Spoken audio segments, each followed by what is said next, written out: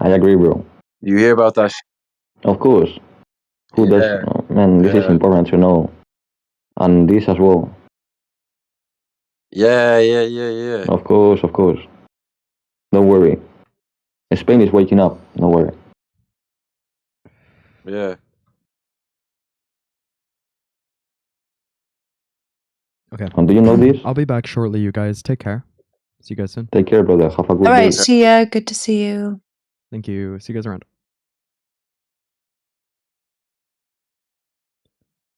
Did I just say Are we see you able to guys speak? around? I'm sorry. That was very out of pocket. My bad. I didn't mean to do You're that. good, you're good. So you guys are Are playing we, or whatever.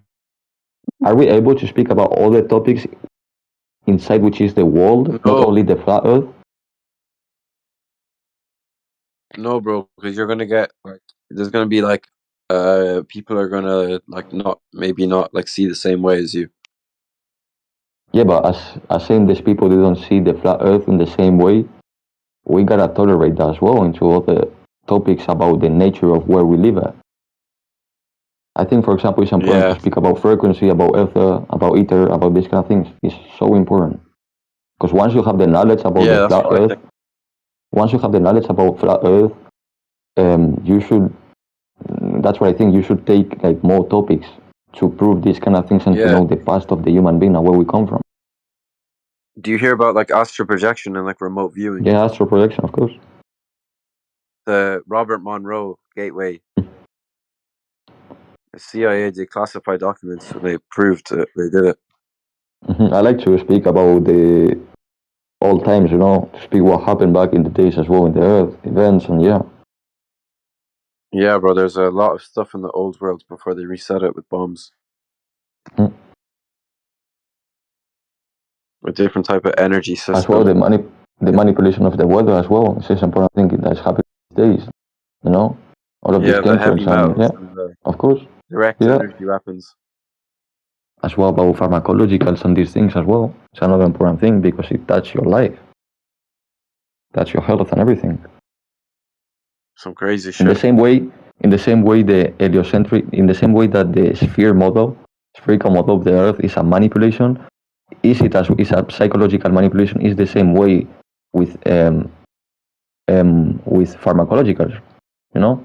In the same way with geoengineering. You gotta touch these things, I guess. Very true. How is it going in Ireland? Not very good, bro. We're having an invasion of our country. I They're know. invading us. I know. You know what my country did back in the days? You know the history? No. So it's about the Reconquista. Mhm. Before we discovered America. It's like in the 500. Shit. Yeah, you gotta see the history, bro. It's pretty insane, man. And I'm not saying this because I'm Spanish. I'm just saying this because it's important to know. Same as Ireland, though. Ireland has a good history. Yeah, I know. Damn. You know, Utopia is a theory. Yeah. You know that theory? Utopia? The UK version? Yeah. That's insane. I hope Crazy most of the shit. humanity look at that theory and then they will look at how is the world right now.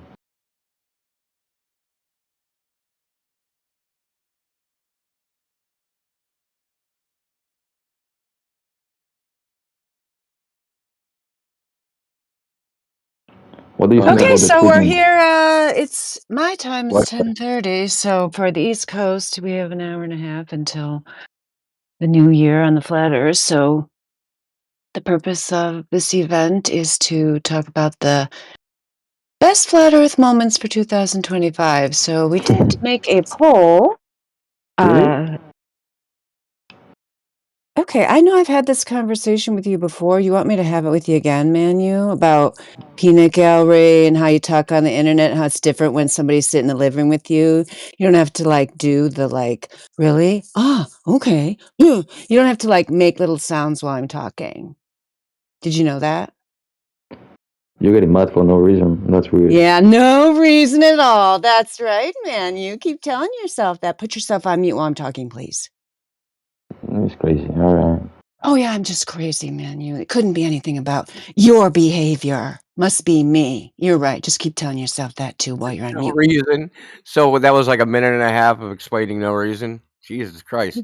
You're wasting a lot of time, Dandelion, explaining no reason. Yes, that's right. Thank you, Indio.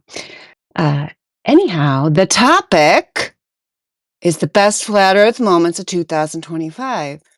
We made a list of they were nominated earlier in the English Hub channel, and we made a poll to vote for your favorite moment.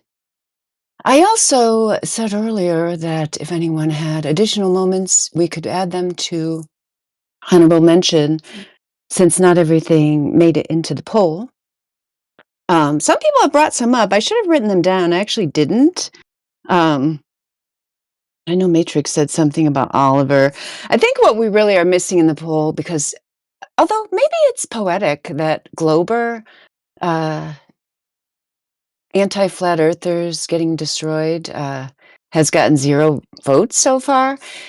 But also, I think we could have given like more specific examples of like what was the best anti-flat earther meltdown in 2025. So yeah, if anybody has anything else they want to add to the list, feel free to add it to the. I'm sorry. I'm sorry. In the middle of me talking, I'm seeing Josh Ingersoll's comment. Yeah, honored to be y'all's current favorite moment of the year.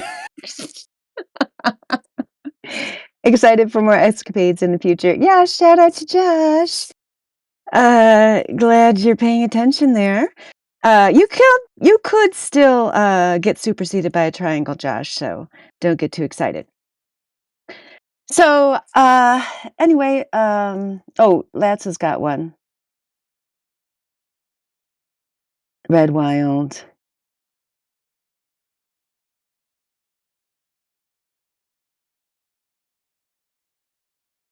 Lats says, if every time you looked up in the sky and you saw a cloud, does that make the Earth a cloud? And Red Wild said, yes. Yeah, that's a good one. I like it. Yeah, I think we could have had like top 10 Globe-Tired moments. Yeah, that would kind of be a list in and of itself. And they would like that, right? Because then they get more attention. But we didn't actually do it that way. I guess we said the best moments for Flat Earth, which I think is cool because a lot of the moments are moments that moved us forward. Like we talked earlier about how, the Antarctica thing, the debacle that happened last year, end of last year, and then continued into this year, has actually been a wonderful blessing for Flat Earth because I can't remember who it was in the English Hub earlier that said it separated the wheat from the chaff. But I do agree with that person who said that because it separated people who think that Flat Earth is a thing that we have to speculate about, come up with a model for, answer everybody's questions about, and have all definitive answers about what the Flat Earth is like, as opposed to Flat Earth being what it is, which is debunking curvature and demonstrating that the geometry of a sphere is never observed in reality. So a lot of the things on the top 10 list are things that moved Flat Earth forward, and some of them are even about, within the Flat Earth community itself. I'll post a link to the poll again. How we held our other Flat Earthers accountable for their arguments. So, for example, I know Yoder's list, I think it's like currently in 3rd place or something. And that has really like agitated people a lot for different reasons. I don't even know why, but let's look at the rankings right now. Yes. Josh Ingersoll, Getting Dressed Down, is currently number 1 at 12 votes. Triangle Test, number 2 at 10 votes.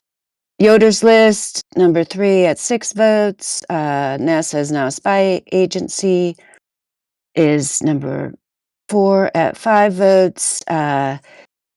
You get the help, moving up to 5 at 3 votes. Debunking Antarctica Debunking, number 6 at 2 votes. Tied with Return of Ladies Night at 2 votes. Toxic fruit removal, 1 vote. I don't know if people understand what that means. That was DJ's contribution. I mean, to me, it's pretty obvious. But if I start naming the toxic fruit, then they'll come after me like, I am not a toxic fruit. How dare you call me a toxic fruit? That means bladder toxic fruit, right? We know that, right? I hope you guys know that. That's what it means. Maybe I should have added that. Maybe I can change that. And tied for last is this moment right now and breaking various anti-flat earthers. So that's the update. If you haven't voted yet, make sure you vote because we'll reveal the final results later on. And if you have any honorable mentions to add, feel free to add those in the live stream voice text like Let's did. No, I don't think it's a wrong category, Let's. I like it. I like your contribution. I'm going to give it a little trophy. That's all you get. You get the help.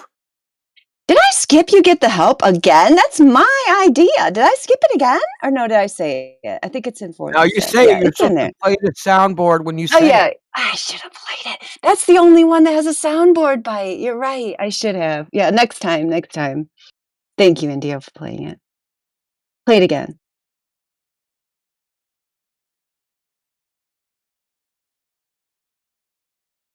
You got the help. That's all you get. You get the help.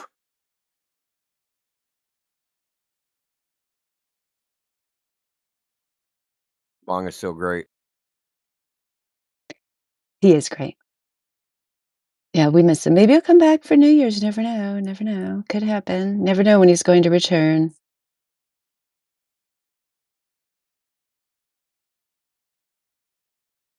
He's only here to help. That's right.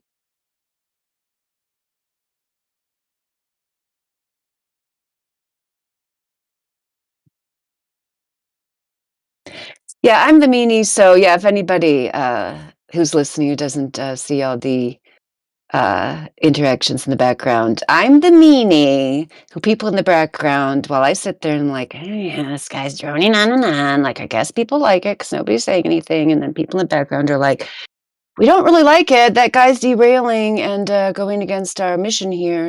And then I have to be the one that goes in and be mean to him. But he should already know that. He does know that because every time I said something earlier, he shaped up for a short period of time.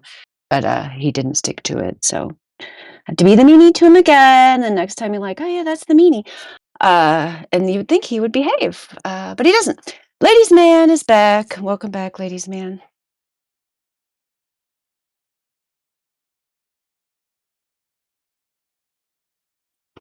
Hello there. Did we ever answer your question? What question? Oh, the question. Some people tried to answer, and then other people derailed into their own little thing that could have easily been done in a private voice call. And then I tried to restate your question. You said I restated it wrong. I asked you again what it was, and then we went into another private voice call that we all had to listen to. Do you remember what the question was? No, not at all. It Yeah. might have been something like, what is the flat Earth map? Or I don't know. Might have been that. Yeah, because that dude said that there was one, and he loved it so much that he has it hanging on his wall. Yeah. I thought you asked something about the government and why they would do it. Yeah. So the reason why people about the flat Earth map, I guess I'll answer that one since that's the one that came to your mind. Okay, so the thing of it is, Ladies Man, you and I and everyone else, unless you had some very special parents, grew up being told that even though we experience the Earth is flat and stationary, and we've never had any first-hand experience of a globe, that actually there is a globe and that we're just dumb and we don't know what we're talking about. So, if we went outside as a child, like I did, laid on the ground, watched the clouds moving, felt like the Earth was stationary as it appears, and never observed a globe anywhere or never detected any kind of motion of the Earth beneath us, that it was just because of our, insufficient knowledge, but these wonderful spacemen in the sky have determined that it is actually a globe, moving, spinning, doing all these things that you never see. So what that taught you was that you couldn't do what people have done since they first were born onto this plane, which is learn about your environment and the earth from your own firsthand experience, and then perhaps from some trusted adults that were near you who were either related to you or lived in your immediate community and therefore actually did have your best interests at heart and did not want to trick you into thinking the earth was something different than it actually is. So, therefore, you got that brain, that globe idea implanted into your brain at a young age, and it wasn't just that the idea was there; it was that the idea supplanted and took the place of your actual lived experience. So then, as you grew up, you thought, "Oh, I can't actually learn from doing or observing or even reasoning." Because my reason would lead me to think this was flat and stationary realm, because that's all I've ever experienced. So you were taught that you were unreasonable to trust these observations and that you can only trust authority. So then once people start getting into flat earth, it's normal that since they are programmed into these very rigid brain structures, that they would still think, even though they've been shown, whatever it is that convinced them that the globe model was wrong, whether it be the 8 inches per mile of imaginary curvature that's never observed, or the maximum distance of the horizon that is continually superseded by observations of the horizon being way farther than it should be if we lived on a sphere of 59 miles. Once you're intellectually convinced of that, due to thinking that you, one, needed to know everything and needed to have this kind of God's eye view of what the earth was, you might then, as a new flat earther, be tempted to jump onto, here's a new thing that explains everything that you can look at, aka the flat earth map that explains all things, that's defined, that you can now have a new model. So we here at the 24/7 Flat Earth server are different than other flat earthers. So since you came in here telling us, ladies, man, that you were observing our behavior and attitudes, you might be interested to know that our behavior and attitudes are different than other flat earthers because we do not want to produce a replacement model for people. In fact, we have found that it is a 24/7, 365 days a year job just to debunk the failed fantasy globe. So that's what we do. And so, the map thing, it's like, yeah, we like maps. Like, ladies, man, maps are best. The smaller area that the map represents, therefore a larger scale, meaning, like I could draw a map, of my house or something. And then I could make 1 inch be a much larger area than I could if I was trying to draw a map of my whole town, and so on and so forth. And then, so every time you go up, you're going to have a less accurate map. That's why topo maps, topographical maps are very helpful maps if you're actually trying to navigate in the world. So having a map of the entire area of the world is not only unrealistic and impossible, it's also unnecessary. So that's why we're not into it. Does that make sense to you? Ladies man 217. Yeah, that made some sense. I mean, yeah. Okay, what part didn't make sense? 'Cause it only made some sense. That means it didn't make total sense. So what part No, didn't no, make no. sense? No, I was just saying that some parts of that, it kind of felt you were going on a rant, like when you were saying, like, when you're talking about some people grow up in different households or their parents teach them different things. I was kind of confused. I was like, this isn't really what I was asking, but then you tied it in to the map.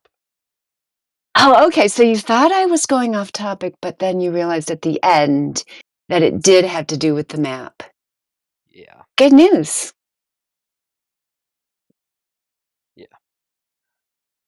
People think about maps completely wrong. They have no idea what they are, other than the most rudimentary understanding. There is no accurate map. They don't exist. They've never existed. They never will exist. Even cartographers say this. It isn't us. You have to choose what's called an origin of coordinates. Where you place that, right? So now imagine like a Cartesian map, right? You have the x-axis and the y-axis. Where you choose to place that origin of coordinates determines what the map quote unquote looks like or how it's used. Right? Do you agree with that? Yeah. Okay. So this choice is completely freaking arbitrary. Now, if I choose Cartesian coordinates and go, hey, I want this map to now be in polar coordinates, the way the map appears and is used and what it can do and what its limitations are, it's determined by the transformation and how you transform it from one coordinate system to the other and what you're using it. But when we go and say, hey, now we're going to apply this this conceptual mathematical framework, and now we're going to apply it to the real world, right? Which is another mapping. How do you do that? So, for instance, north, south, east, west. East on a globe is a circle. West on a globe is a circle. East, west in a like a Mercator map is it's not a circle. Could be a circle because it's a cylinder, but on the map it's like a Mercator map properly used is rolled up into a cylinder, like a tube. Right? So people get fixated on maps and just they choose an arbitrary coordinate system, right? And they go with it, and it's good for whatever use they made it for, and they chose that coordinate system. So, for instance, we choose if you use the compass as your coordinate system, it isn't going to match any other coordinate system. It's not going to match the celestial sphere. It's not going to match the sunrise sunset. And if you choose the sunrise sunset as your origin of coordinates, then it's not going to match the other two. Because there's actually 3 sets of north, south, east, west. But a lot of people don't know that. So, like, the demand for a map is it's just silly on its face. What they're really saying, what they really want to, and they just don't know how to say it or they don't have the balls to say it, is what's the Earth look like from space? Because that's what they really want. They want you to show them a picture of the Earth from space. So they go, hey, what's the flat Earth map? Oh, what do you mean by that? Well, what does the Earth look like? Oh, look like from where? From space, obviously. Or the distances are wrong. How do you know they're wrong? Well, because the globe says the distances are this. Well, how do you know those ones are right? What do you think? We can't measure distance? No, they don't. You can't measure the distance between New York and Australia. You can calculate some distance, but you can't measure it. So maps aren't what they seem. What the way people conceive of them in their mind, they're completely different.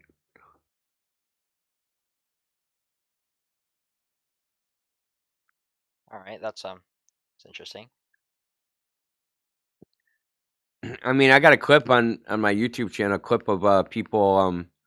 So they did something very interesting. There's a lot of old maps, and so for instance, in Russia, there's a map where they mapped accurately every town, city, village, everything like their boundary.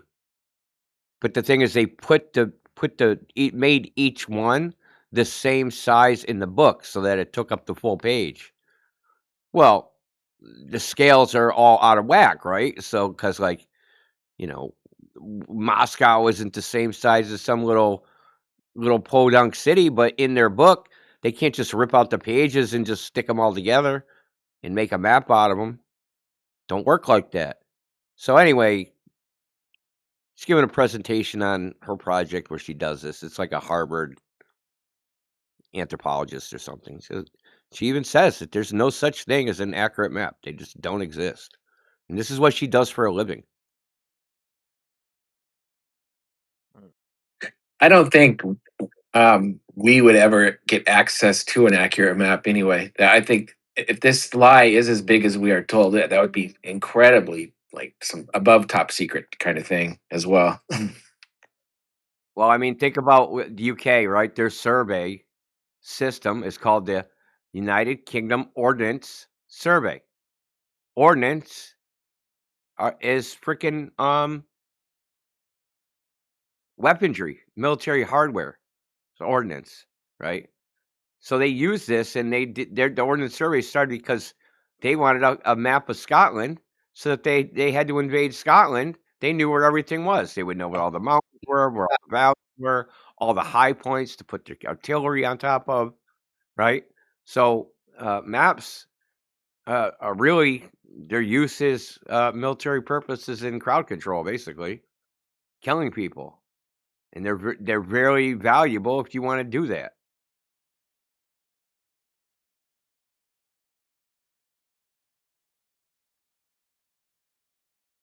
See, we invented bloody everything here, even the art of war. How to map the landscape so you can fight somebody. Actually, I think I had one last question. What I've heard from some flat earthers is that Antarctica, like the ice, is like what holds in the water. Is this true? Holds in the water from what? I don't know. We think it's gonna. So silly. Okay. That's what Think they about said. what And I you're was, saying. Holds in the water for what? You think it's gonna pour off the edge of the disc into space? I don't know. That's how I'm asking. Okay. You never heard that from any flat earther, dude. I have. Okay, then they're trolling you. Okay, that's a good enough answer as it is. Okay, first of all, no flat earther thinks the Earth is a disc in space. Okay. Well, I didn't say that. I just said. Well, I'm just hold- saying is that no flat earther thinks that, and that's why the water would need to be held in, is because for some reason they think it would, you'd have to think that the water would pour off the edge of the Earth into space. Well, that couldn't happen either, because when water hits a vacuum, it evaporates. So that wouldn't happen. It's just nonsense, dude. It's like fucking, it's just sail off the edge of the Earth bullshit, dude. Nobody believes that shit. How about the is there a dome above us? The firmament, as I've heard it's called. It doesn't have to be a dome. Some sort of containment. We don't know. We don't know this composition. You don't know? How would we know? I don't know. I'm just saying. Like, I mean, if I had a guess, I'd say some sort Look, of in glass this that we have no place, idea of. in this place, we're empiricists. We only make claims about things that there's actual evidence for. There's evidence for containment. There's no evidence for a dome or any other goddamn shape. So we don't make claims that there's domes or frickin' ice walls or fucking ice walls. Actually, a fucking Goldberg thing. It's not even us. Yeah, I mean, I know that. But you said you thought flat earthers, like, yeah, like what I know about flat earth, they believe what they experience. You know that's the foundation of science, right?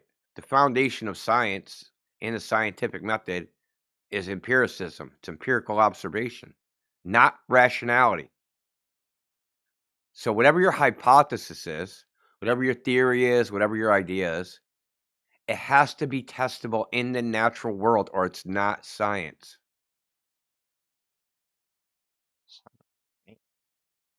So we had a guy come in earlier. He said, I heard flat earthers don't believe in gravity. Oh, gravity, what's that? Oh, things fall, like you guys don't believe that things fall to the ground. No, brother. So I told him, we know things fall to the ground. Everybody knows that. We don't believe that mass attracts mass is the reason for that. So, well, then what else would it be? I don't know.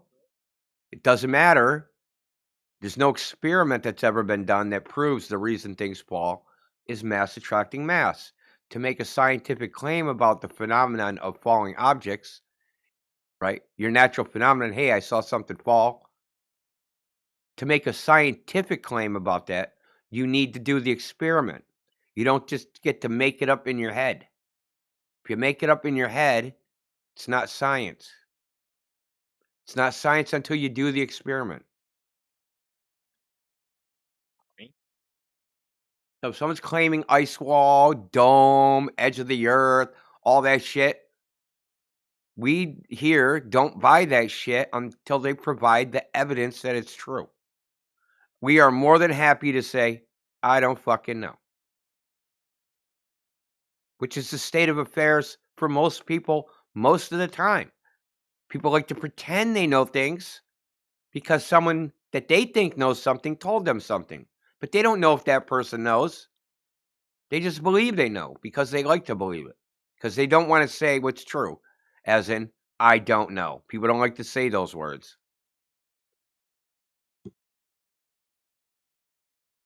All right.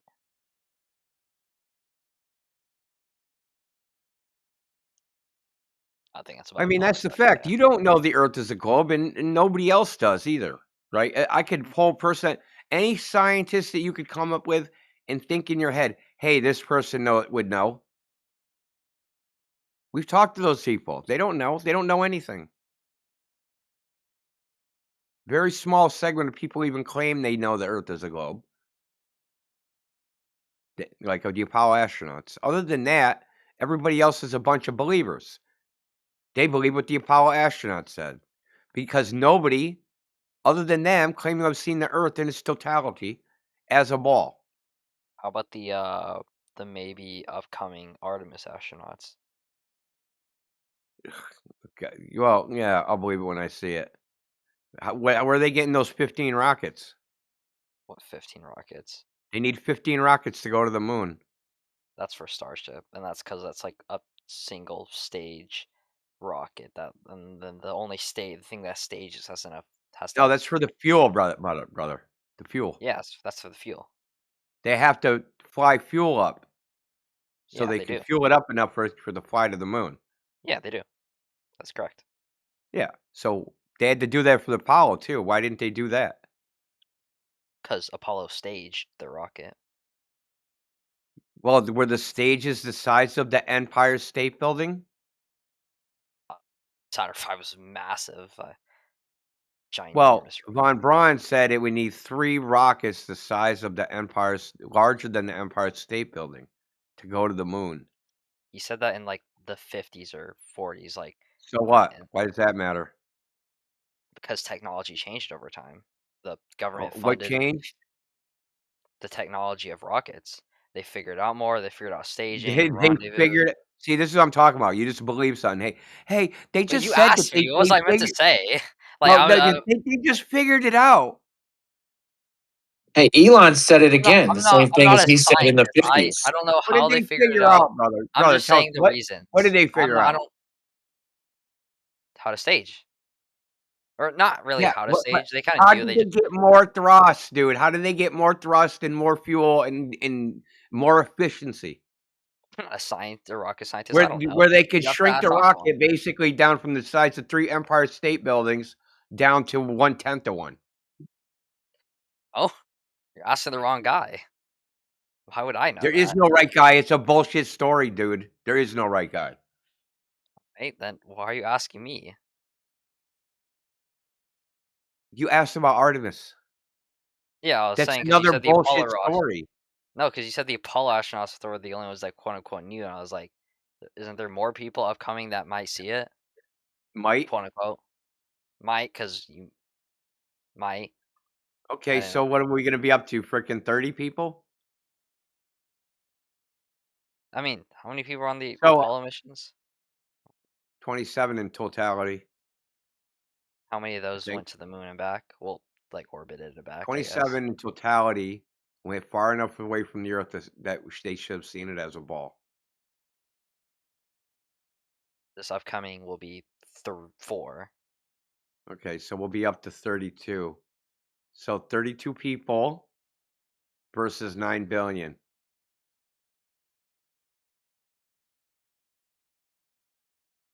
So are the 9 billion people supposed to hook their wagon to the claims of 32 people and live their lives by that? Why not? Why not? I said probably not. Yeah, that's probably better. There. He said, "Why not? Like, are you high as hell, bro? It's New Year's Eve. You drunk?" No, I didn't say that. Okay.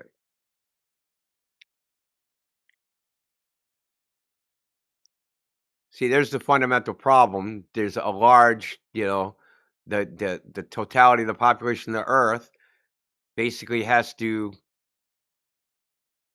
believe, like an elite group of priests, the claims of people that basically people in the military. So, ladies and gentlemen, did you see one of the categories? The NASA category, that NASA's now a spy agency? No. You aware of that? The NASA's now a spy agency? No. So Trump signed an executive order. I thought that was like meant to be like the new like branch of the military. What was the new branch? Like Space Force? I thought that's what they were meant to do, spy and shit. No, he signed an executive order, I don't know, earlier in the Well, year, Trump this year. is a guy. He's a person. To say Yeah, I know that, but he signed an executive order that said the primary purpose of NASA is intelligence, counterintelligence, investigation, and national security issues. That's their primary function. all right, Okay. doesn't have anything to do with me. Well, no, what I'm saying is now like, the masks are coming off. If they're saying our primary mission is counterintelligence, you can't believe anything they say. Right?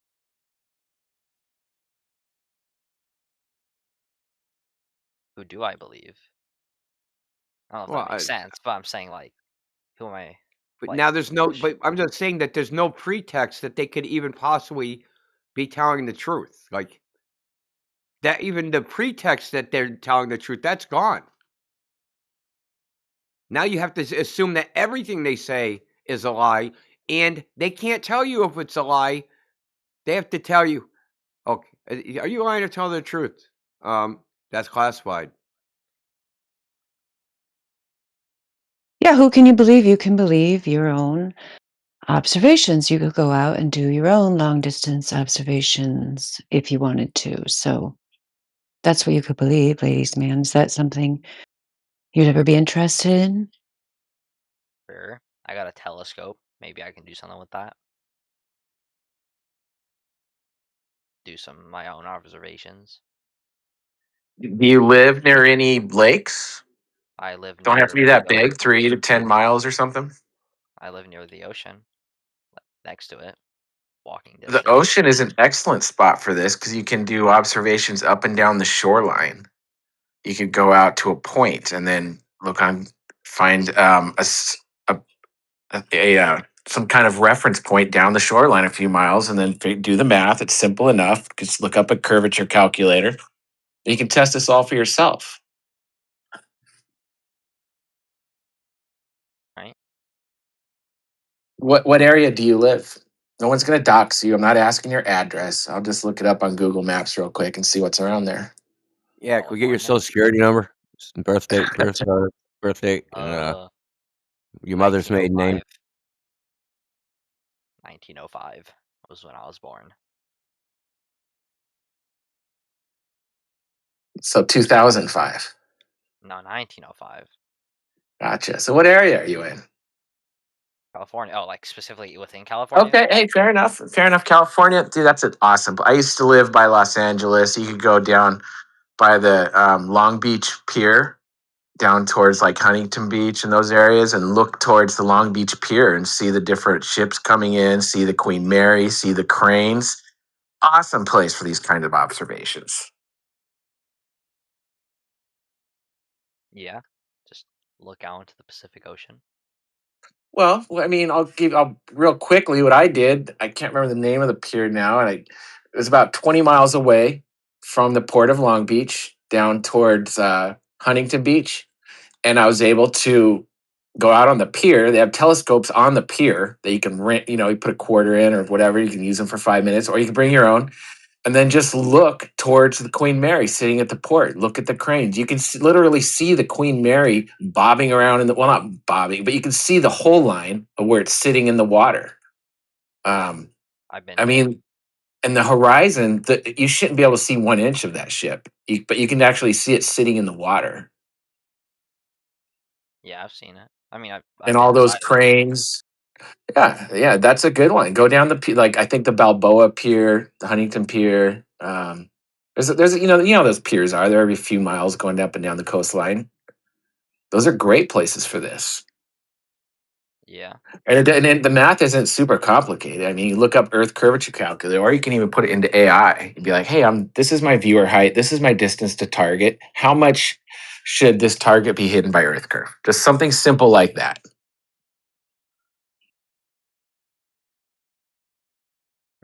All right. That's a good place to start and fun. Yeah. Yeah. I was planning on just looking at the sky, but yeah, Well, that's if you wanted to find out if there was 66 feet of curving drop over a 10-mile wide distance, how would you do that by looking at the sky? well, I don't. My plan is just to look at like stars and like maybe see if I could like see the ISS because I like track it and like see time when it's above me to like take a shot of it through the telescopes and I mean, see if I see anything. See if I that see anything. sounds fun and all. Sorry, I didn't go ahead. Didn't mean to interrupt. No, I was just gonna say like to see if I see anything, to see if there is something there. That sounds fun and all. There's no reason why you can't have objects in the sky doing circuits above a flat Earth. Okay. Um, but you still will never get a ground measurement. You'll never be able to figure out if a 6 mile wide lake has 24 feet of curving drop across it by looking up at the sky. You need to measure the ground. You want to know if the Earth is curved or not, you got to look down. All right. That's just being real about it. You can't look up to figure out what's below your feet and get specificity with, you know, like that frozen lake video you watched. Yeah, I I mean, watched that. what's your thoughts on that? I thought it was. I said I thought it was very interesting. And it's you pretty much you can do that. You can replicate all that yourself across lakes. I mean, I don't have a frozen lake, but I can sure try. Maybe. There's some good videos I'll link of people doing this at the Salton Sea. Like doing mirror flashes across like 17-mile sections of the Salton Sea where they're getting right on the shoreline on a hot day, flashing a mirror, and people 17 miles across the water. That place is flat anyway. It's like if you're on the shoreline, then you're right at the water. And these guys are like 2 feet above the water, and there's should be like 180 feet of curve or something blocking that mirror flash from the observer looking across at the other location. Yeah. I got. All right. I don't know another question. I don't know if is this topic over or you want to stay on it or. Oh, keep them coming. All right. This one I don't know if you count as off topic or not, but I understand why you guys hate like people like Professor Dave because he's kind of an asshole. But how about like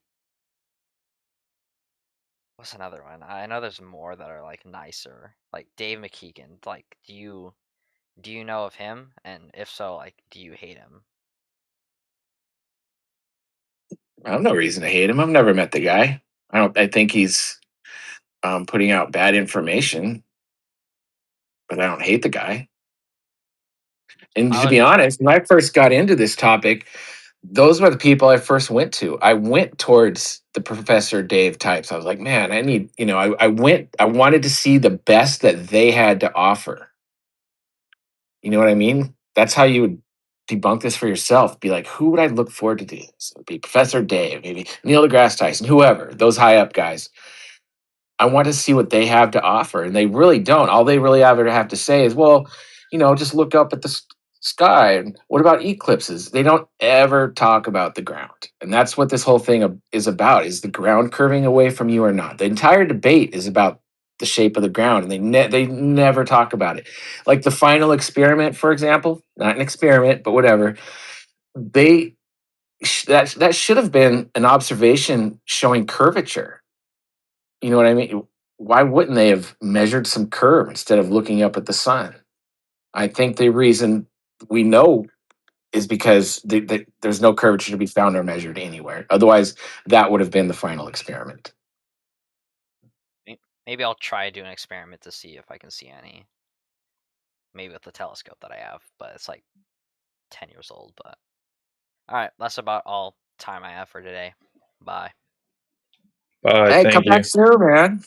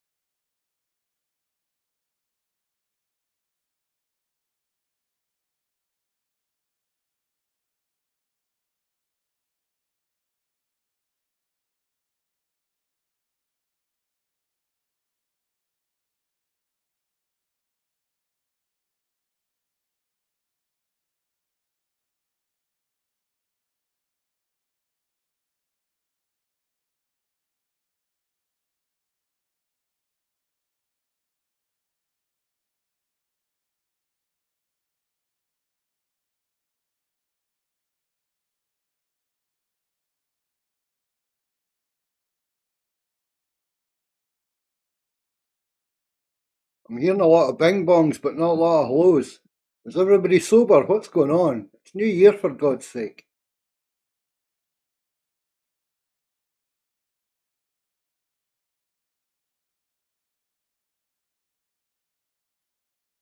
It's still early for me. It's 6:17 p.m. here in Hawaii.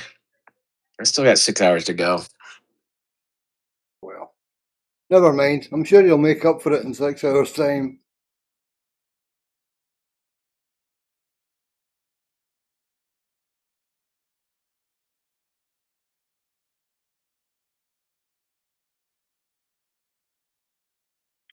Hawaii is Hawaii.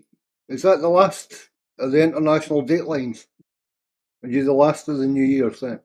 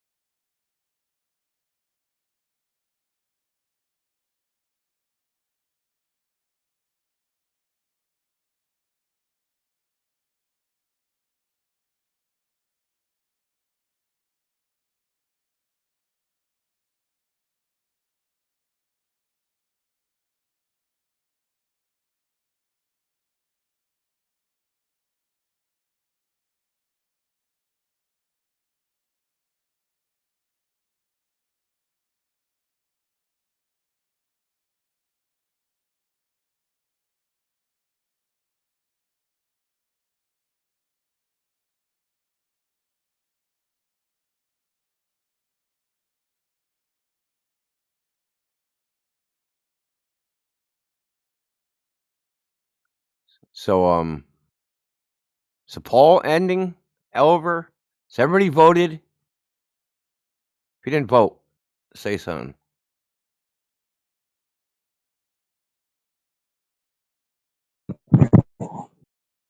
Last chance. Vote I on hope what? I can. Yeah, Okay, tell him. vote on Tell what? him. See, that's the answer I'm looking for. Go into pinned messages. There's a poll. I'll just repost it. Never mind.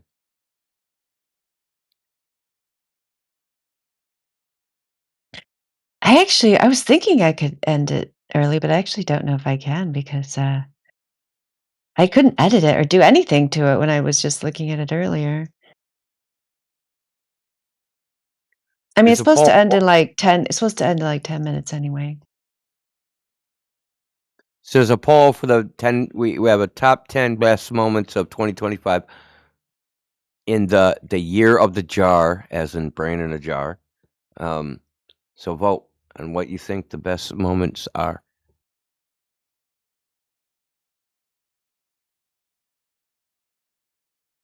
Oh, actually, there is an option. I just realized if I like click it and press, there's an end poll now. So that's good. Who was going to vote? T-Dub? Was that T-Dub? Yeah, that was T-Dub. I'll just have a look. All right, I see it.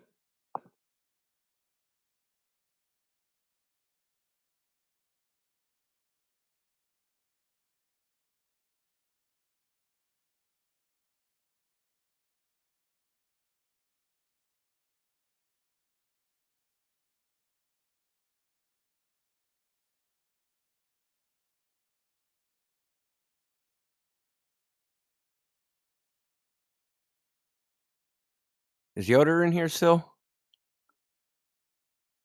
Did Yoder vote? I don't know if he was ever actually in here. He might be listening on YouTube or something because he's been commenting. But yeah, he totally should vote. You think he voted for himself? I mean, I would if I was him. I mean, I would have voted for the Yoder list, but I err on the side of comedy, and Bong is just too funny, so I have to pick that. Yeah.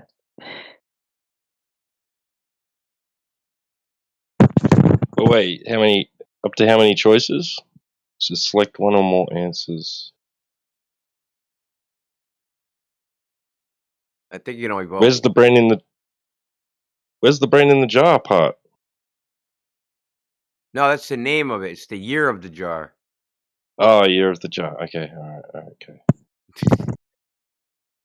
Yeah, we were Oh, going to that's have a. I've got no hands moment. Yeah, exactly. That's the year of the jar with no hands. Don't touch my jar. I can't. I have no hands. Yeah, we probably should have made No Hands its own thing. I don't know. Yeah. Oh well. No, Too late now. Huh? Yeah, you could have. We could have. Yeah. Well, too late now. No Hands. We'll give No Hands honorable mention. How about that? Gail, did you vote?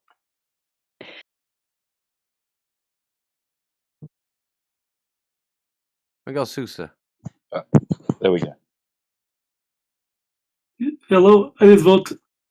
Yeah, you did. Cool. Sweet. In my opinion, I think there's I think you guys could add more at that list. Yeah, oh, yeah. The list could have 100 things on it. Yeah, we should have started earlier. We just started the idea today. Like if we'd started, a week ago, we could have like perfected it. That would have been cool. You got the help. That's all you get. You get the It's help. the overthrow. I remember we did talk to Danny Turner, that dumb Glober from UK. Danny Turner. We did talk to him in the Shield chat.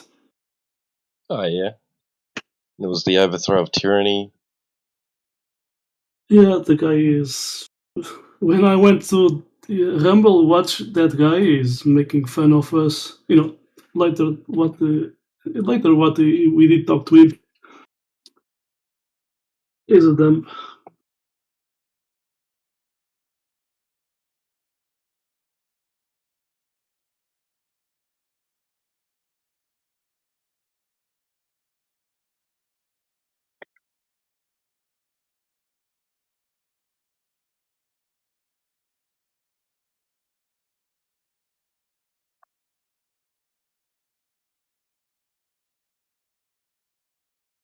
In the last few days, I have seen at the Facebook the dumbest, the dumbest arguments from Globers. Let me see what. There's also the N-word scandal. But we don't want to go into that. Let me see. Maybe I can post in the let's see, the live stream hashtags. Jump to present. I'm gonna post. Let's see this. John David. So the guy did post this. It's so he's so ignorant. He did post this. He thinks this is a photo. I mean, it's so ridiculous, you know. I did actually. I did. Oh man, I remember that. I did challenge this guy to come here, you know, talk with us, but he never answered me.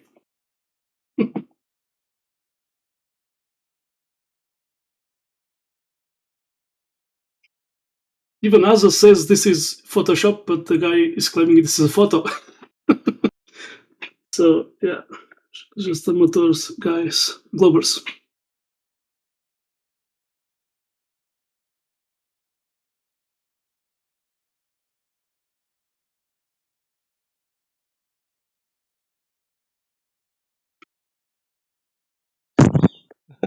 A Photoshop mistake was intentional, admittedly.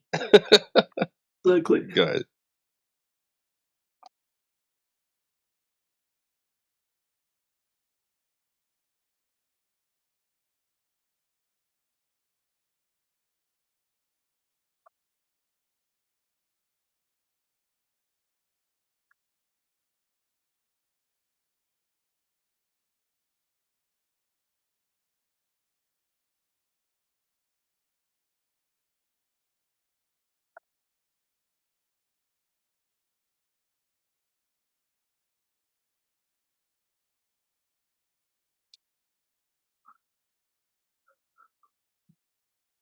Yeah, you guys did saw that news about China. Did how you say laser measurement between the Earth and Moon, 130,000 kilometers. So that's a big difference. What NASA is claiming. I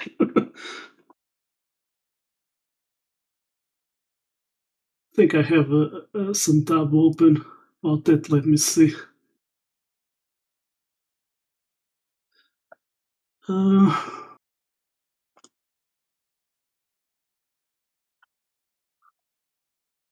Let me see. I think I did save a link.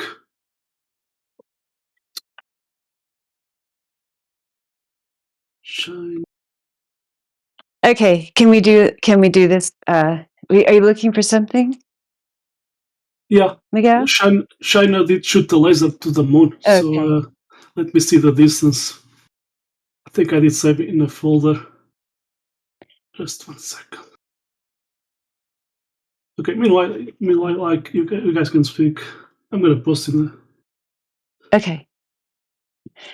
Okay, I'm gonna go ahead and end the poll. We're done. We did it, right? Yeah, you have to do this quickly. I know.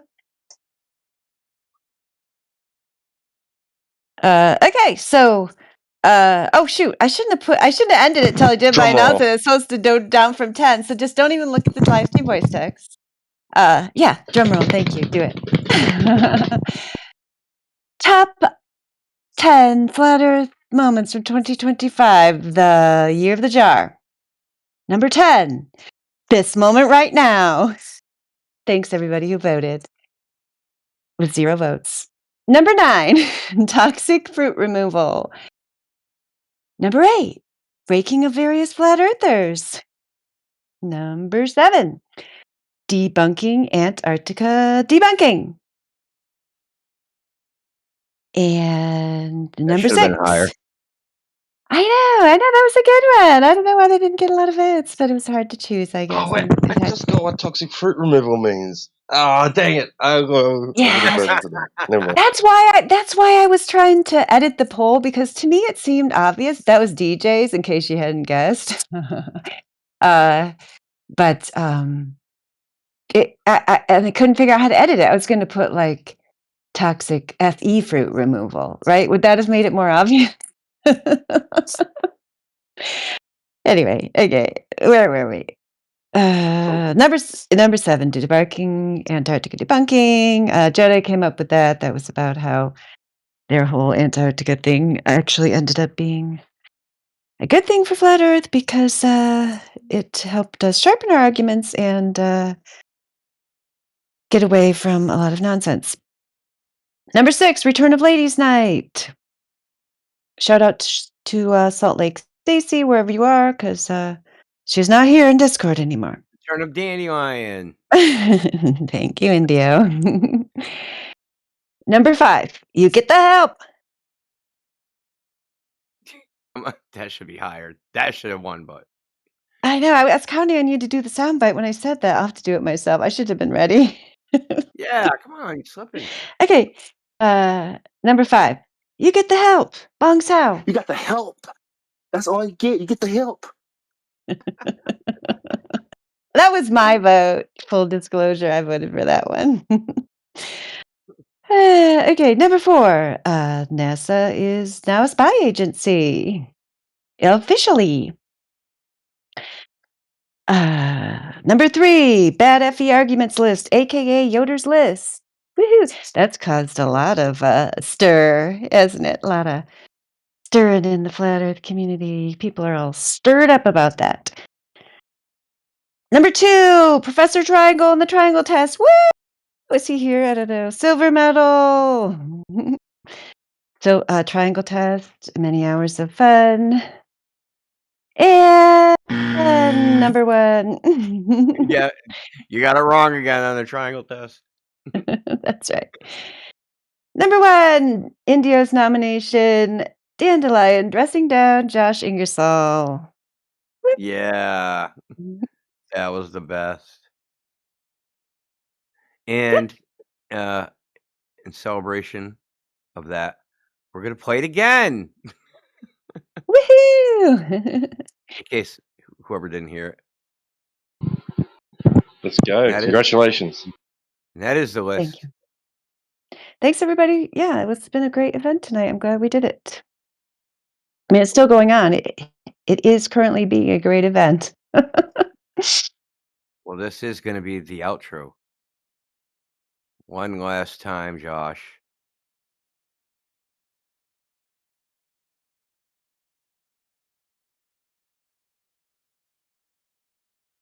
Yeah, we get it, Josh, that you're used to being the voice of authority and you don't like it when people challenge you and ask for evidence, and then you try to claim that you're not making a claim when you clearly are, because you're countering both the assertions. You're countering both the assertions of Indio and Cyclone. For example, when Indio asks you why you could have this claimed level of precision that's greater than what we experience on Earth when you're talking about the sun, you did not produce any data to back up your claim that it was possible to measure these things. Same thing with the curvature of the Earth that Cyclone mentioned, and same thing with the other evidence that Cyclone asked for. And then you kind of used a derisive tone and said maybe one day Cyclone would believe in something beyond what he actually saw, as if he was a child and you were the great voice in the Amazon sky. So we get it that you like being the unquestioned voice of authority and that it annoys you when you come in here and you're not. But I don't like you making the disingenuous claim that you're not here to make or bring an argument when clearly today you just demonstrated 2 times that your purpose was to be derisive toward the flat earthers and to act like they were being ridiculous by denying your non-substantiated claim. Indio put 2 citations at least last time I checked in the Text, I haven't seen your citations for any of your claims. Yeah, you're not trying to argue. I got you, Josh. You're so peaceful in your derisiveness. It's really nice and beta of you. Thanks. I really don't appreciate your tone. I'm sorry if I came off as derisive. And I don't appreciate your tone. Glad you got it. We got it straight then. We don't like each other's tones. Noted. Oh, okay. Can we start over here? I have no intention of being derogatory or having Then you'd have to rewind the last half hour where you clearly tried to frame the argument within your voice of authority, NASA zombie mindset. Yeah. Okay. So can you erase that from everybody's mind with your little? You got one of those blinky things like Men in Black? I don't want to argue. Can we not do this, please? I have no interest in talking to you either. Just wanted to point out the obvious that everyone saw in the last half hour. Thanks. He's trying to make it like a relationship argument. He does Can we have not do one of this them here, blinky please? things, You're making a doesn't he? scene. That's how they do their NPC research daily.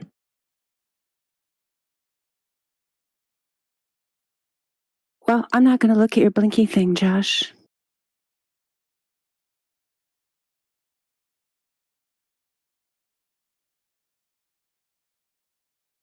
And with that, 3 minutes to New Year. T-Dub, you're in the future for 3 more minutes.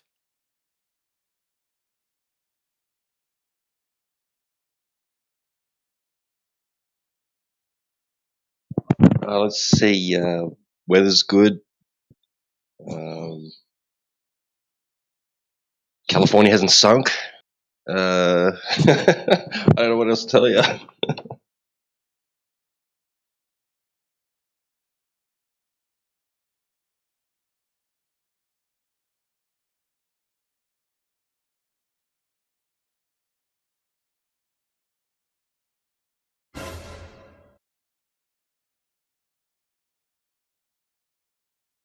It's like 6 o'clock.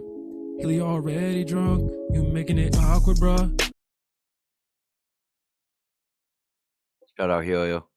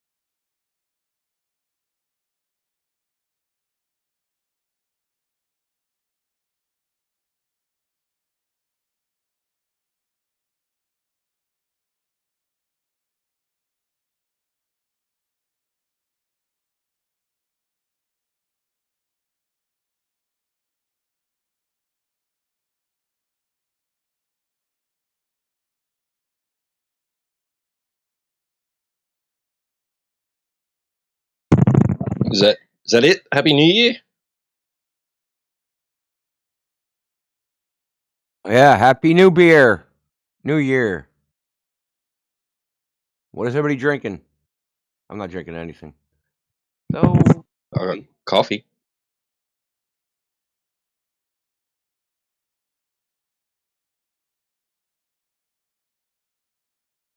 yeah, Yoder's in the chat. Congratulations, Yoder, on your third place, on your bronze.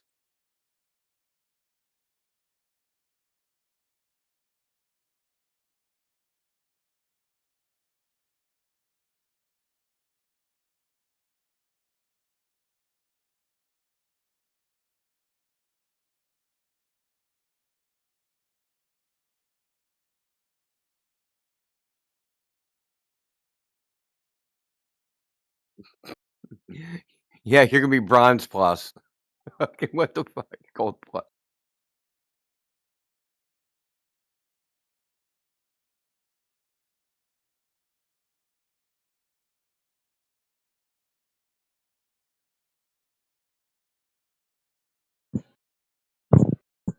Bronze plus. I like that. Yeah. Yeah, we're gonna do bronze plus. I remember the bronze. Those were the good old days.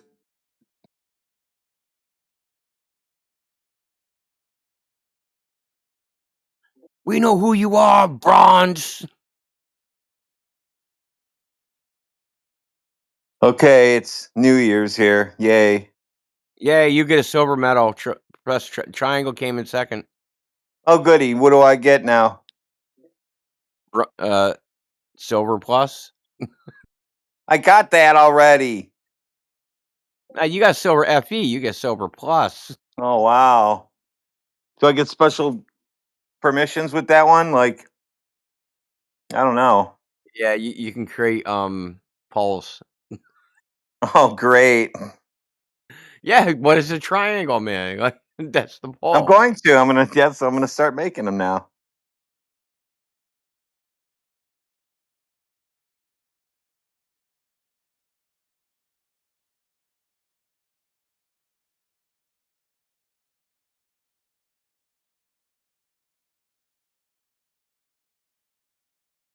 My wife ran to bed. She's got to be up in 5 hours. RN, got to go to work tomorrow. It's her holiday this year. Yep, every other year.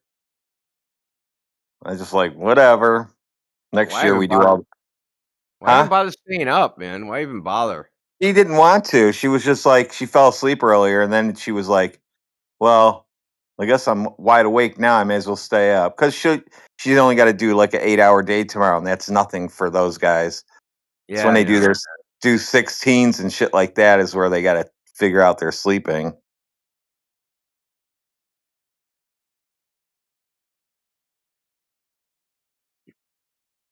I couldn't do that, man. I couldn't take care of strangers for 16 hours straight. Just couldn't I do it. couldn't take care of them for 1 hour, and that be it for the rest of my life. It would be so weird for me.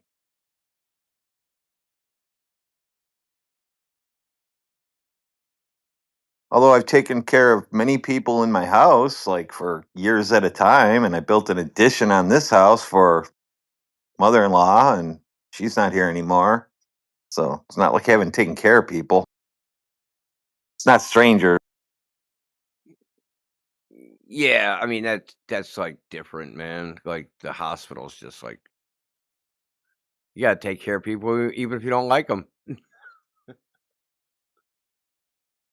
You got to have a kind of weird personality that can deal with that. Like I told her, I'm like, I don't know how you do this shit, but whatever you do, don't walk through the house with all your shit on, because I don't know what you're stuffing in at work. She's the same way. Oh yeah, and there's guns going off all over the place over here.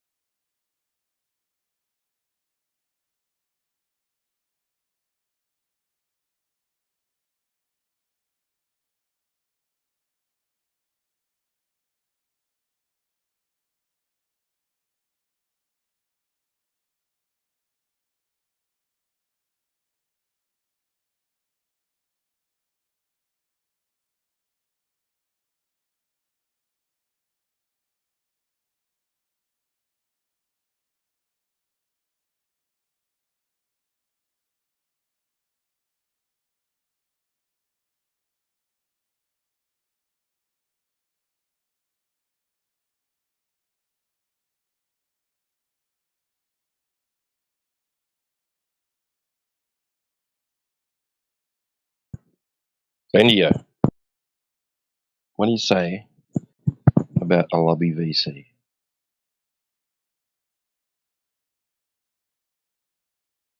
Oh yeah. Yeah, we're gonna do that. All I gotta do is change the name of one of these other fucking ones.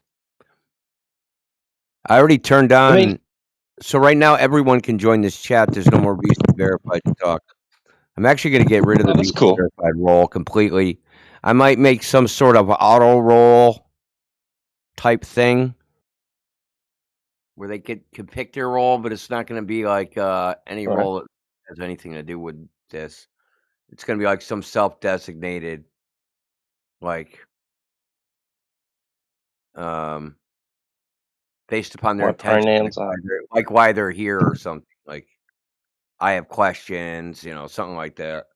Like Oh, I that's have awesome questions, idea. Paul, something like that.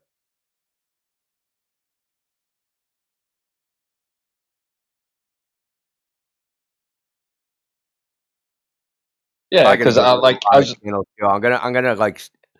I'm gonna do like a major server like cleanup of all these freaking crazy too many channel shits. Right.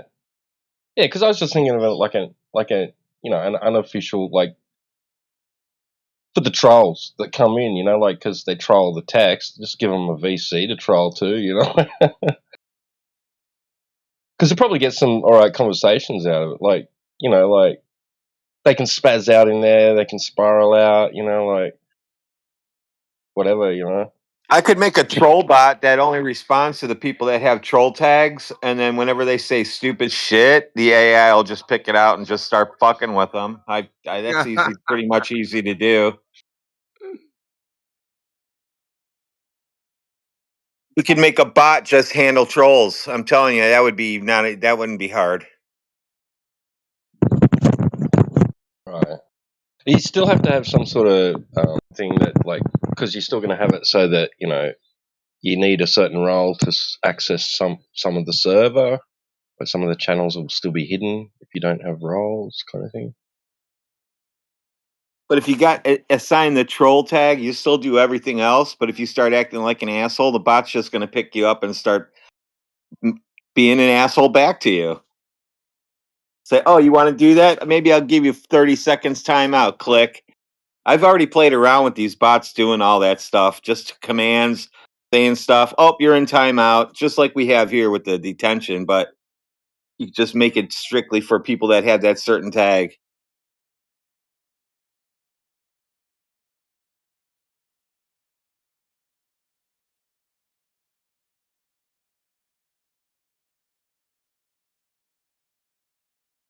Sounds pretty cool.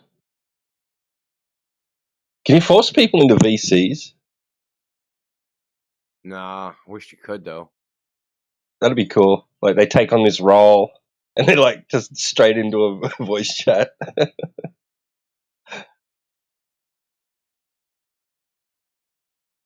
mean, you can't make them when they dump into the server for the very first time. They can't land in a voice room.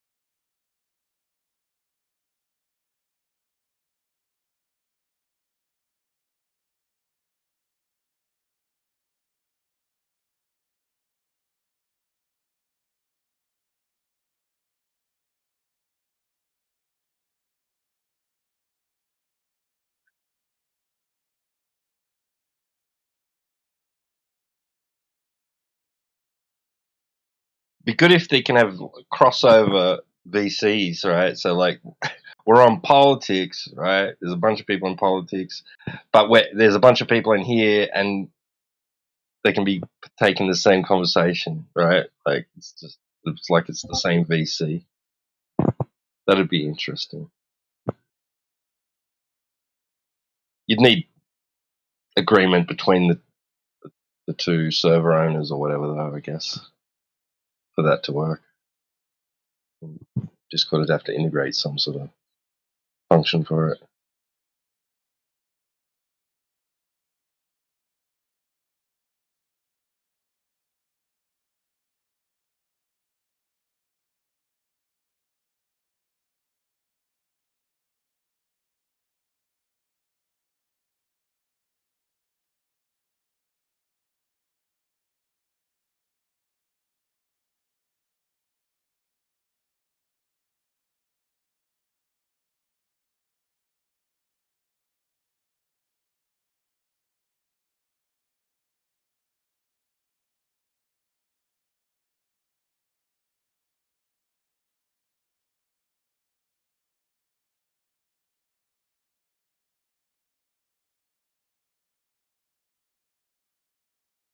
What's this 24-hour mat?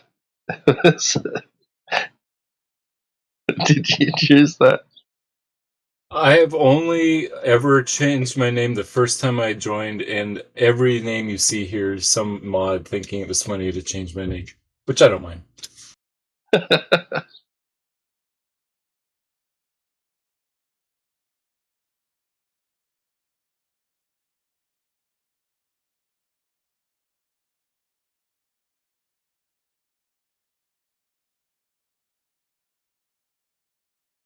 I can just see your card though. I said 24 hours.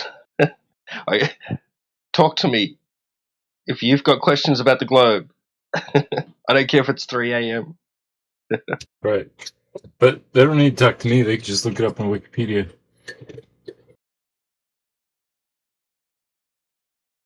Yeah, but they don't understand. They need you to help them understand it. Do you know there's about, in the year 2025, there's what? More than 67 million more Globers than there were beginning of 2025? Yeah, and how many of them have we flat smacked to the truth, Matthew? Happy New Year, by the way. How many new, how many flat earthers were gained in 2025? How many people did you speak to? Come on, man. You don't know that. Matthew, you know, I would you guess know- somewhere between 5,000 and 6,000, Matthew.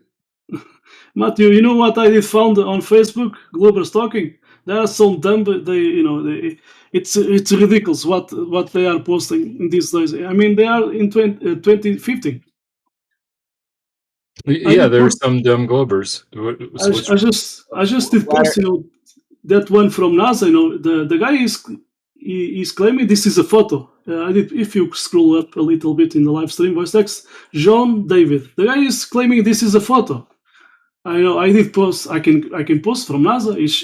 They are saying it's Photoshop. So it's amazing how they are still in 2050.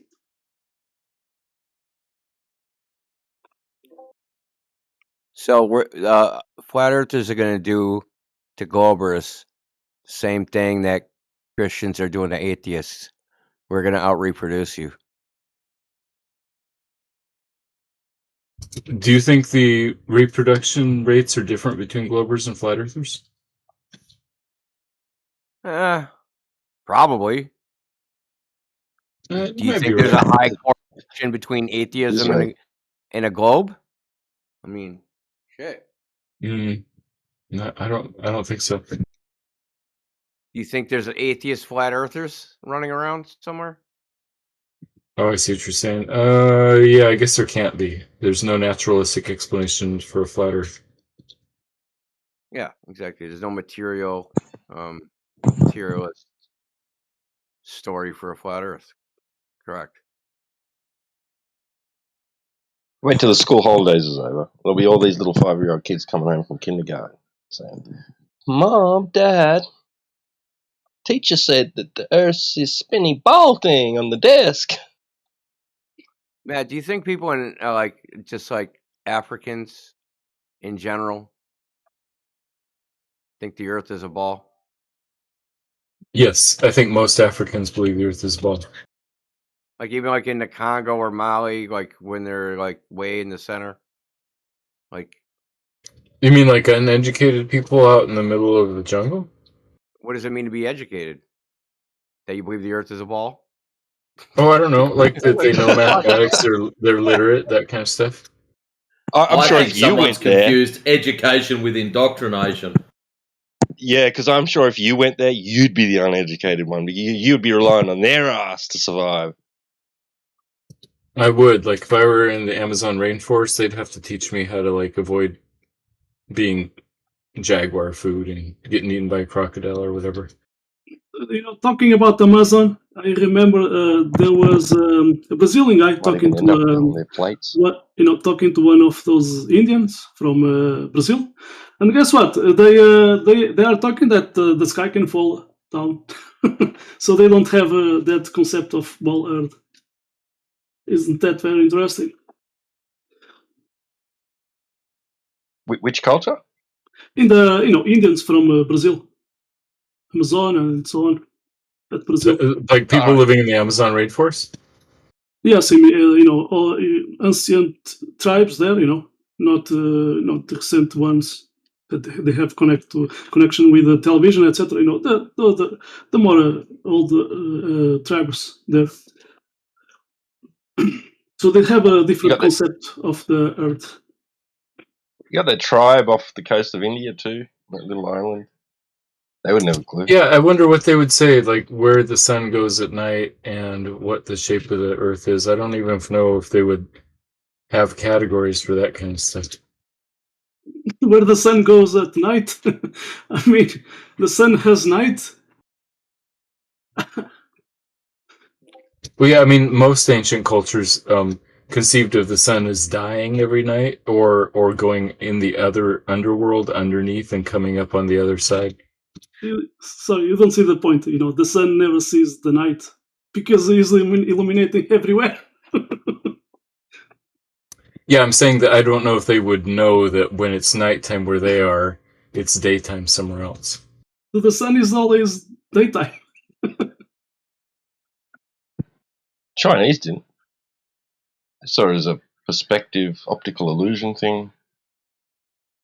There was a global. He did post this. Let me see what happened. So sun. He did post this a time lapse from December at Iceland. In Portuguese, we say Islandia. Let me see. Just a second. Sunset.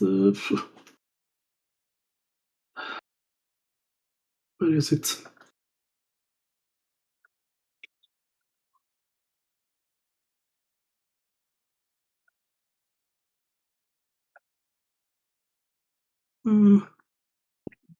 Sorry, I did forget Twilight. I did put Iceland.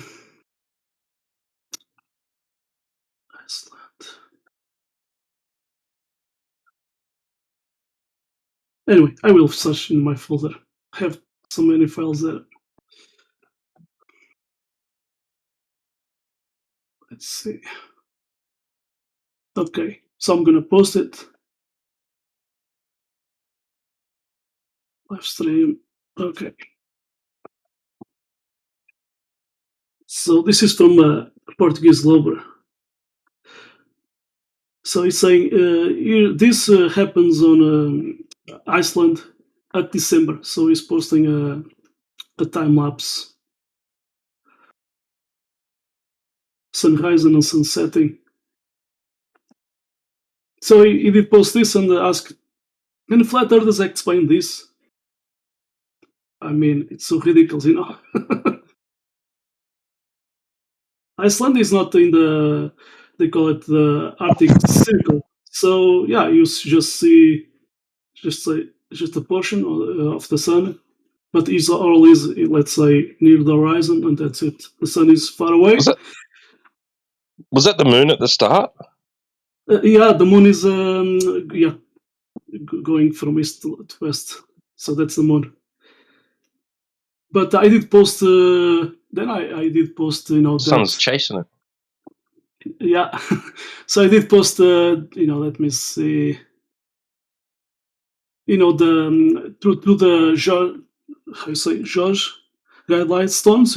There was a hole, and you could see, not anymore, but you could see the Polaris all the year there through that hole. So let me see. So I did post that, and I did ask, do you think what you are thinking. You are thinking that the Earth is doing a tilt, because you have to explain this. So yeah, he never did answer to me. So I'm gonna post that hole from the George Guide Stones. Where you are. So this one.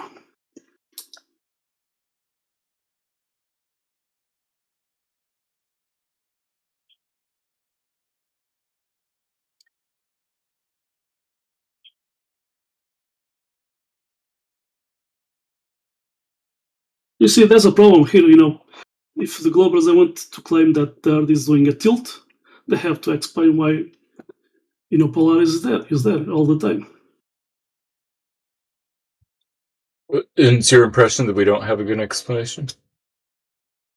Until this end, no, not a single glober did explain what is doing Polaris, You could see. It's just 3D geometry. We have a good explanation. What? The Earth is moving at the same time as Polaris. Polaris is above the axis of rotation of Earth. So how is in the? So what? No tilt then. Yeah. Right. The axis of rotation of the Earth goes through the South Pole. Yeah, we got that, Matthew. The North Pole up to the Polaris. Earth tilt. Yep, that's awesome. So now explain your Earth tilt. The tilt is in reference to the plane of rotation around the Sun. This is separate, or revolution around the Sun. So it doesn't have tilt. Can you tell us what geometry you have? Because the Earth is rotating or orbiting the Sun. Polaris ain't moving around. You actually don't have any geometry. Polaris is just. Wait, Indio, you understand how it works, right? Yeah, you're claiming these parallel rays of light, and it's so far away you actually can't see it move around. Right. Yeah, that means you don't have any geometry, really. What do you mean? Well, you can't measure an angle, so you have to imagine that there's a geometry in which, when you go to measure the orbit of the Earth against Polaris, that you can't measure it. Yeah, from the Polaris is so far away that but why do you position? think that? Because there's nothing to measure, because there's no geometry to measure. That's why you think it. Don't you understand that? Yeah, we make some Polaris assumptions that moving, but we explain it. think the Earth is orbiting. How is that possible? Well, it must be very far away, right? Right. Yeah. The orbit of the Earth is 16 light minutes in diameter. Polaris is 300 light years in distance, so it doesn't make much difference. Well, that's what it is right now, but it used to be 400 light years, and they change Polaris all the time. That's not the important Right, they part. don't know exactly The how important far. part is you can't tell that by just looking at Polaris and saying, hey, let's measure how far Polaris is based upon the size of the orbit. There's no measurement to have. Yeah, but the point is that it's much farther than the diameter of Earth's orbit. So whether it's 100 light years or 400 light years, so it's still way bigger than 8 minutes. I mean, 16 minutes.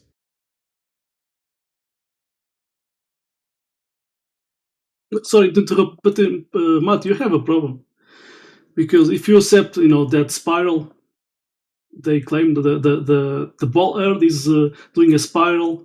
The sun is going away in a straight path, and all these balls and Earth ball is doing a spirals around the sun, and so if that is. How can you explain? So that Polaris has to do, at the same time doing that spiral too. It doesn't make any sense. You see the problem. Yeah, it's in the same part of the galaxy. No, you don't get it. I can post the GIF. I've seen the GIF. I know what you're talking about. I'm saying that Polaris is moving along with us in the same rotation in a about this part spiral of the galaxy. In a spiral. So if this is the best moment of 2025. Okay. anyway, you see, there's a problem. Not only Polaris, but all the stars are doing a spiral. Spirals, around the sun. Generally, the stars are moving around the center of the galaxy, like our star. Yeah, but I would call that more of a circle or an ellipse than a spiral. Let's see. But then they also move a little bit up and down in the plane. So I'm gonna post this GIF. That's over thousands of years, right? So in the past couple hundred years, things have been about the same. Of course, Polaris has only been the North Star for a couple hundred years, 1,000 years at most. Prove it. Yeah. Yeah, it's the stellar movement, or it wasn't the North Pole like 2,000 years ago. And how would you back up such a claim, Matthew?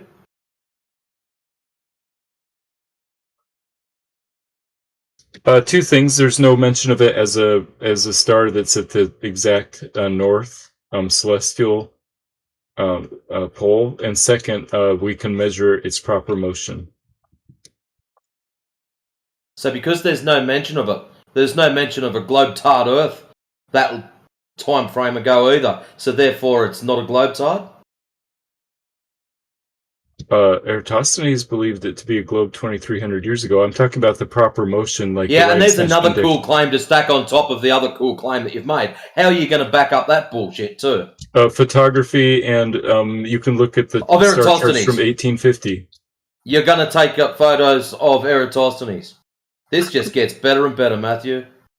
No, I said the proper motion. We can back that up from pictures from 100 I asked you, years ago. how are you going to back up your claims of Eratosthenes, and you said photographs. No, I said Eratosthenes knew that the Earth was a globe 2,300 years ago. Separately, so where have we got any documentation of this, Matthew? Every time we seem to go up and look up this Eratosthenes crap, it's just hearsay. There's not even any documentation of an apprentice's uncle's best friend's mate's dog carrying a message. There is absolutely nada on him. Right, like same with Caesar Augustus, right? It's like as if it was a cool story that we've just fed to little boys and girls just to give them something to chew on.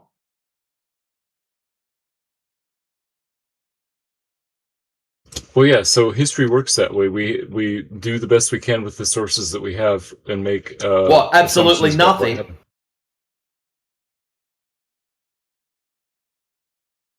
You do the best you can with what you've got. Absolutely nothing. How would you do history with very sparse sources? At least you could speak the truth and say, hey, look, we don't have anything about it. It's all cherry picked anyway. Oh, this actually happened. This person actually existed. Oh, that character's fictional. They're just a legend, a myth.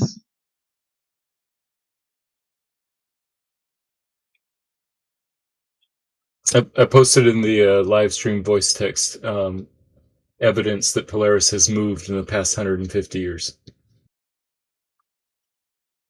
Yeah, but that doesn't matter because I did post that whole. I thought you were arguing that Polaris was in the same place. Just a quick question there, Matthew. How much of our equipment has improved over the last 150 years? And was there a mistake when it was originally done? Our equipment has improved, but they had accurate enough things to do celestial navigation. Accurate enough. Years ago. Accurate enough for Matthew to use this as documentation or proof that he is right. So how do you know, Matthew, you personally, how do you know that the original measurement wasn't a complete stuff-up? And that nothing has actually changed over the last 150 years? Oh, I don't know. I mean, I would just assume based that they knew what they were doing. Like that. You've just assumed. You think they just got it wrong? Along with all the rest of your ball-tard stuff. It's just assumptions. I'm glad you're slowly getting it. But they used these charts to do celestial navigation successfully 150 years ago. So you think they got it wrong and somehow got lucky? Wait a second, because in school I did learn about the Portuguese flat earthers, so I don't know what is your point right now. Oh, my It is point is that I think they got the location of Polaris correct 150 years ago because they got it accurate enough to do celestial navigation back then. celestial Accurate navigation. enough. It's in that direction. Let's sail. That's accurate enough. The width of your finger pointing up into the sky is accurate enough, Matthew, for what they were doing. You have to be pretty You accurate do understand to that. find your location. If you're off You by do- just a you couple do of seconds, you understand might be that. 5 or 20 miles away. Yeah, you keep sailing until you hit a land and use that as a marker. That's it. Yeah.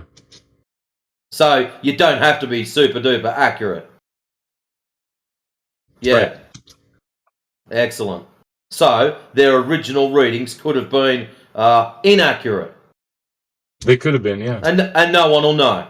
And probably no one will even care except for Matthew because he thinks this is some kind of proof that Polaris has changed, even though he can't validate, verify, or prove any of it. It's just assumption. I'm saying the best scientists and It's the astronomers. best assumption. And you love your stories. That's what you've got, and that's what you're going to stay with. Bingo! We know that, I love Matthew. these stories. It's the best assumption and explanation, and I trust that they knew their astronomy well. Well, how's this for not a story? Was. How's this for not a story? The ground still measures as flat.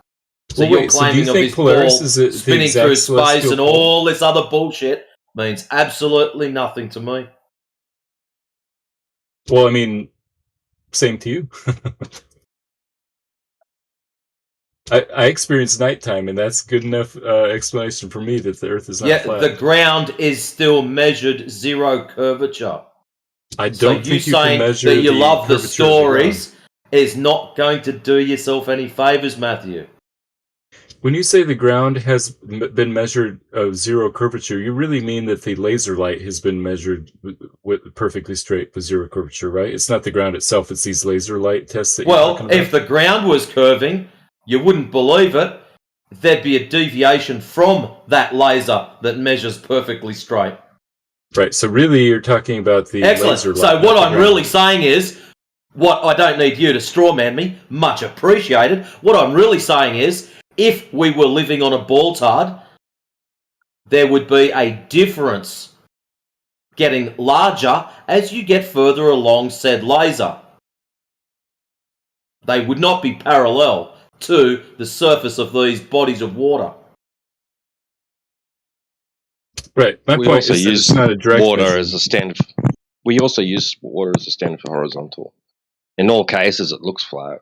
Horizon, which is partly made of the Earth's surface, well, marine horizon, water looks flat.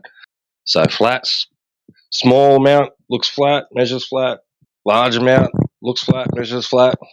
I mean, it's not looking. It looks like you're going to need a better explanation for your sunsets or your nighttime. Sorry. I have a pretty good explanation that works for us. Yeah, it doesn't agree, bro. The Earth's surface doesn't agree with you. I'm sorry. Matthew, I did watch sunsetting and the sun was above the horizon. So what was happening, between my eyes and the sun? There was some stuff there, I'm gonna post a sunset and the sun is still above the horizon. How can I, your point about nighttime, daytime, it's ridiculous. I can post this photo. I did took this photo. I'm gonna post it. Yeah, I see the glare of the sun getting smaller and smaller. No, I see the sunset. I see a sunset setting, and the sun is still above the horizon. How can you explain that? And it's getting darker because it hasn't set yet. Oh, because there's some stuff between the camera and the sun. So there's a lot. You think the air is transparent, right? There's nothing there, right? That's mostly transparent. Even a single cloud, even translucent cloud, can block the sunlight. So. Let's see, I'm going to try to post this photo. It's getting so slow, my computer. Okay. So this is at west. At my back, it was Spain. Yeah, you see? There's something going on in the air to block the glare of the sun,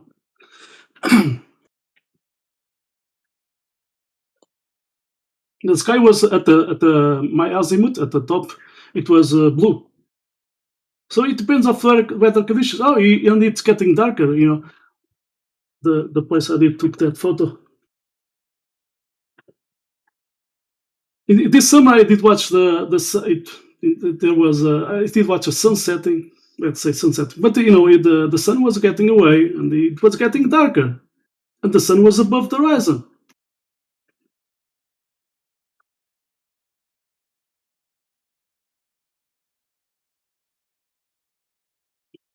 At night I did watch the moon, you know, at east above the horizon, and it was yellow. A few hours, let's say 1 hour or two, when it was appearing more up in degrees vertically, it was not anymore yellow. It was this white or blue light.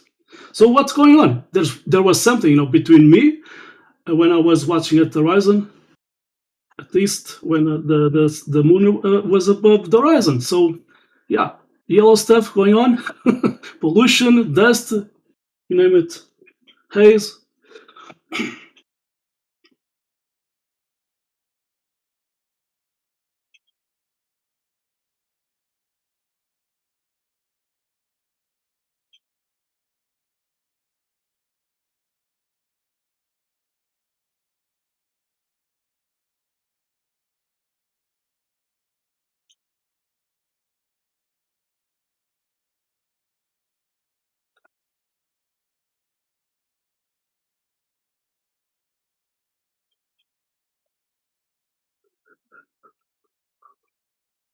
You know what you did post right there, you know, you don't account perspective, right? Oh yeah, Perspective of what? the perspective of the sun, it stayed about the same size the whole time, and at the moment that I took that picture, the bottom half of the sun is cut off because it's hidden behind the ocean. No, you don't think that's the sun. You don't think that's the sun. That's an image of the sun. The sun's already set. No, it's the sun. It's just displaced a little bit. No, by it's the not. That's not what you. Oh, here we Your go. side says.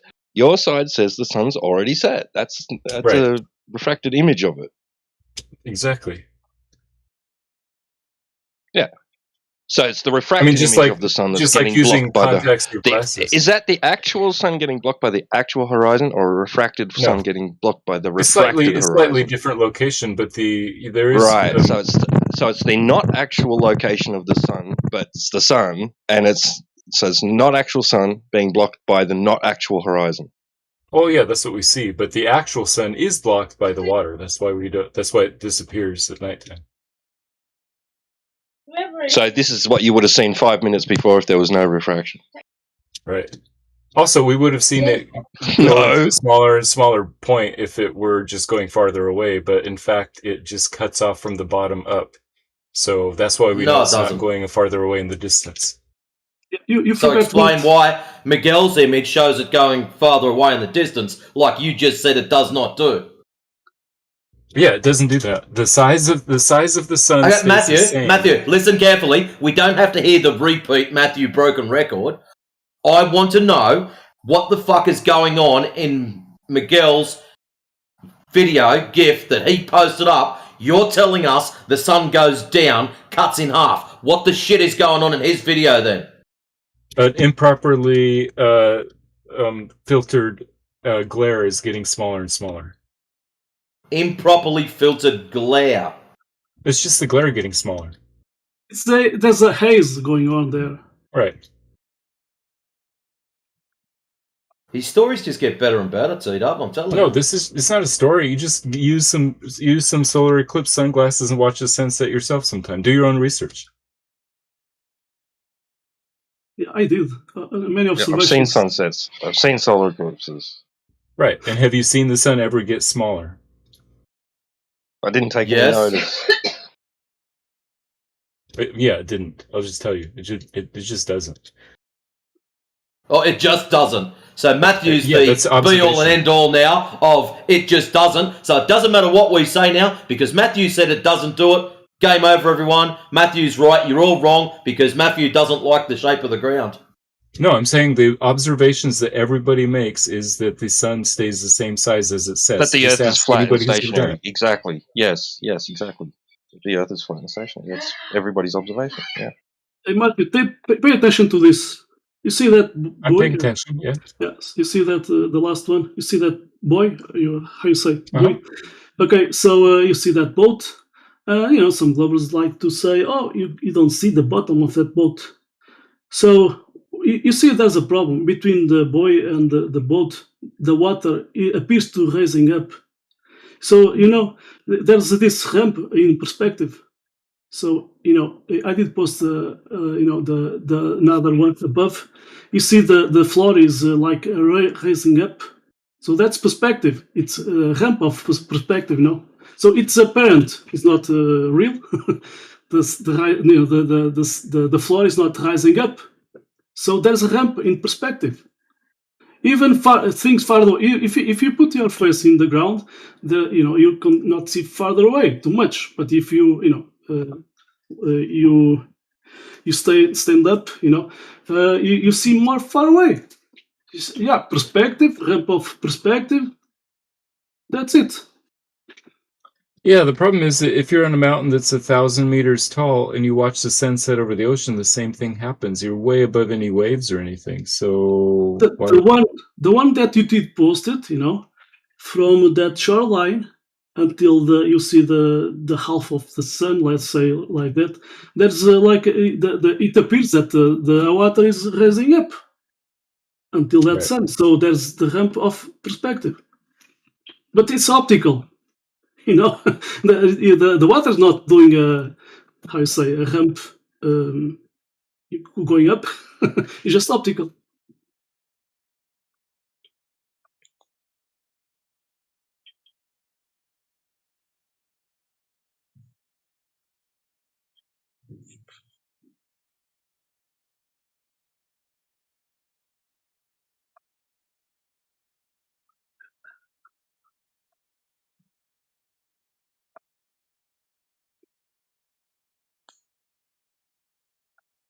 For example, this one, I posted, let's see.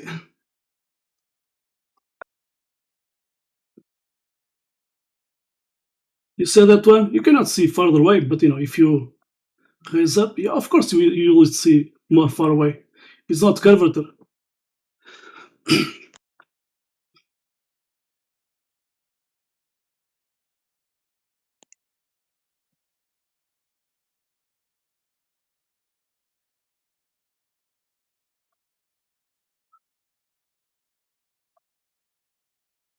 I'm gonna post, another that one in another angle. So going up doesn't curve that. Anyway.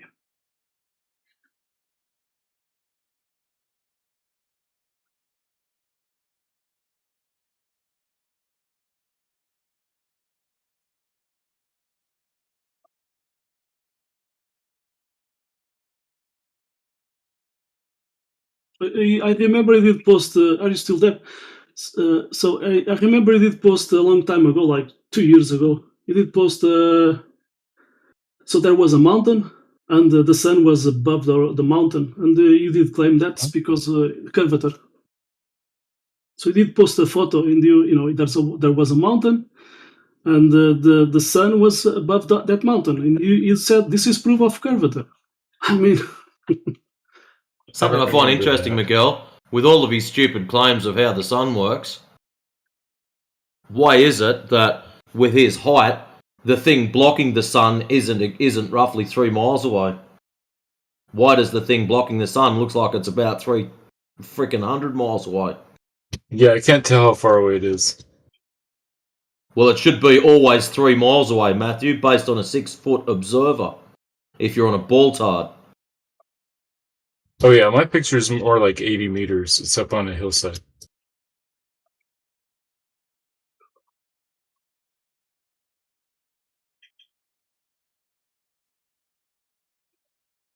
One thing I've always noticed about your pictures too, Matthew, why is it you always seem to zoom the shit out of your cameras or find photographs that are always zoomed into full capacity and then turn around and say, see, we can't zoom in any further?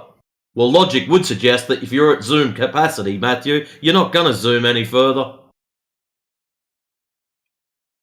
Exactly, and they like to post some examples like this, but in this one you see a problem.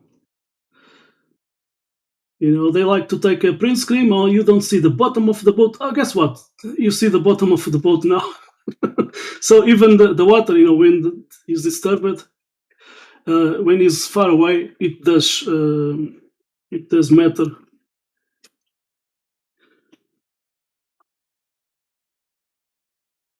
Ocean swells.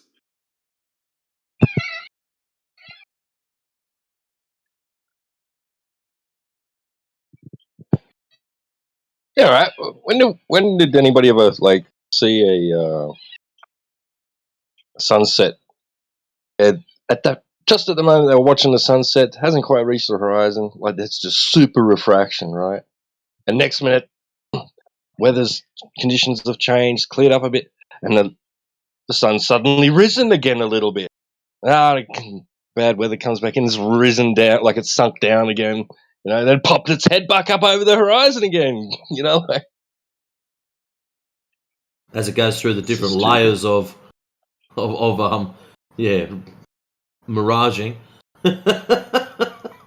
Exactly. And there's a point that you may see like a reflex on the water, because it's too far away.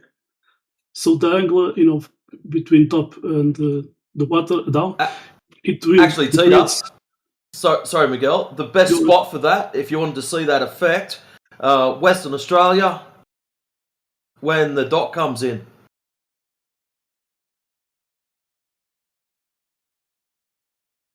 Can I make a suggestion or some input here? Yeah, go for it.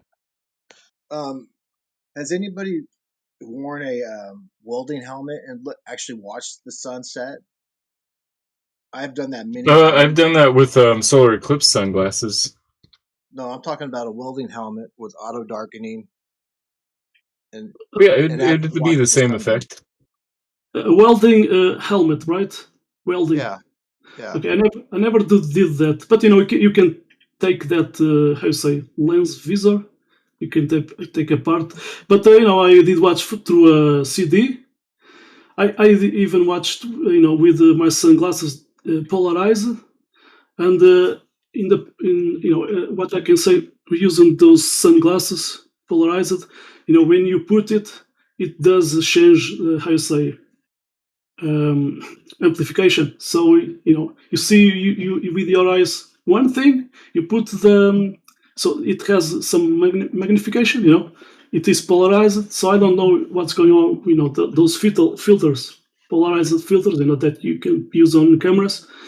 If you how you say spin vertical, that filter, it you can see without the glare in the sun. But I don't know if it does change how you say the apparent distance. It does change. It has some magnification, or so maybe it's something going on. Well, you can see the actual size of the sun, and the actual size doesn't change. It's just the refraction, what's coming off of the sun is changing, sizes and doing all that stuff. And the sun appears to be the same size as the moon, the same diameter. Yeah, I think that was by design.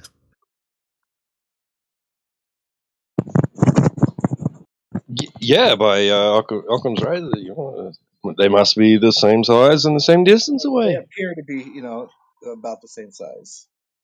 Who knows if they really are, but I mean, they appear to be. The actual sun's so much smaller than Well, what. no, they vary by a few percent. So sometimes the sun is bigger, sometimes the moon is bigger. But you said they don't change, Matthew, and now you're saying they do change. Make up your mind.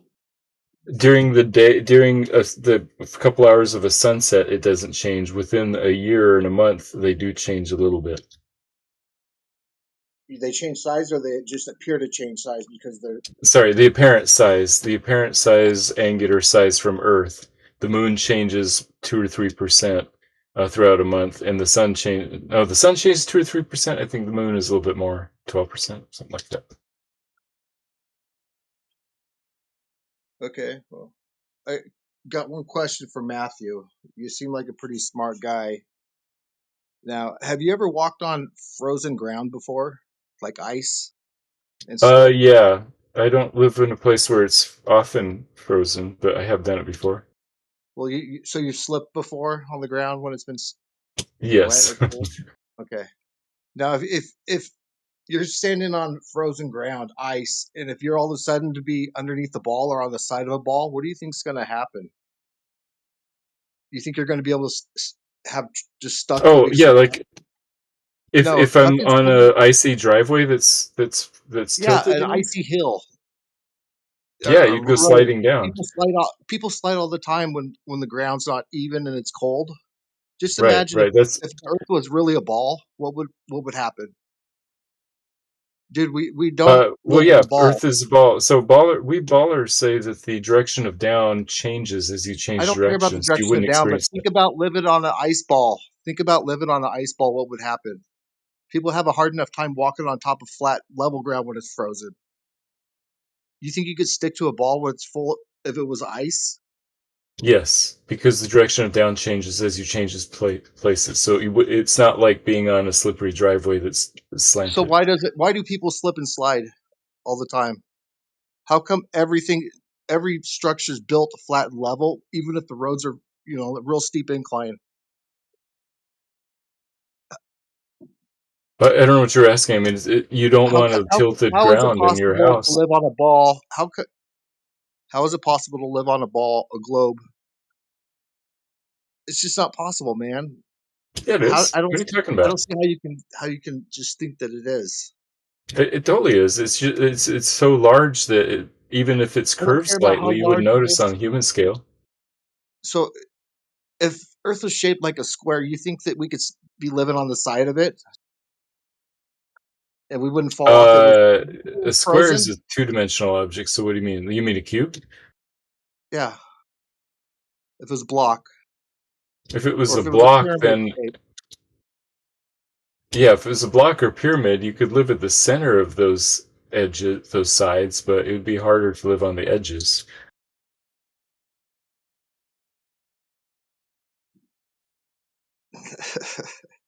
We build on top of dirt. We don't build on the sides of dirt.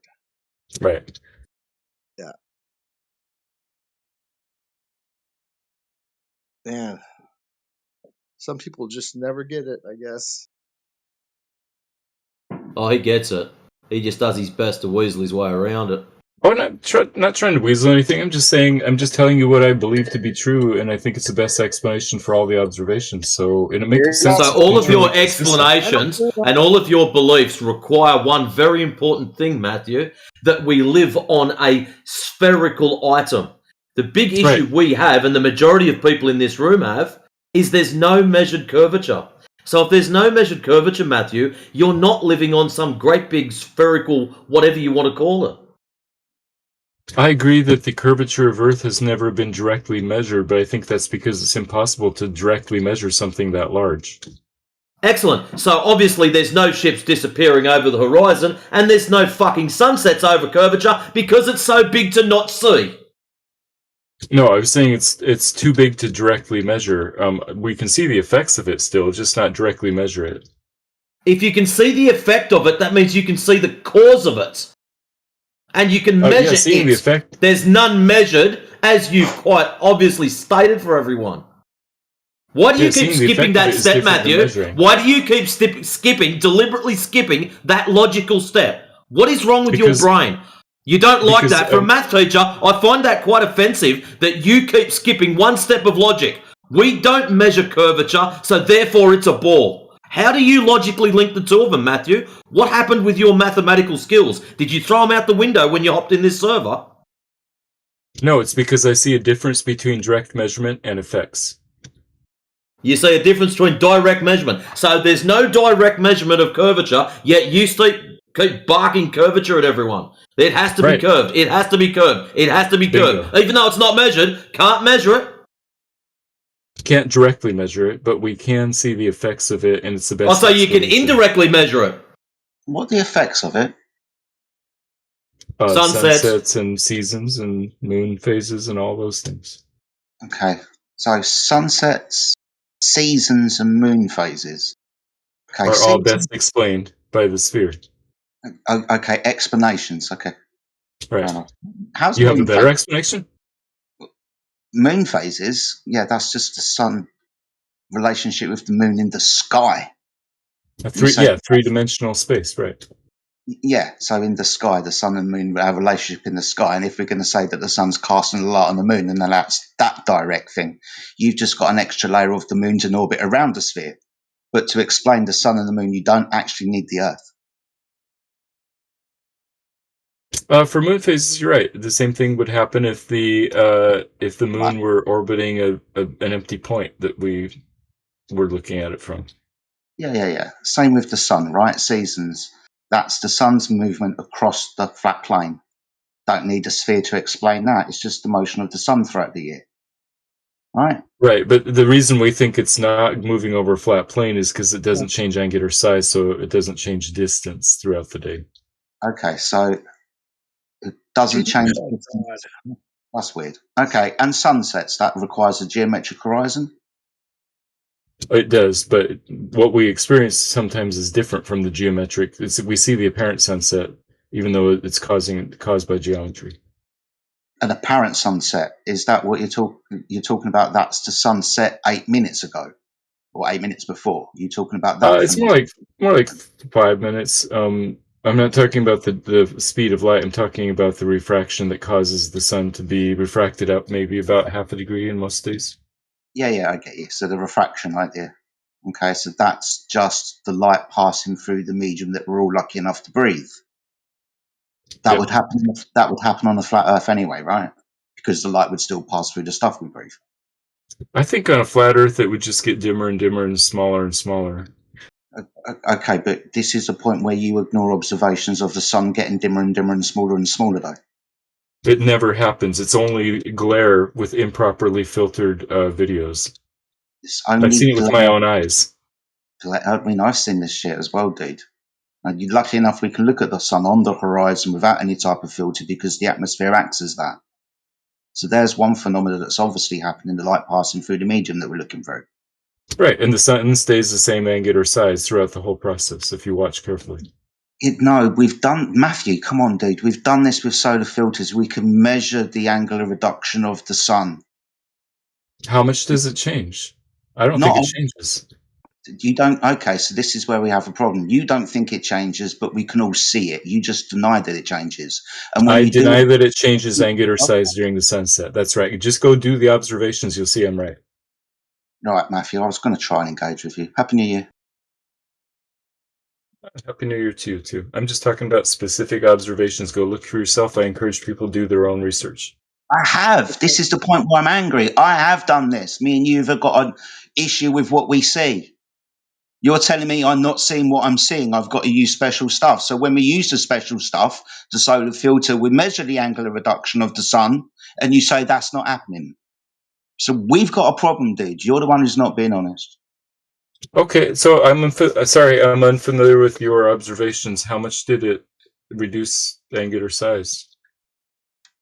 Where are we? We're in 24/7. Go down into additional information. Go and have a look for yourself.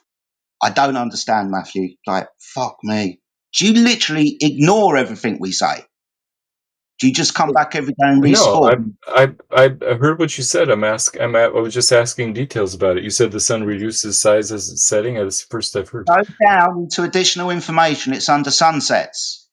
The reason why I'm getting frustrated is because we've shown you loads of times, you just ignore them. So no, I've seen all the loads of times of the glare getting smaller. Okay, I'll shut up. I'm about to get banned. I'm going to leave. No, you're not going to get banned. You're just going to be called out for being dishonest glober who comes in when it's silent and says these type of things, but gets caught out when you say them by us. It's dishonest. If you haven't already left, Matthew, there's links in chat. There's been links in chat for quite a while.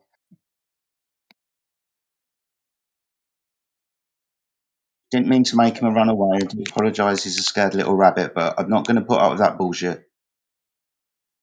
In all honesty, Jedi. Happy New Year, Jedi. Happy New Year, Happy New Year, mate. In all honesty, Jedi, I thought he was going to go when I spoke to him. So did I. He normally does. We've sat down with hours and showed him these observations of the sun with a solar filter, and it's just nuh-uh. And then he comes in like some kind of guardian angel saying, "Oh, I encourage all people to do their own research." I'm like, hello? What are we showing you? It's crazy behaviour. He's got to be intentionally lying. I mean, or just some people, just won't get it. I don't know. The spell's way too strong for him. Yeah, But you don't have a better explanation for the cut off sun. Cut off at the horizon. It's just his little list annoyed me. It's like only one of them really involved the surface of the Earth, and it wasn't actually doing anything because it's an apparent horizon. It's like I understand that you've got lore and stories to explain these phenomena, but when it comes down to it, it's just all preconceived ideas regarding the Earth already being a sphere. It's just the moon had nothing to do with it. He didn't like the sun bit at all. My goodness me. Even if the sun does or doesn't reduce in angular size, that just means that the sun's at a distance where the reduction in angular size doesn't appear visually to us. That doesn't mean the Earth's a sphere. That's just distance to object. Yeah, I mean, I already pointed out to him that he doesn't think that even his side, well, he mightn't agree with him, but his side says that's not the actual sun. The sun's gone. It's down. It's set. You're seeing a refracted version of it. And a refracted horizon, like you said, an apparent horizon, right? Refracted horizon. Everything to the sunset's an illusion to them, yet it's somehow proof that it's a globe because it looks like the sun is going behind something. Yeah. Lovely stuff. Oh, well. I am such an old man. I went to bed at 10:30 last night. New Year's Eve in bed by 10:30. What an old bastard I am. Oh, what? I couldn't stay up any longer, dude. I was absolutely knackered. I've done that before. Yeah, it's happened. I think actually probably passed out a few minutes before I said goodnight to the sun. I think it was like almost there. And then that was because I was lying down. I remember lying down going to sleep, and I heard the fireworks. So, yeah, I didn't even stay up for the full thing. I've seen it before, man. It's always the same. Yeah, that's right. You've seen my New Year's. You've seen them. Pretty much. You didn't miss much, Jedi. It's Sorry, not mate? what it used to be. You didn't miss much. It's not what it used to be. Oh dear, what the old fireworks over London and whatnot. Yeah, it's always shit, isn't it? It's got worse. The usual, mate. The usual. And British television, well, that's a joke. It's not it used to be like 2 weeks of absolute party in this country. Especially around, like, leading, the whole Christmas thing was a big thing in its own. There was, like, television was great throughout all the day. Radio was brilliant as well. Like, people were community spirited. You know, it wasn't just a hustle and bustle of shopping or anything like that. It was, people went places to do stuff. But I remember. it was fun, like, but it's gone, man. It's bizarre. I remember in the 80s and the 90s, Christmas tradition between me and my dad is we went down the pub for an hour, like 11 to 12 o'clock, while the ladies and everybody were cooking dinner. Me and my dad and a couple of the uncles and whatnot all went down to the pub. Don't do that anymore, mate. My God. It's crazy. Weird. But anyway, if I haven't wished any of you a Happy New Year, Happy New Year, guys. I hope your next year is blessed. All the best to you for 2026, bro. Cheers, dude.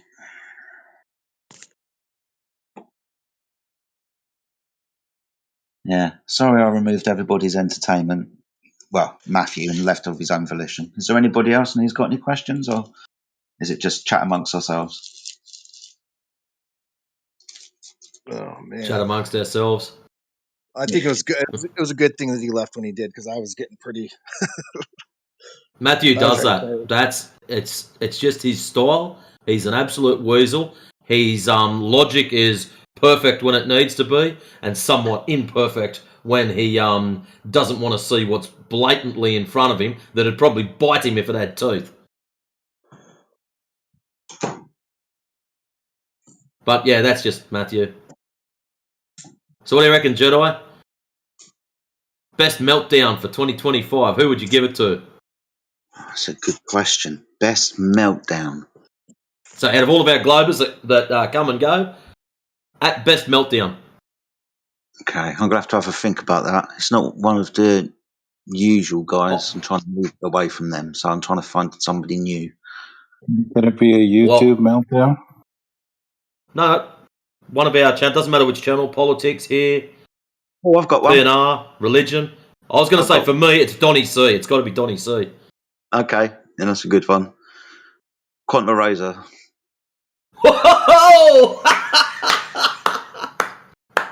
Oh wow! Did you like that one?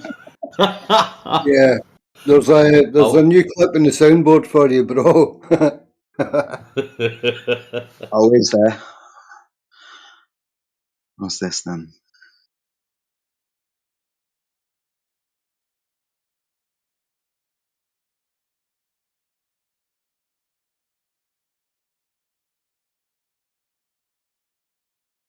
See, the problem with Matthew is he just doesn't understand physics.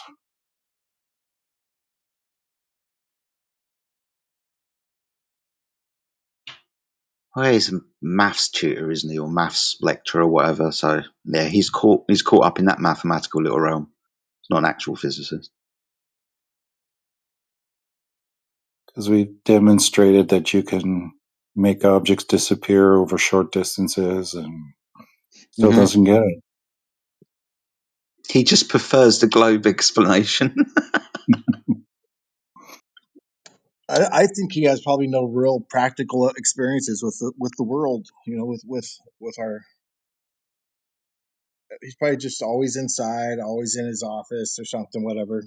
He can't be out exploring the earth. It's just, I don't know. I'm a carpenter. Every day I'm building with a level everywhere. Everything's built on a top of dirt, level foundations. We have to have a certain slope for the plumbing, drain lines. It would be impossible if we were on a globe. Impossible.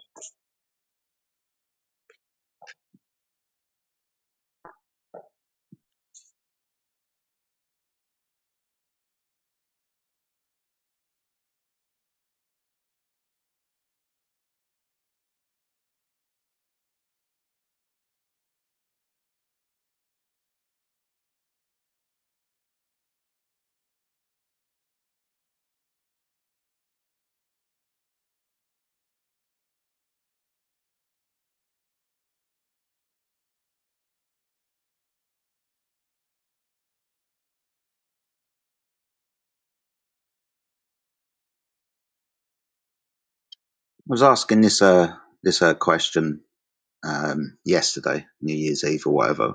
But has anybody changed our opinion or learnt something new that's made them look in a slightly different direction over the last year, 2025, with regards to flat Earth? Has anything changed for anybody?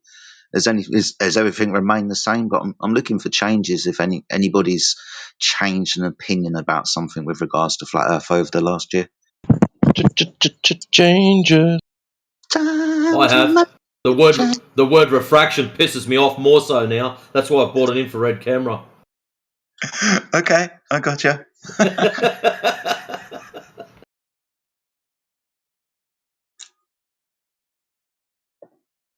Actually, my camera turns up on Monday. I'm hanging for it to roll in.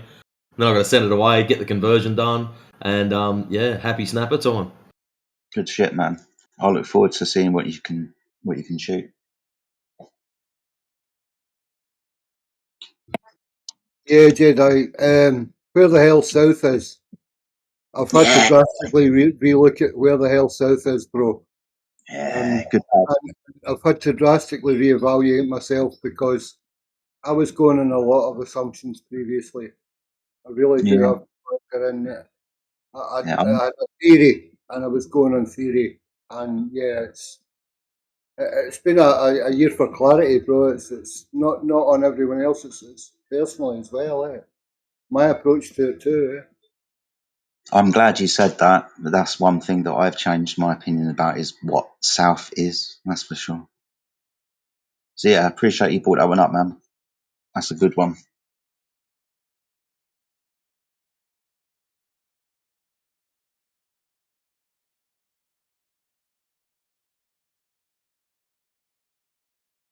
But anybody else? Has anything changed? You thought of anything new over the last year? Was that about it for this little population at the moment? Well, I thought about something new today, just a couple hours ago, about how cameras invert the image. What, like upside down? Sorry, my brain's still asleep. Yeah, upside down. Yeah. Like a telescope? Yep, telescopes do that as well.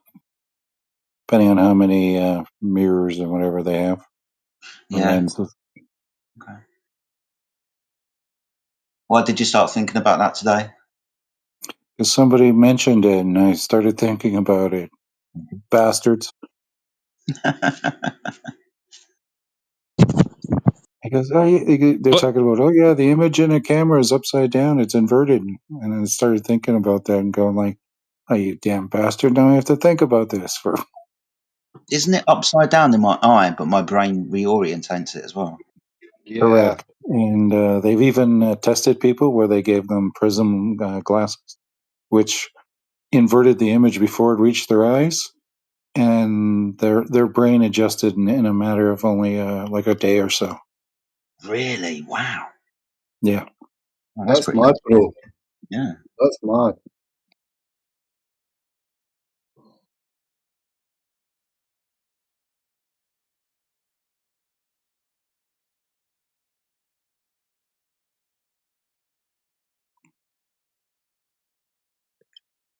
I think I've changed quite a bit personally, especially with my outlook towards Christianity and God and Jesus and those types of things, though that is slightly parallel to Flat Earth, but that's changed a lot over the last years as well.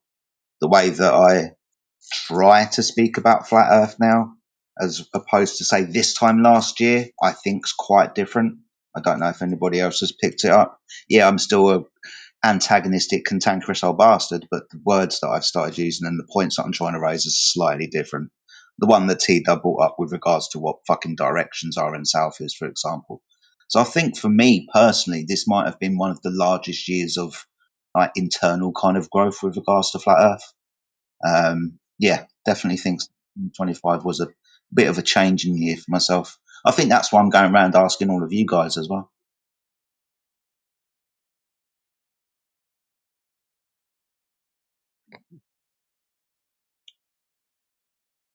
Well, good for you. That's good. That's good. I'm looking at the gas pressure thing, and I'm just like sort of starting to think, like, like it's great, when they claim, they claim that the skies are ever expanding back in 10 to the negative 17 tall, blah, blah, blah. Like, and it's like proof, like burden of proof's on them to prove it and everything. But how do we even get into that? Because like, what? Oh, that's right. Come on, you know the answer. Yeah, because of gravity and stuff. I did found this about that. I did found this Glover. He was making I just kind of find it redundant. He was making a claim: all flat Earth challenges are fake. I did a challenge to that guy to post present an experiment. The guy didn't post it, so he was a fake one.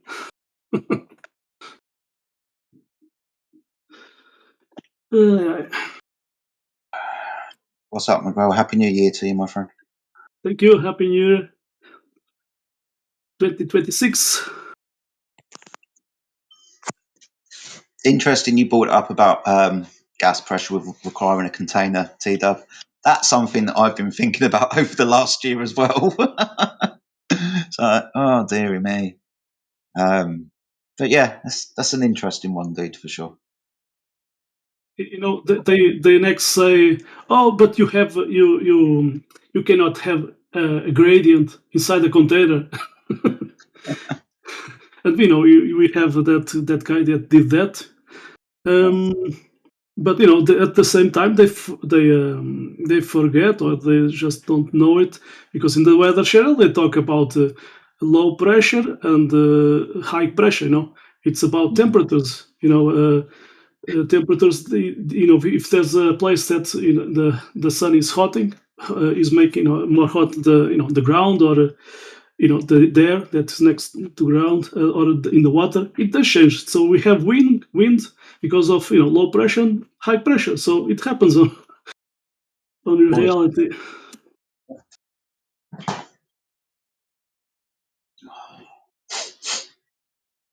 On that topic, has there ever been, like, where's the confirmation that it's 10 to the negative 17 torr out there? Where is this ever anything It's more not. than a calculation? Has anybody ever got, like, what do the ISS read on the outside of the thing? And how They do we don't. know that's real? They don't. So, in conversation between Miggy, Alpha Veritas, and what's his name, Brandon, the meteorologist, Yeah. he tells us that it's impossible to get readings above. I think it's the stratosphere or the beginning of around the stratosphere, which is about 100 kilometers. Anything beyond that is a calculation, not a direct measurement in situ. So the question has, and I'm glad you brought that up, that's something that's changed over the last year.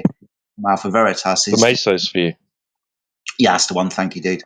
Is the question of how has it 10 to the negative 17 tour been directly measured? So how can you confirm that that's what the pressure is up that high up in the sky? We require that measurement. So I'm glad you brought that up, dude. That's changed as well. Yeah, because they've got measurements with barometers to a certain altitude, and then they employ more advanced versions or whatever, more sensitive equipment, a little bit high. But beyond the beginning of the mesosphere, it's very difficult to get instrumentation into that region, right? And when they do, it's very temporary. They don't get very good results, in measurements.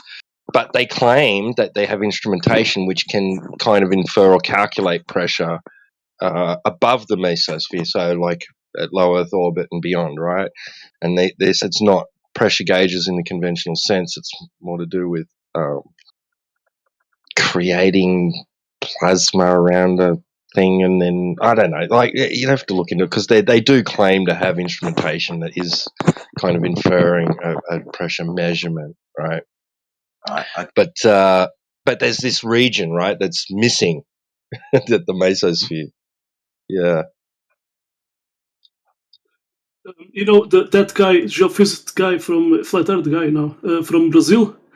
I remember I did said, when you are trying to measure some pressure, if there's a cloud passing by, you get wrong results. So even a single cloud passing by, it will change the results. So that was very interesting.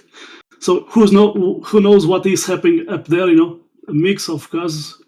But he did say this too. Hydrostatics offers physical explanations for many phenomena of everyday life, such as why atmospheric pressure changes with altitude.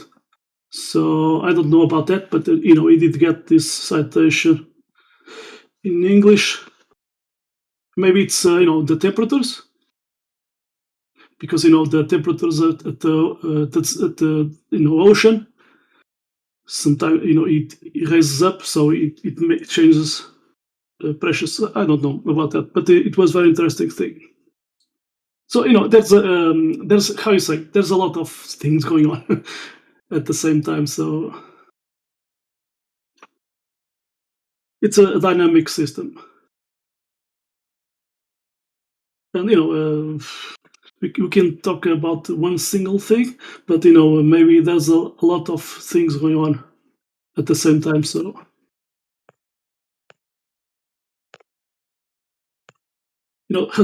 is the sun, how you say, there's a container, okay, is the sun inside So even the sun is passing by, so it's changing the temperatures around. So yeah, it does. There's a lot.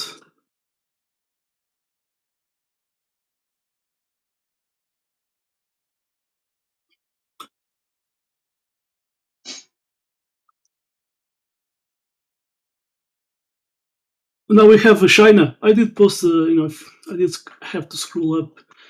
China is claiming that they measure the distance from Earth to the Moon with a laser. So let me see. Well, that's one heck of a laser rangefinder. So they did point. They claim that they did that, pointing a laser to a satellite next to the Moon. But what is? Let me see. I'm scrolling up because I did found this a few days ago. The distance they claim it's too much less than NASA is claiming. Where I have it, last 3 by 6.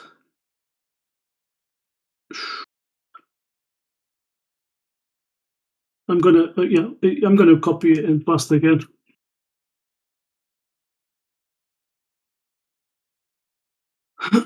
So they say they claim 130,000 kilometers. So in miles it's 80,000 miles. You have the numbers there. So and NASA is claiming a average of 238,000 miles. So 384,000 kilometers.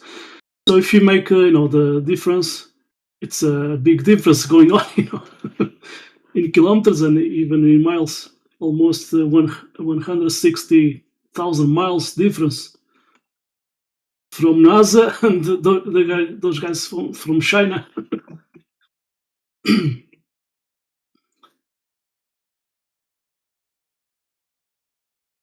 But I remember, the X-15, I think it's X-15, the aircraft from NASA. They did fly at almost at those kilometers, 130,000 kilometers, so 80,000 miles there, 80,000 miles. It's very interesting because it's so close. I think it's still the record.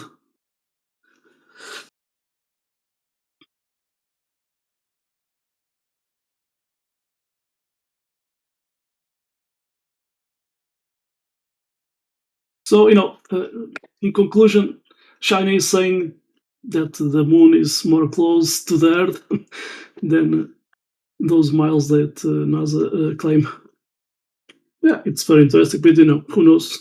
They did claim that they did point to some satellite or something, I don't know, near to the moon. So they did point the laser not to the moon, but something near to the moon. Maybe one of those balloon satellites from there.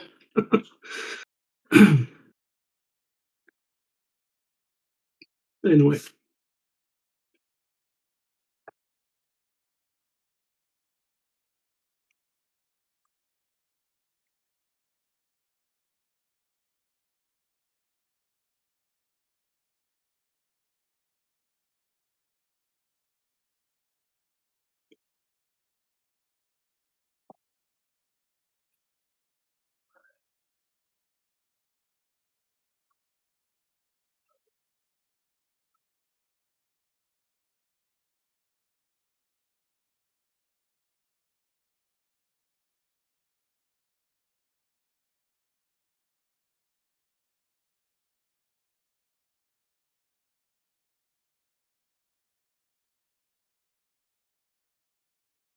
Are you guys still there?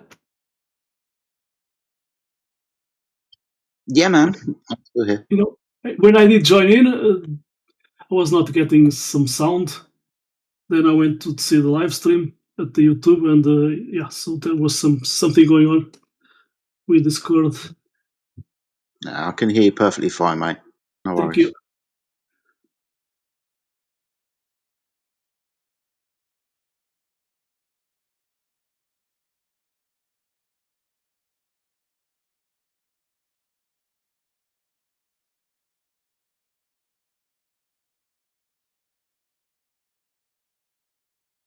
So what I did realize at Facebook, there's more. How you say, more than Globers there. So the guy did post this, but I did went to Paint. I did put 2 straight perfect vertical lines. The guy was claiming that the path of the sun, the sun was making direct. Let me see. Yeah, straight path. Yeah, I remember his words. He was claiming that the sun was making a straight path between east to west. But even in his cartoon, I don't know why this guy get this one. I know you see that there's a problem with what you did post, because I did post two vertical lines there, and at the top, you see some problem there, a gap. But I did say to him, I did observations. Let me see the instrument, because you guys in English say different. So it's a, let's say 360 degrees protractor, but you guys say Osborne Firefinder. So it's like this instrument, those guys that are in the watchtowers, Oh, okay. Yeah, I know what you're talking about. So is this one. So you guys, in the Wikipedia, you will find the Osborne Firefinder. So it's you have the degrees there. You see 360 degrees. If you zoom in, you have the degrees. So 300. It's horizontal. Mine it's more older than this, but it's like in the middle. I have how you say a monocle or a scope in the middle. Yep. So when I point to a direction, I see a column of smoke. And I then communicate by radio, but as you are moving that scope to a specific direction, you have at the same time a metal bar that you can watch at protractor horizontally, and you see the degree. Yeah. So I did at this summer I did observations. I have to organize that, but I know. So it was at October. Here in Portugal. So at the east I have Spain. So I saw at the morning I saw a sun appearing at east, but so this protractor is pointing north, so 360 degrees, or let's say 0 degrees. It's pointing north. So east is at 90 degrees horizontal. East it will be pointing at 90 degrees. But I didn't saw that happening when it was morning. So I saw the sun like less 10 degrees, so at 80 degrees horizontal. I was watching the sun appearing at the horizon at east. So and in the few minutes and hours, I was watching the sun going to the right. So it was passing between 80 degrees horizontally, and then 90, and then 100 degrees. So there was a point, I couldn't follow more, because I was pointing the scope directly to the sun, the center of the scope directly, so I could get the degrees. So I couldn't follow anymore, because that instrument's not to raise up vertically, it's too much. But I have the roof at the top, so I couldn't follow the sun anyway. But I then at the next day, so I did left 4 p.m. and next day I did arrive 4 p.m. So I could see the sun setting, let's say, and it did happen the same thing. So it was not setting at perfectly horizontal degrees at 270 degrees, so that's east. It was the sun setting was let's say 10 degrees before that, so 260 degrees. That depends of you have the analemma, so each day you have a different position. The sun is going there at morning and evening. So yeah, that's very interesting. So it's not doing during the day. The sun is not doing a straight path from east to west, and that's a lot of degrees. I can give you a margin of error like 1 degree. Because that's calibrated pointing north. but we have a lot of degrees going on there. Have you So ever it's done the Have you ever done the measurement on the equinox? no, That'll be because I did stop there. I did stop at the middle of October, but I did how you say, with a pencil. I did how you say, in Portuguese we say you use to take Indiana Jones in the movie. You use using a pencil to get how you say a copy of what is beneath. This vegetal shit. So no, I did that with a trace. pencil too. So yeah, so I did that, and I have let's say two semicircles. So so I can do in the future a copy of that protractor, a big protractor, and the same degrees. So let's see if someone can do that in laser machine, CNC. Let's see. I want to do that, but then take that to different positions and pointing north and doing observations. So it will be interesting because you cannot get this instrument in a shop. You can buy those from that you use at school, but those are so tiny. So this, having this big one, it's very interesting.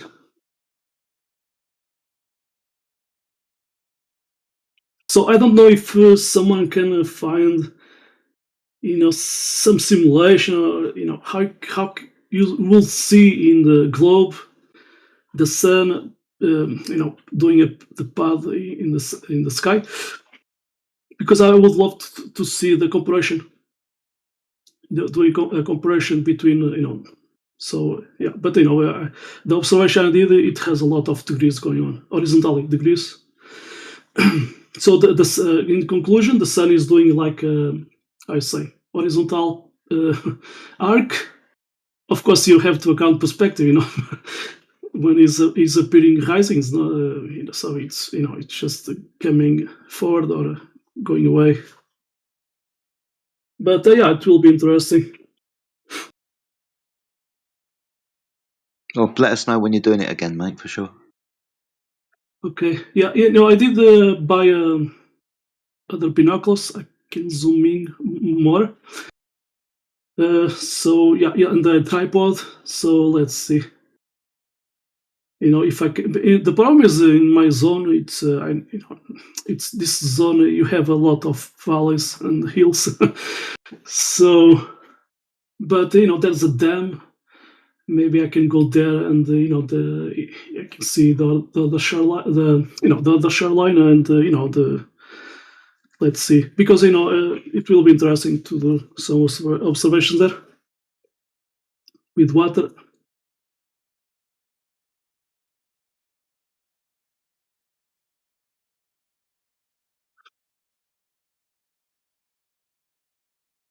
I don't know if I could buy some. Yeah, I can buy a support. That I can add at the one of the binoculars. So it's huge ones. It's heavy ones. So I can put how you say something the one of the monocle binocle, so monocle, and then put my smartphone and record that. So it will be interesting.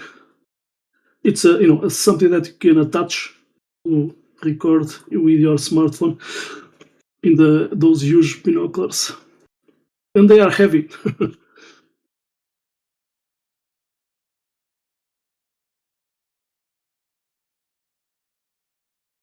But I did realize, yeah, with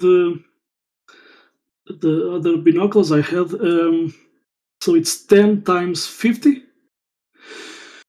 So 10 times, it's the zoom that how you say 10 times that you can see, and then the 50 is the lens. Yeah, 10 times magnification. Aperture, I think. Yeah, exactly. And the other one, it goes from 25, 75. and then plus I did forget. So it's more, it's not just 50, it's 170. Yeah, I think it's 170. But I did realize, even zooming in, I cannot see, because of the light going on during the day. I cannot see when the sun is going away at the evening. There's a time there that it's even if you take a photo with your smartphone, you get how you say garbage photo, so you don't see it in detail. But when I was zooming in, I didn't have the tripod, so it was heavy. But with my two hands, but I was I did how you say I did put my that binoculars close next to the glass of the window, so not to be more stable.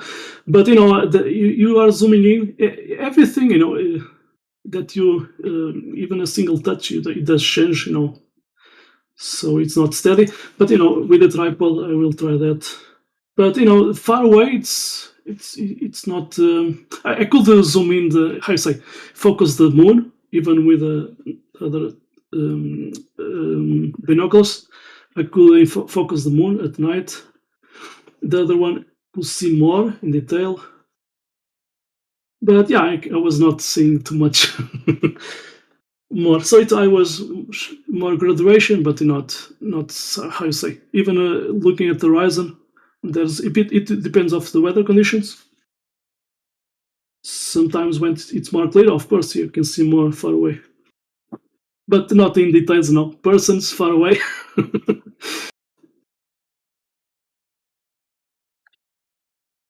But yeah, I know there's some observations that even you're watching a sunsetting, let's say, between quotes, and the sun was above the horizon, and it was getting darker.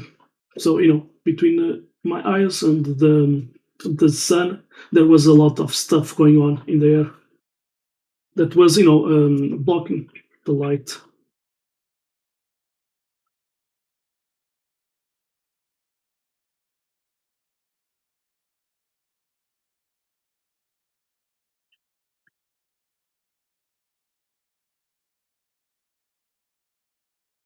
And you see the sun getting red as it's going far, far away. And at the same time, the place that you are there, it's getting more darker. So, those globers say, "Oh, if the Earth was flat, you couldn't have a daytime, nighttime, daytime. So it will be daytime over all the time. So they don't account what's going on there. Many factors going on there. Even a fog, when there's fog, the street lights, you cannot see it, and they can be like 8 feet from you, something like that. There's too much fog, and it does block the street lights.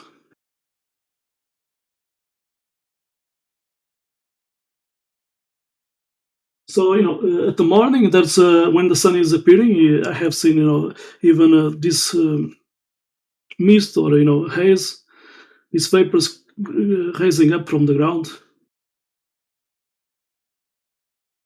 So there's a lot of things going on there during the entire day.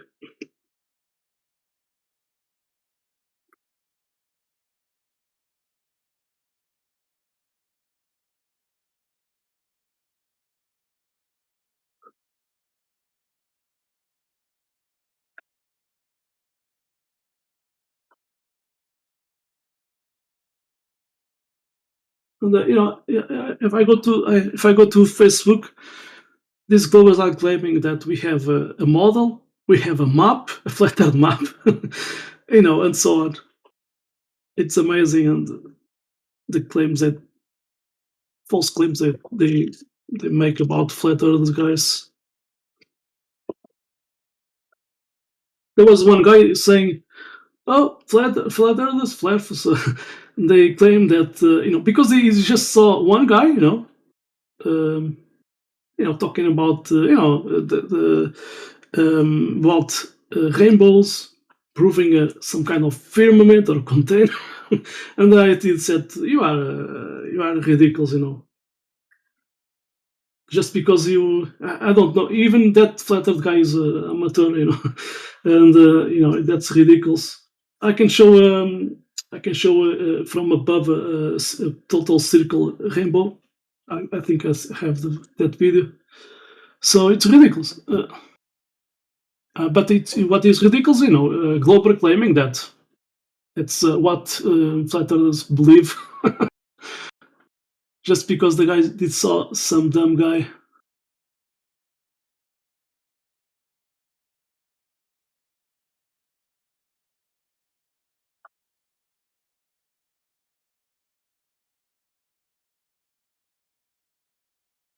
Yeah, so I have this link. It's a full circle rainbow from above.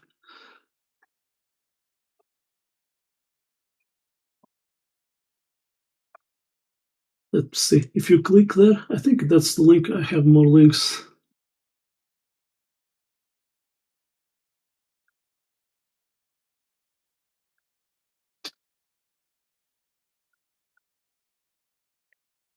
Maybe it's not this one. Let me see. Yeah, it's not this one. So I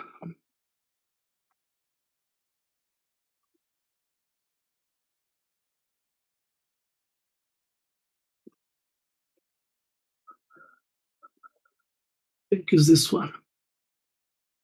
It's from an aircraft. So back to Discord. Post. Yeah, it's that one. So this already debunks that claim. If someone wants to make a claim of rainbows improving some kind of whatever firmament,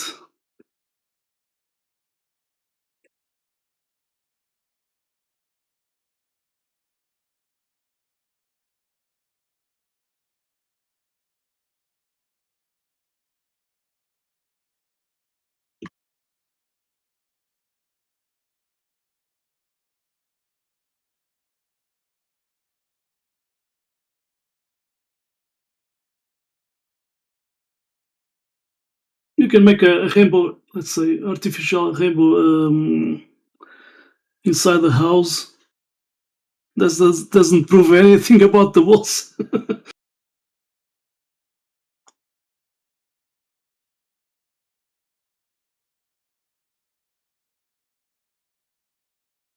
How to make a... Okay, I think this link...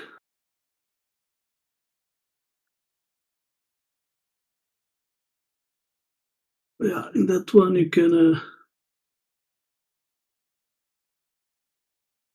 use some materials to make some kind of...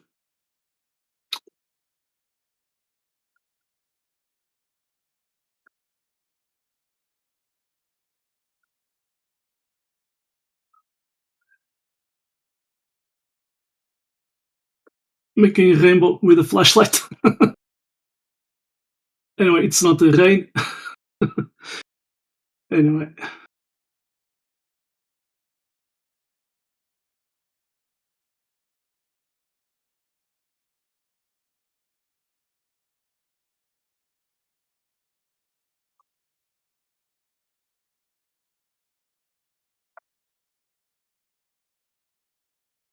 Even with a CD, DVD.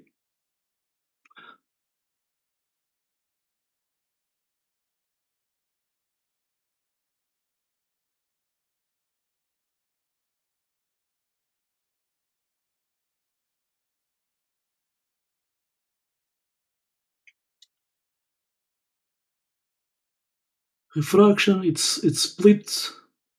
I don't, when refraction is talking about bending, because the globes will think, oh, it's like bending, like doing a curve, but it's more like it's, how do I say, splits.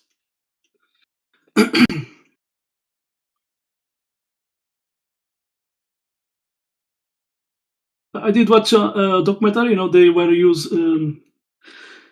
so they were pointing the light into a rock, marble rock, to so refraction. To because they had how you say, samples from different zones, so they could with that refraction they could say, oh, this marble comes from this place, Italy, whatever. So that was very interesting.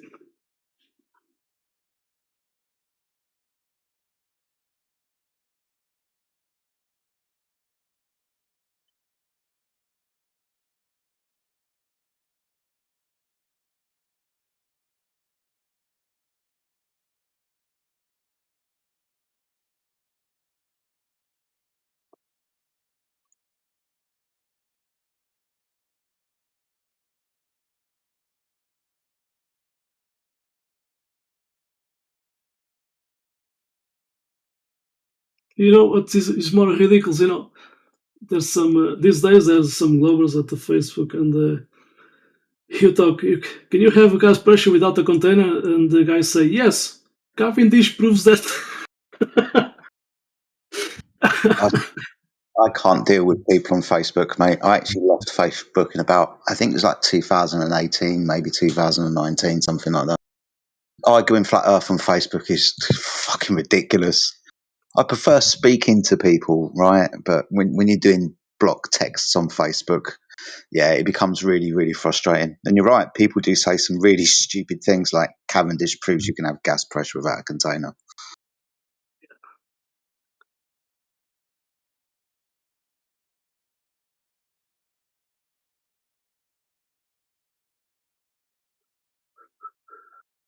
The Wikipedia, I remember talking about Cavendish. There's between quotes, the rod was never at rest. So that was very interesting. So you cannot see, even Cavendish couldn't see, some kind of attraction because it was moving.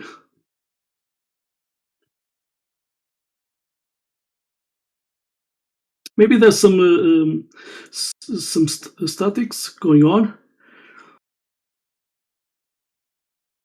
Yesterday I was watching some documentary. It was talking about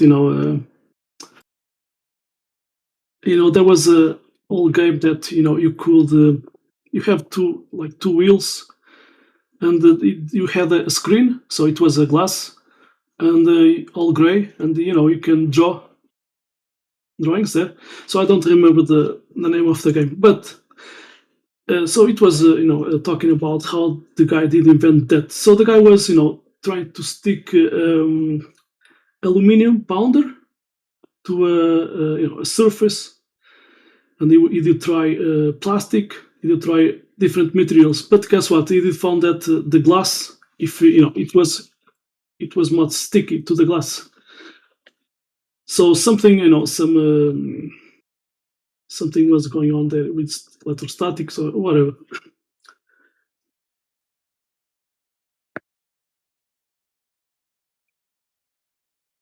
But I did remember, I did dig a little bit. I did found some information. Even if you have a LED, you punch a little bit and it will get some electrostatic. So I don't know, but that Cavendish, he did have like how you say, rope in a spiral, so some torsion going on. So yeah, I think I have a guy talking about he couldn't get to work. Let me see if I did save the video.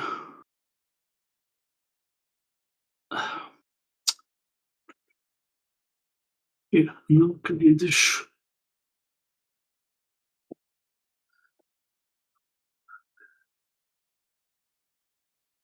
There you are. Okay, here.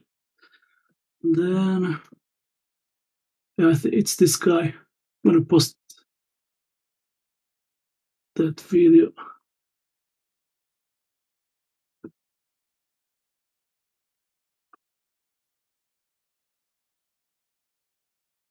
It's in English, yeah. So the guy speaking about that guy talking about how Cavendish is even hard to replicate.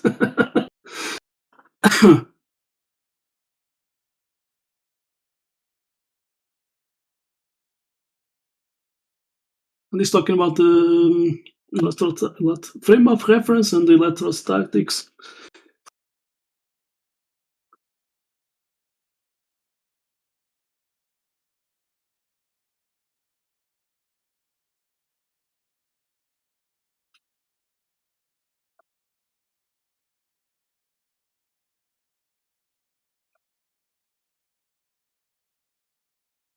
Even in that formula of Cavendish was trying to get the density of Earth. The formula is using circumference of Earth, so they cannot show that. So in real life, the ray is working in real life. So I've been telling people that for years. For the Cavendish experiment, you're going to need R radius of the yeah. So it's already there in that beginning. But these globals at Facebook, I don't know. I did. I was not there in the Facebook, but I did. Suddenly I was watching what's going on, and these days you say, "Can you show me an experiment?" Or you have a vacuum and you have gas pressure. Nothing separate. Can you show me that? Or gas pressure without a container? And they say Cavendish proves that because of gravitational force.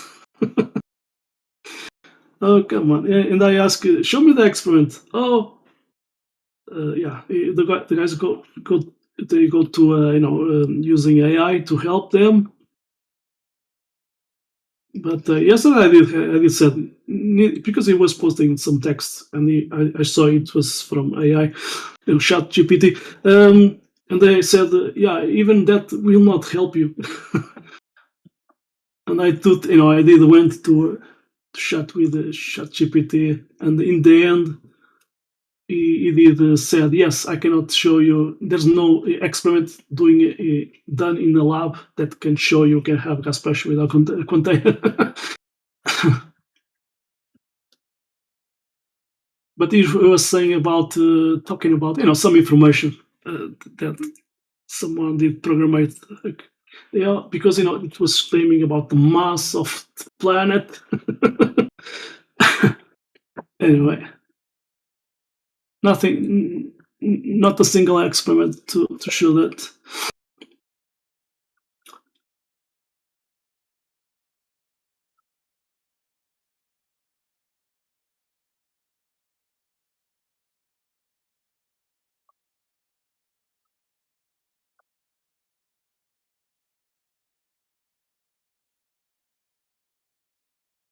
Yeah, I'm gonna post what I did get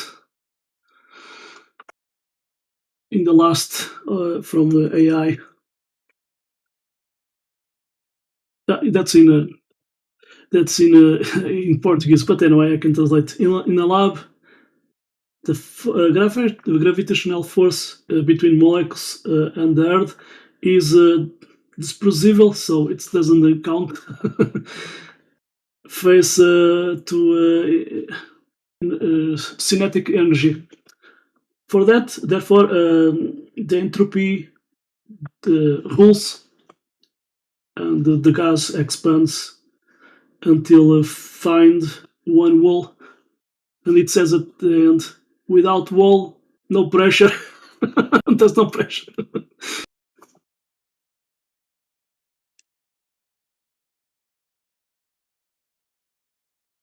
I have another one.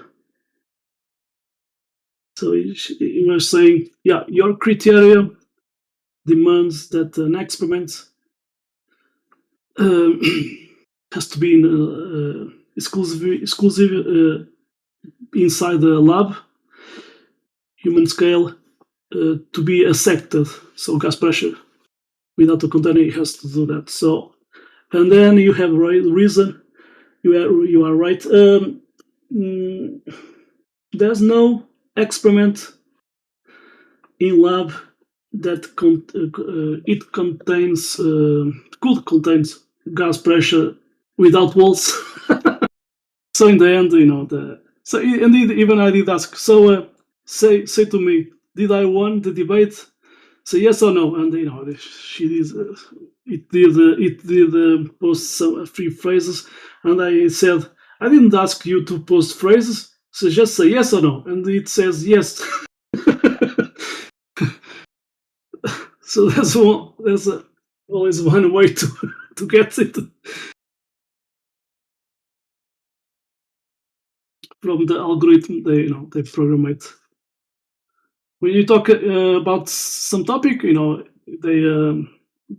change the algorithm to post some answers specifically. But in the end, you can win.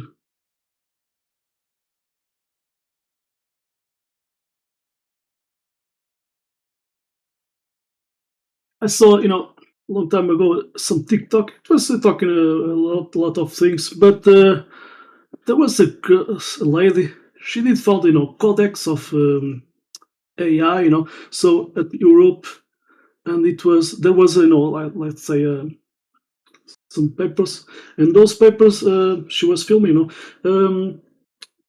for forbidden words or themes in the chat GPT or AI, and guess what? Flat Earth was there, so they changed the algorithm according to what they want.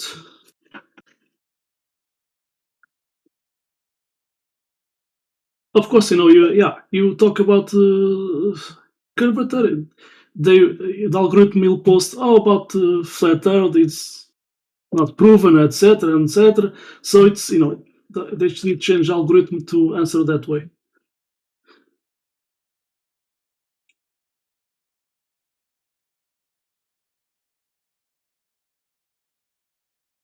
It's amazing the censorship going on.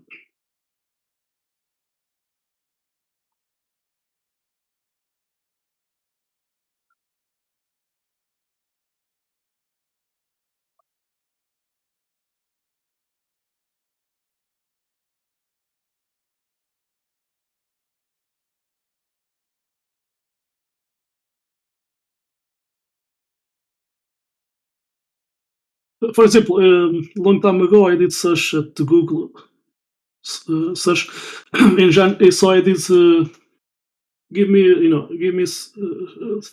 Portuguese flat earth guys, and it didn't give me anything. So I went to ChatGPT, and I did ask, give me some Portuguese flat earth guys, and it was giving a few names.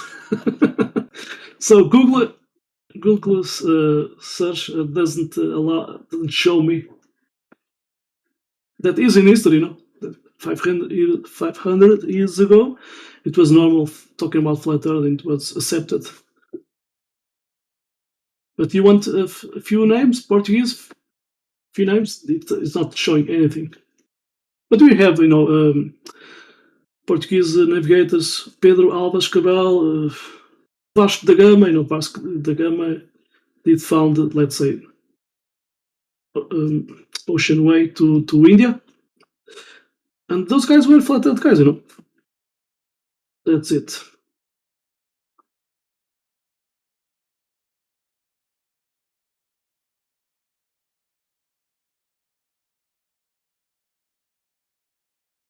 At that time they were, of course they were, using sextant and astrolabe, so they were improving, the techniques to get less errors. But I did read that the Portuguese, when they, were they want to navigate in the water, they did use. They had some tables from the Moorish. So the Arabs, they had, because the Arabs at night in the desert, they they had these recordings, those tables, because they could use at night the stars to go from point A to B. So that was amazing. So with that knowledge, they did use that to do navigation, and that was amazing. So when McToon and Matthew Lawrence claims that celestial navigation is not possible on flat Earth, but actually it is in history. It was normal. I did I did dig a little bit. There's a Portuguese navigation book, and it has a lot of tables with inclination to the moon. So very interesting. But it's old English, old Portuguese language, and some words I don't get it, but the type of letter, it's hard because it's I'm not used to familiar with that type of letter. So, but yeah, I did get a few things. Of course, they did use Polaris, etc. But it's amazing that there was a lot. I think 1 year and a half or 2 years with the tables, all the months, and the declination to the moon.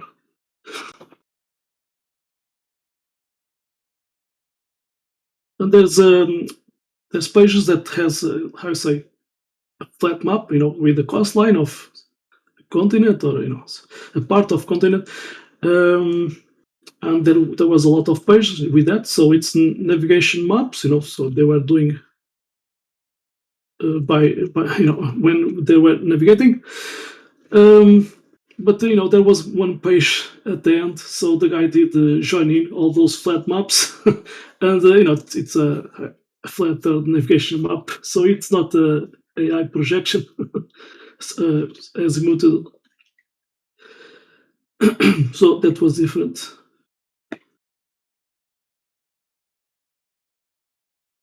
That was from 1540.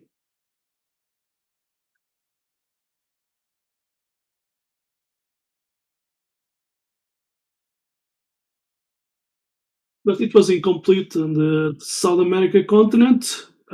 So let's say part side of west coastline, it was not accurate. But anyway, just navigation map.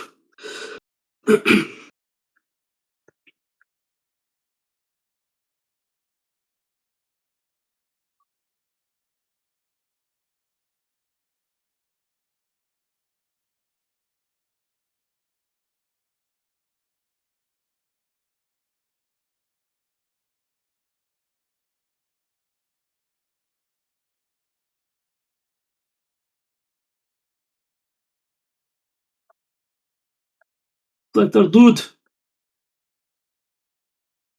left.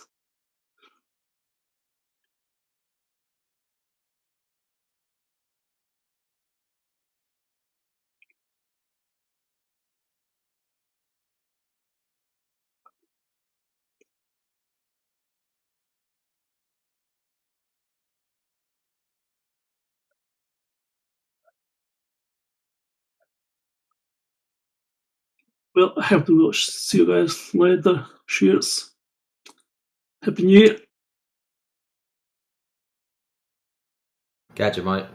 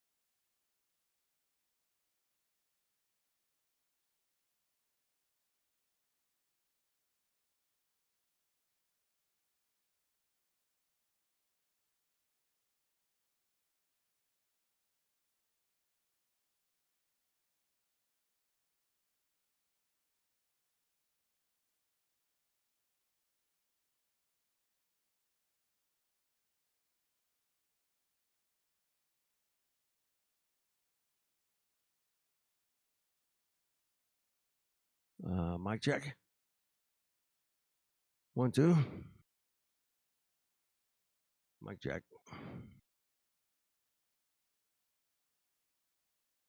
Happy New Year. Whatever. And a Merry New Year to you. Migo. Anybody? Yeah, what's happening, dude? Happy New Year to you. What's up, baby? Has anybody ever heard from Dave Hinkle? Dave Hinkle. Missing? MIA? Anybody? As of recently, no, maybe in the last few weeks. Yeah, maybe been a couple of months for me. I don't know. I usually hear him. True, right? In the last month, I'd say maybe once. All right, just checking. All right. I left him a message, DM'd him. Haven't heard back. So anyway, that's kind right of on.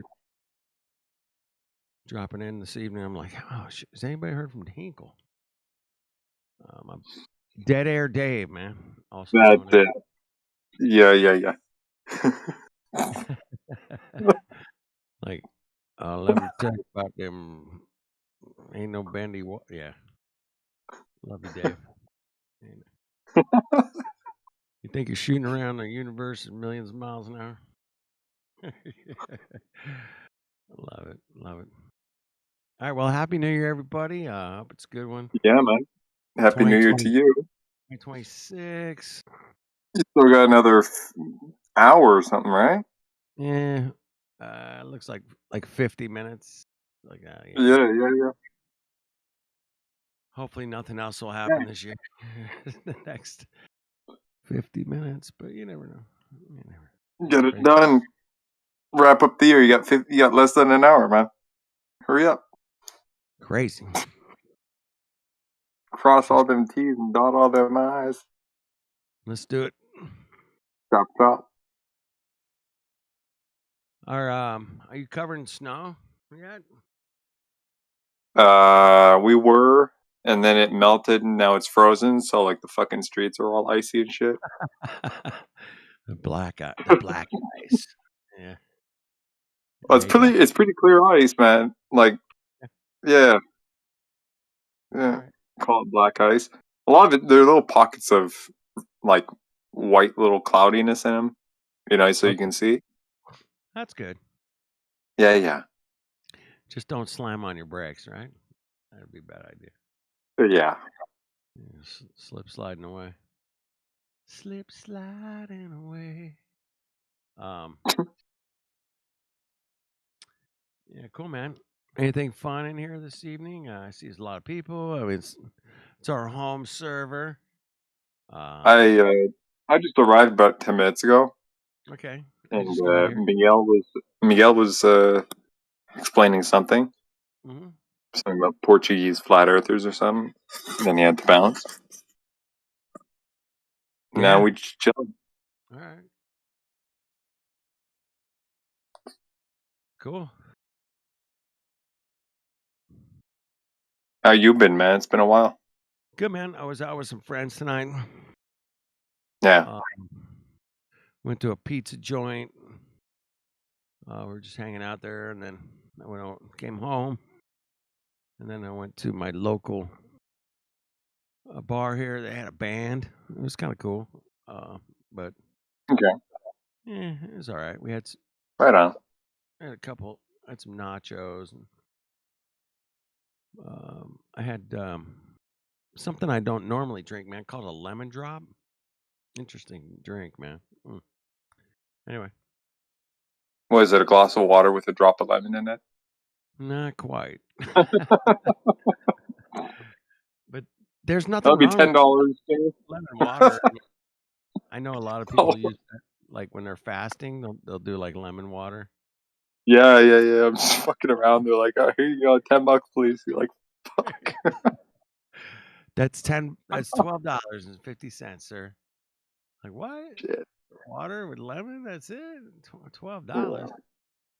Yeah, that's kind of crazy world, man. Yeah. Things are expensive, but I don't know if they're that expensive. My goodness. I mean, even like $3, $4 for like a bottle of water, man. Right. You know, I mean that's Canadian, right? Still, fuck, $4, $3.50 for a bottle of water. I went to a Christmas light show. You'd pay to get in, and then I get there, and I'm like, I get some waters for everybody, man. There was $6 of water, dude. I was like, fuck. You gotta be kidding me. $6. That's like $8 up here, man. Yeah. Holy shit. Crazy, bro. I blew my lid, man. I'm like, this is just, something's got to give. Something's got to give. And the place was packed, and people were lined up to get it. That's the weird thing. I was like, where's all this money coming from, man? How do these? I mean, that's credit. You know, it's credit. Visa, swipe, tap, tap. Just give me just give me a plastic cup. I'll go outside, grab some snow, let it melt. Something. And like, I'll take the risk, you know? Like, I'll just drink whatever. Fountain. There's a fountain. Okay, that's good. There you go. Drink that. Oh, Kingsley. Jesus Christ. Are you playing in the snow? What the hell was that, man? I think he's blending a margarita. Sounds like he's crashing our car or something. Kingsley. Break too hard. I don't think I can hear it. I don't think I can hear. I'm gonna put him on server mute. Oh, I can't. Fuck.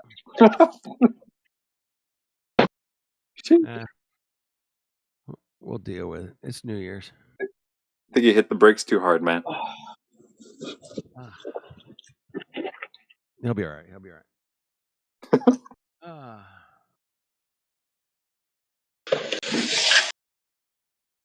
Anyway, this.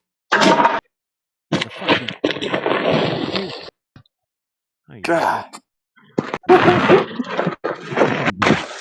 Help me out.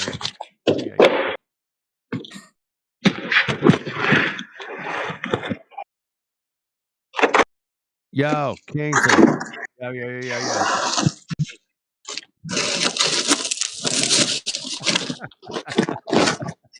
God. We're live on air, folks.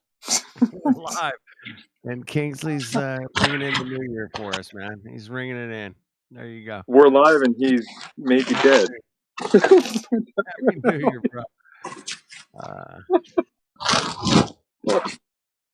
Is there any mods in there by chance? Yeah. Nah. Not a one? Okay. Yeah. Help us out. Best moments of 2025, Flat Earth. I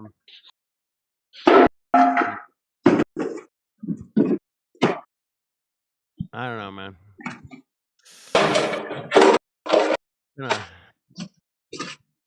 At least we know we have hands, man. That was one of my takeaways. Right. The reassurance that we have hands. I do like that. That's good. Remember that? You know about that? Did you hear I've heard that. How do you know he had a hand? Okay. Yeah. I remember that. I'm like, well, if he's not sure, it makes me more sure. Fucking crazy people. How do you know you're, drinking water? What? Because I'm thirsty. Yeah, you're thirsty, dude. Yeah. Let me see. I'm thinking, man. This is like a good question. I am really flattered. Moments 25. I don't know, man. There's been a lot. I think. Oh,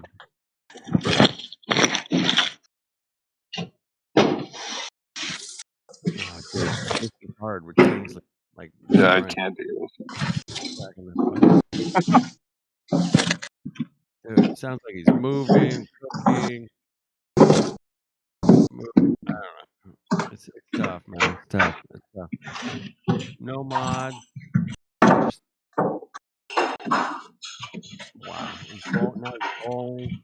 I'm like, help. Bowling. Does that sound like bowling? Maybe. I don't know.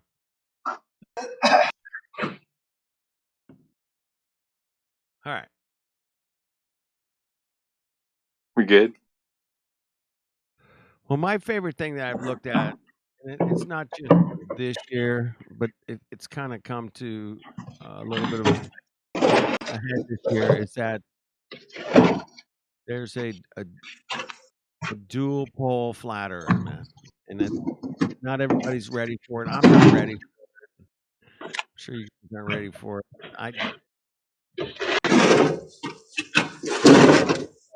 It does make sense in a lot of ways, but there's still a lot of stuff to figure out. I'll just keep digging through the drawer here till I figure it out. And once I dig through the drawer, Kings, thank you. Thank you. Whoever did that. Thank you, brother. Thank you, man. Probably Matrix. Thank you, brother. What's up? Side down. Happy What's New up, Year, side dude. down? Not me. Exactly. I don't drink that much. Exactly. Don't you be doing that. I heard All the best for the new funny year, meme. mate. I saw a really funny meme today. It goes, "Hey man, make sure you clean your toilets today because your face might be in there tonight." I was like, yeah, a lot of people do end up in the toilet on New Year's. You know, what are you gonna do? You know, you might want to clean your toilet. That was pretty funny. Anyway, I haven't hugged a big telephone in a long time, man. I'll tell you that, man. I know my limits. I'll keep it short. I'm gonna back Hug out. the big telephone. I've always called it you're driving the porcelain bus. Driving the porcelain bus. There you go. Yeah, it's been decades since I've driven a bus on the porcelain, or made a call on the big telephone. Yeah, it's been a long time, but it happens. You know, if you mix the wrong things, you can get sick real easy, and a lot of youngsters do that. I did it when I was young. You know, it was like mixing all kinds of stupid shit. Not a good idea. Not a good idea, man. Anyway, best flat Earth moments 2025. Again, back to the something I've been looking at for the last few months, but actually the last probably like 5 years we've been looking at it, but trying to figure it out. But it looks like we might have something to present here next year.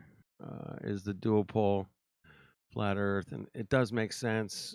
Electromagnetic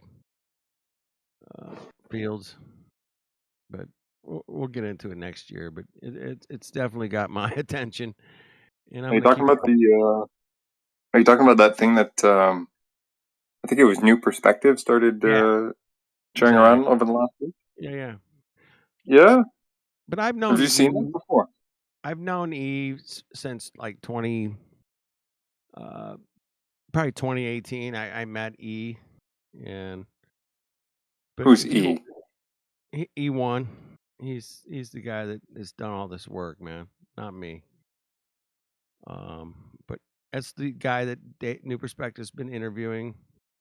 Oh. And there's tons of videos. There's like probably like 7 or 8 hours of videos of different people talking with E1, and I just call him E. I've always called him E. And go on New Perspectives channel. You can see the videos. You can see the interviews. You can see him talking about it. You can see how he came up with where the land masses are versus where the stars are, and how they kind of put the globe together, and how he's trying to put the dual pole flat Earth together with the stars as well. And it's super interesting, and I think it has a lot of merit. Has a lot of there's a lot there that definitely works. It definitely works. You can be in Australia, get the sunrise from from the east, southeast, on this day, on that day, every day. Yeah, and it works. Sunsets, sunrise, stars. It seems to work. Yeah, we got to go out and test it. That's what 2026 is going to be all about, man. We're going to go out and test it, make sure. But it looks good. Looks really good, man. We'll check it out. Not going to buy it 100%, but I think we can use it for sure. It works. Are there any critiques on it so far? Yeah, man. If you go listen to, I think New Perspective put up a couple videos. Maybe Ruhif, a couple other Mongos came in and tried to look at it. So I don't know, man. Go check out New Perspective's channel. There's probably like 4 or 5 videos on there right now that are talking about it, going through it with different people that we all know, different flat earthers, globers. So yeah, it's out there, man. I'm not even through all of it, bro. I can't sit down and watch 6 fucking hours of video. I got to break it up. It takes me a while. I'm working. Yeah. I got life. I got family. I'm dealing with stuff. I gotta go shopping. I don't have fucking like. I'm just gonna sit down for 6 hours and watch this. And no, that's not gonna happen. I have a hard time. Some people say they can like binge watch a whole series of shows, like I don't know, whatever, Breaking Bad or whatever, in a weekend. I'm like, how the fuck do you watch 57 hours of shit on a weekend? Like, I mean, it's like that's impossible. But some people say they do it. It's called binge watching, and I'm like, I can't binge watch things like that. I gotta break it up, think about it, come back, kick it around a little bit. I call it, I'm gonna smoke on that one for a minute. Let me think about it and come back to it. But it's different when you're dealing with real reality, star, sun movement. We got all the celestial movements. Those things are pretty damn accurate, man. Celestial movements. And we got to put that and try to figure out where we're at. And it's like, obviously, there's been a lot of things that have come and gone. The AE map and only the sun moves, east to west. Yeah, that's it. Everything moves east to west. But there's a lot more to it than just that alone, man. And we're going to figure it out this year. That's why I'm excited. I think that's what came out of 2025 more than anything for me. It's like we're going to go into 2026 looking at some stuff maybe we haven't kicked around yet. We really haven't gotten into, but we'll hit it through the new year, man. We'll see what happens. But so anyway, that answers the question on the table. It was asked in the chat there in the headline. New Year's countdown, best 2025 FE moments.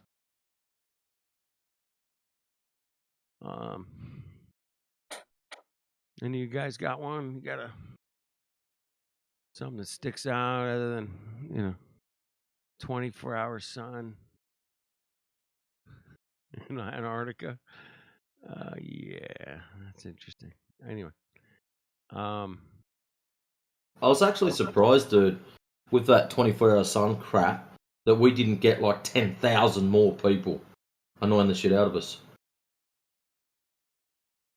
Well, Like that, after it happened, I expected every second knuckle dragger that knows how to I don't know, breathe oxygen, who thinks he's some kind of expert groundologist, to drop in here and tell us, "Oh, you flavors are dumb. 24-hour sun prove Earth round." And that's what I was expecting. Wave upon wave of these zombies just coming in here, dumping dumb shit on us, repeating the same old thing. I can't believe it didn't happen. I'm just gobsmacked with that. Well, I wouldn't say it wasn't 10,000. It was probably like 10. Yes. What? It was very many, bro. I listened all year long. I'm like, I had like 10 people go, "Well, what about the 24-hour sun in Antarctica?" That's about it. Like, I was expecting waves of them, like in Politics Channel. You just deal with one, he leaves, and then the next one comes in. What about the 24-hour sun? You finally deal with him, you get rid of him, then the next. That's what I thought it was going to be. Just endless idiots repeating the same thing. Yeah, it didn't happen that way, but No. I do still love to listen to people come in and that really don't know the globe talk about how much they love the globe and how, everything works and they know for sure, and you guys are stupid. Or us guys, whatever. I'll put myself in that same category. Like, oh, you guys are just stupid. I'm stupid because we think the Earth's flat. Like, wait, I don't think it's flat. We measured it flat. Flies flat. Sails flat. It's navigated flat. Water's level. I mean, we can go down a list and list and list of why it's flat, but nope, it's a globe because because I don't even know that it's a globe because I don't know anything about the globe because that's why I know it's a globe.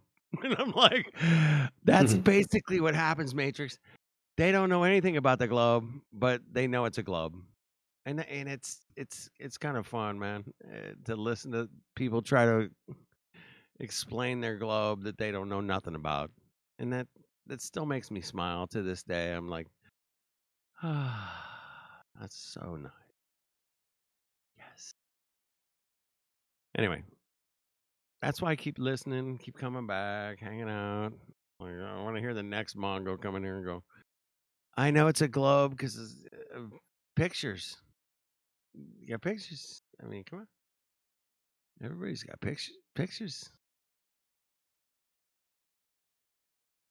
What about the ISS? And what about sunsets? I mean, God, it has to be a globe because you have sunsets. I mean, there's no other way it could happen unless it's a globe, unless it's a sunset.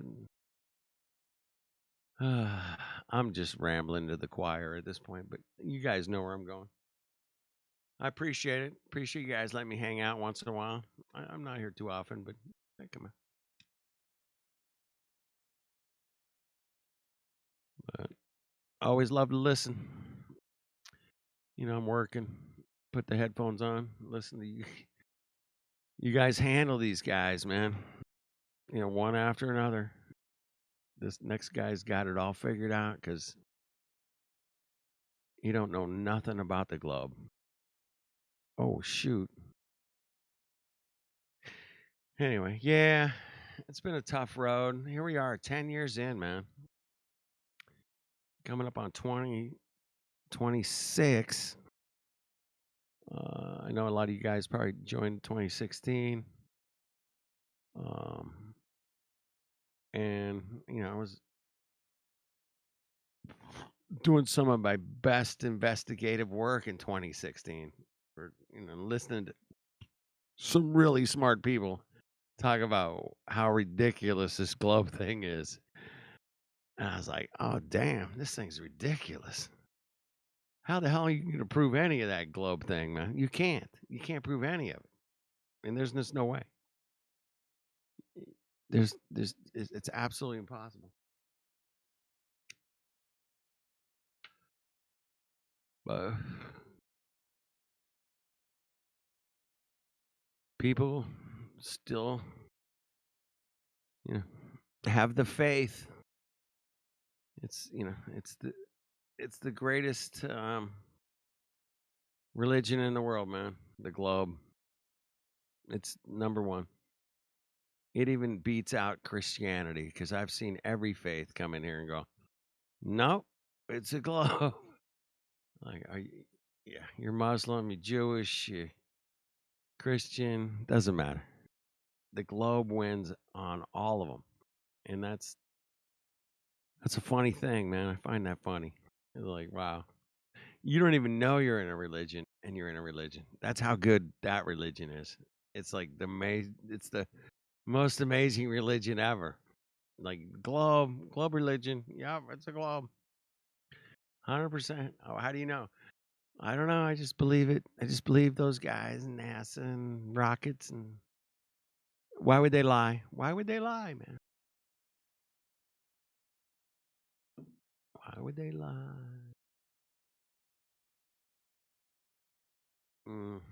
Anyway, it's been an interesting year, and it's been a tough So year, who man. Me who personally. was your favorite meltdown for the year, dude? My favorite meltdowns? Damn. I heard about a really good meltdown recently, but I didn't get to hear it yet. Damn. I think it was Ruhif. I think he melted. And it was like, oh, shoot, man. Oh, I got to hear that one. I don't know if anybody got it on tape, but a few people were telling me about it, how he just melted. But anyway. I was listening on YouTube the other day, and it was really quiet in here. All of our channels are super quiet, and I thought I'll listen to the Earth Awakenings. I'm not going in that channel, but I'll have a listen to it on YouTube. Sure. And here's Ruhif: refraction, refraction, refraction, refraction, refraction. This is all refraction, and it's like I must have heard that word 20 times in one sentence. Right. I started to twitch, man. I think I lasted about 2 minutes and done. Done. And they were talking about the black swan. So isn't that interesting how after all these years, that one photo still pisses them off to no end? Yeah. Yeah, wait till they get... I love it. Wait till this year, man, when they get this dual pole flat earth, man. They're going to really fucking lose their shit, in my opinion. You wait till we start hitting them with some more infrared photography. Well, oh man! Shout out to Jay Tolan. Thank you. Yeah. Pull your finger out. We want your software for working out the distance to things. I mean, if you watch Jay Tolan stuff and you're like, okay, this guy's full of shit. He doesn't know what he's doing. I mean, you're gonna see like 800 miles, 1,200 miles. And it's like, oh shit, 1,200 miles, man, is like, that's a third of the radius, bro. Right? There can be all kinds of curvature, and they're not. There's nothing. There's nothing, man. Refraction. Refraction. Just refraction. Magically lifted it up. Gravity's their other little, magic word too. Gravity. I heard. I'd have. Oh, Yeah, I was just gonna say quickly. I'd have to hear this Ruhif thing. I don't think I've heard him speak before. Oh, haven't you? Oh man, No. you're gonna want to jump through the computer screen and bite something. Seriously, Fuck me, man. I mean, the way that you presented it, though, is that really a meltdown, or is he just like a broken record? It's just a busted ass record. Actually, Jedi would have heard him quite a few times. Jedi, could you summarize Ruhif for 20 for us? Ruhif. One word.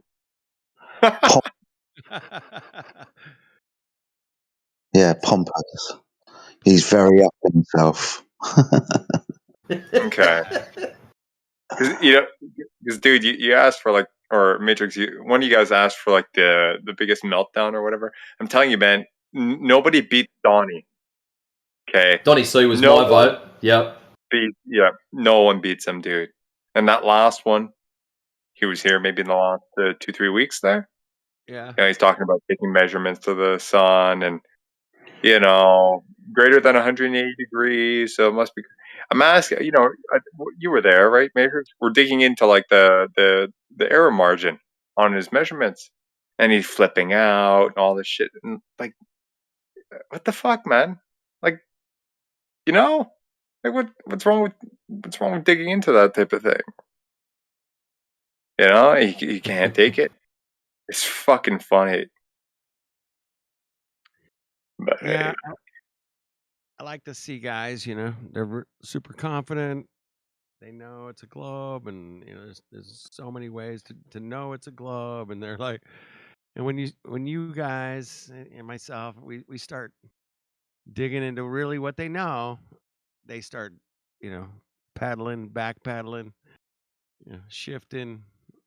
It is kind of fun, man, to see that. I mean, there's many examples, throughout the year that we could probably bring up, but if you guys got something specific, man, that'd be fun to talk about. But yeah, it is always. That's why I'm still here, man. That's why I'm still listening and going, hey, man, what does this, the guy, works for NASA or whatever. What does he got that can really prove it without a doubt? Well, I got computer data and I got this and I'm like, oh man. I heard some guy today, man, go, well, I can't verify the Earth's a globe unless I scale it up to the size of the globe. That's the only way I could do it. That's it. I gotta go out. It's gotta be big, so huge. And that's why satellites stay up, because the Earth is so big. Satellites just stay up there because, it's gravity. It's this magic thing that holds a satellite spinning around the Earth that weighs 2,000 pounds. It just magically floats up there. Is there any other explanation for that whatsoever? And I'm like, yeah, there is. So, yeah, let's get these balloons. For sure, 100%. Balloons will do it. Do exactly. We'll float shit above Earth. Guaranteed. 2,000 pounds. No problem. But, he wasn't having it. I don't know why they're asking us. Right, I can just go to NASA's website and NASA will tell them all about the technology that keeps the things up in the sky. Like you said, balloons and stuff, right? But they don't need to ask us. They can go to NASA. There's something called electrodynamic tethering, but they don't need us to explain that to them. They can go to NASA.gov and they'll tell them directly about how satellites are kept in the air and how they gain energy and propulsion from the electrodynamic environment. They don't need to ask us. They can go to NASA. Yeah, dude, they could go to Google and look up electrostatic tethering for sure, 100%. Yeah, they don't want to. Just Google it. Yeah, don't believe us. Don't believe us. Sure. Yep. no, I never looked into detail into the balloon thing.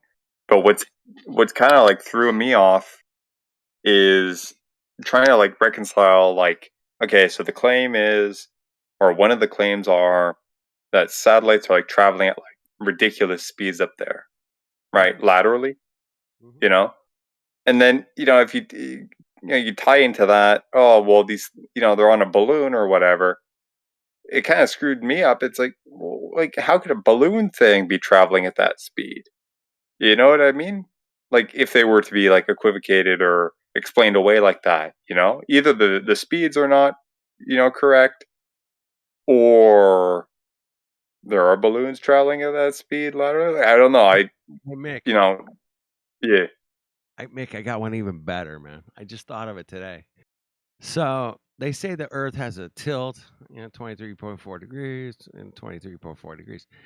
But yet, in their model, they have what they're called geostationary satellite. That means they stay with the Earth's spin exactly 24 hours. They stay in the exact same spot. They're 25,000 miles away. They spin exactly with the Earth's spin. Now, if the Earth tilts and it spins, wouldn't you have to tilt your satellite dish like a little bit? Right? Think about that, bro. It just came to me today. I was like, fuck, man. I mean, what? How do they account for the tilt?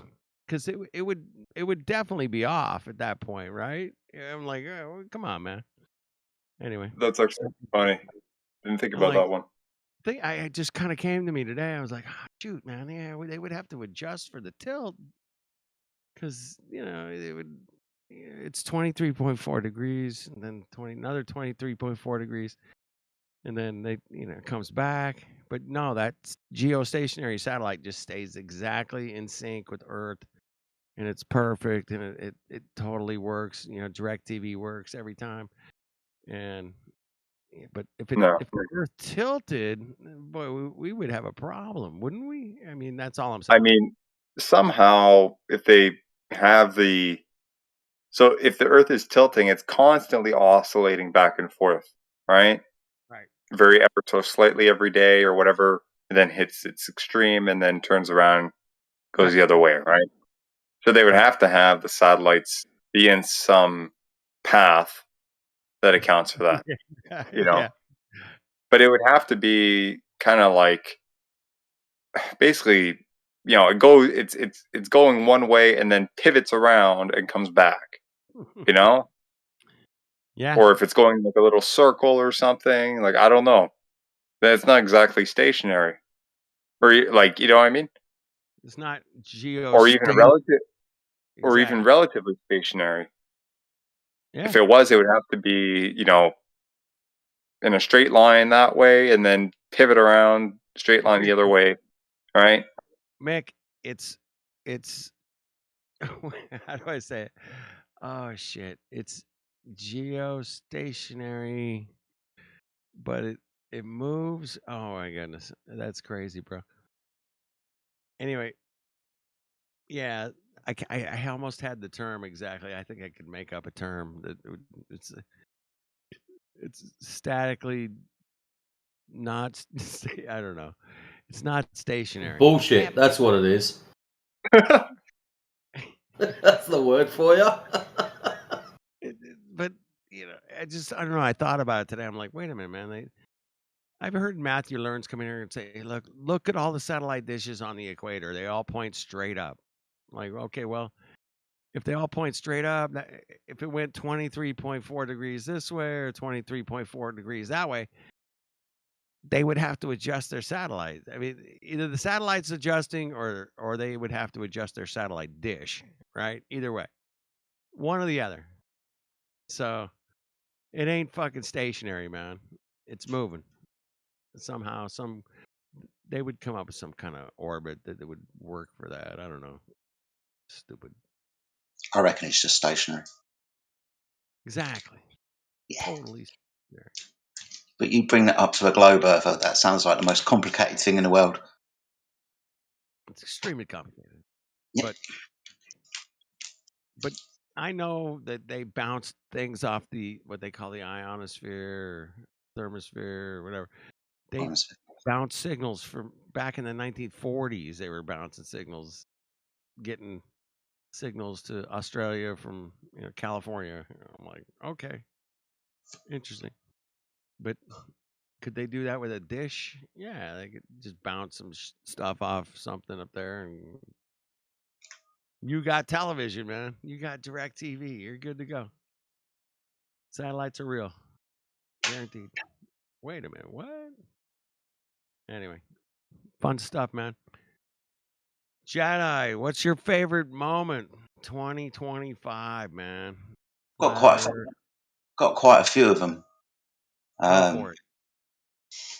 But specifically, I'll give you the specific. Otherwise, it's just individual arguments and things that make me laugh. But specifically, the talking about triangles and how that's changed over the last year. I think that's been really interesting. Like speaking to flat earthers and some of the meltdowns that some flat earthers have had with regards to what a triangle is and so on. So I think that's been interesting. With the horizontal baseline? I mean, Yeah. Do you want me to explain it to you? I'll try and keep it simple because there's two. There's what a triangle is and what south is. And those are the two things that I found really interesting. We can speak about meltdowns, and I agree that Donald C is probably one of the funnier meltdowns throughout the year. He's got worse and worse. But interesting personal things for me because it's affected how I've changed how I see the world. Yeah, what a triangle is and what south is. I think they're the most important things for me. With regards to what a triangle is, a celestial triangle, right? When we're using a triangle for celestial navigation, the consequence of calling it a true right angle triangle is there are distances along the lines of the triangle where the vertices meet, which gives in celestial navigation a height and distance to the star. Within celestial navigation, we know that there's a phenomena where we raise in altitude, but the angle to the star doesn't change. That means the star can appear in multiple, infinite heights above the surface of the Earth, for example. So this means that this right angle triangle is not a true right angle triangle, right? When we say that the two imaginary lines, let's say the opposite and the hypothesis, the hypotenuse that meet at the star, that's an idealized form. It's not a good idea to reify this idealized form into a true reality because by consequence of this, we claim a height to a star or the sun. It's not the same as a terrestrial object where we've got an actual height of a tree or a building or a mountain, and we can use a right angle triangle because what we want to use the right angle triangle for is to denote its height above sea level or its distance from us, for example, or a simpler way of doing it if we just want to survey the land. But these can be attributed as true right angle triangles. A celestial triangle is not a true right angle triangle because it doesn't have length of two sides. That's the hypotenuse and the opposite. So that's why I found that interesting. Some people really melted down about that, and I don't understand why. I just want to be really clear on the terms that we use, and some people want to run around telling everybody that they're true right angle triangles when they're not. Do you want me to tell you about the south one as well? Yeah, I do. Yeah. Okay. If we define if we define south as we define north, that is a point on the ground directly underneath the point of celestial rotation. If there are two, a northern one and a southern one, that means by consequence there is a north pole that we can stick in the floor and a south pole that we can stick in the floor. This means that when I'm at north, I'm holding on to the pole or it's at my back and I'm pointing in every direction away from that pole. There's only one direction that's going to lead me to the South Pole, right?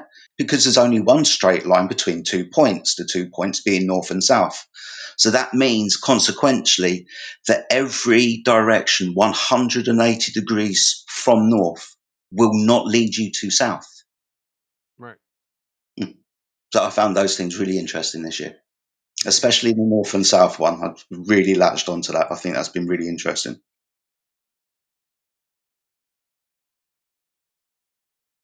Some people. I still got to explain the right angle triangle one to me again.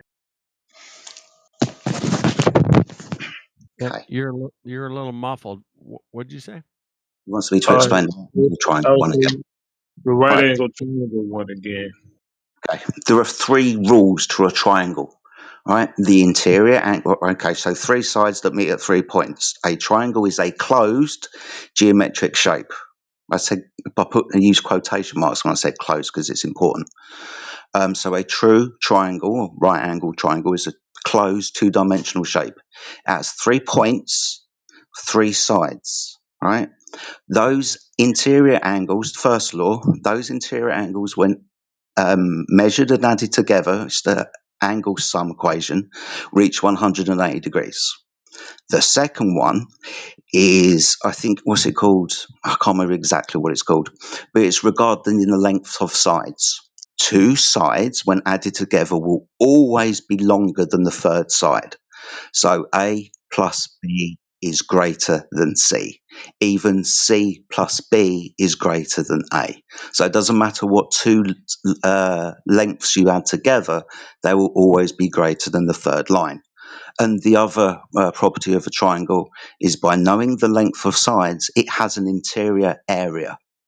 Okay, so you can use mathematics to figure out the interior angle of a triangle by turning your triangle into a square, figuring out the area of that square and halving it. This is, again, another law of a triangle. So the second one, which is the triangle line inequality law, which, as I stated, is two lengths of side is greater than the third. So to fit the definition of a true triangle or true right angle triangle, it must abide by these three rules of a triangle. Within celestial navigation, the height of the star, the distance from the ground to the star, can be calculated. Right? We can, using a true right angle triangle, give an approximate distance to a star, for example. However, this isn't a true right angle triangle because we can't close the triangle, because when we gain altitude, the angle always stays the same. This is different with terrestrial objects. If you're thinking about, say, getting the height of a mountain, right? First measurement at ground level, it's say 45 degrees. You gain altitude, the angle decreases until you get eventually to the height of the mountain and it's zero. With a star, with the altitudes that we can get, that angle never decreases with altitude. So we can't close the triangle. That also means that the opposite side is increasing in length as we gain in altitude. It's just pointing out the difference between a triangle and a true triangle and a celestial triangle. A celestial triangle doesn't fit into the definition of a true triangle because of the length of side and the interior area. Does that help? Yeah, I got to think Yeah, about that. what you speaking of basically because it's not getting the height to the celestial body, correct?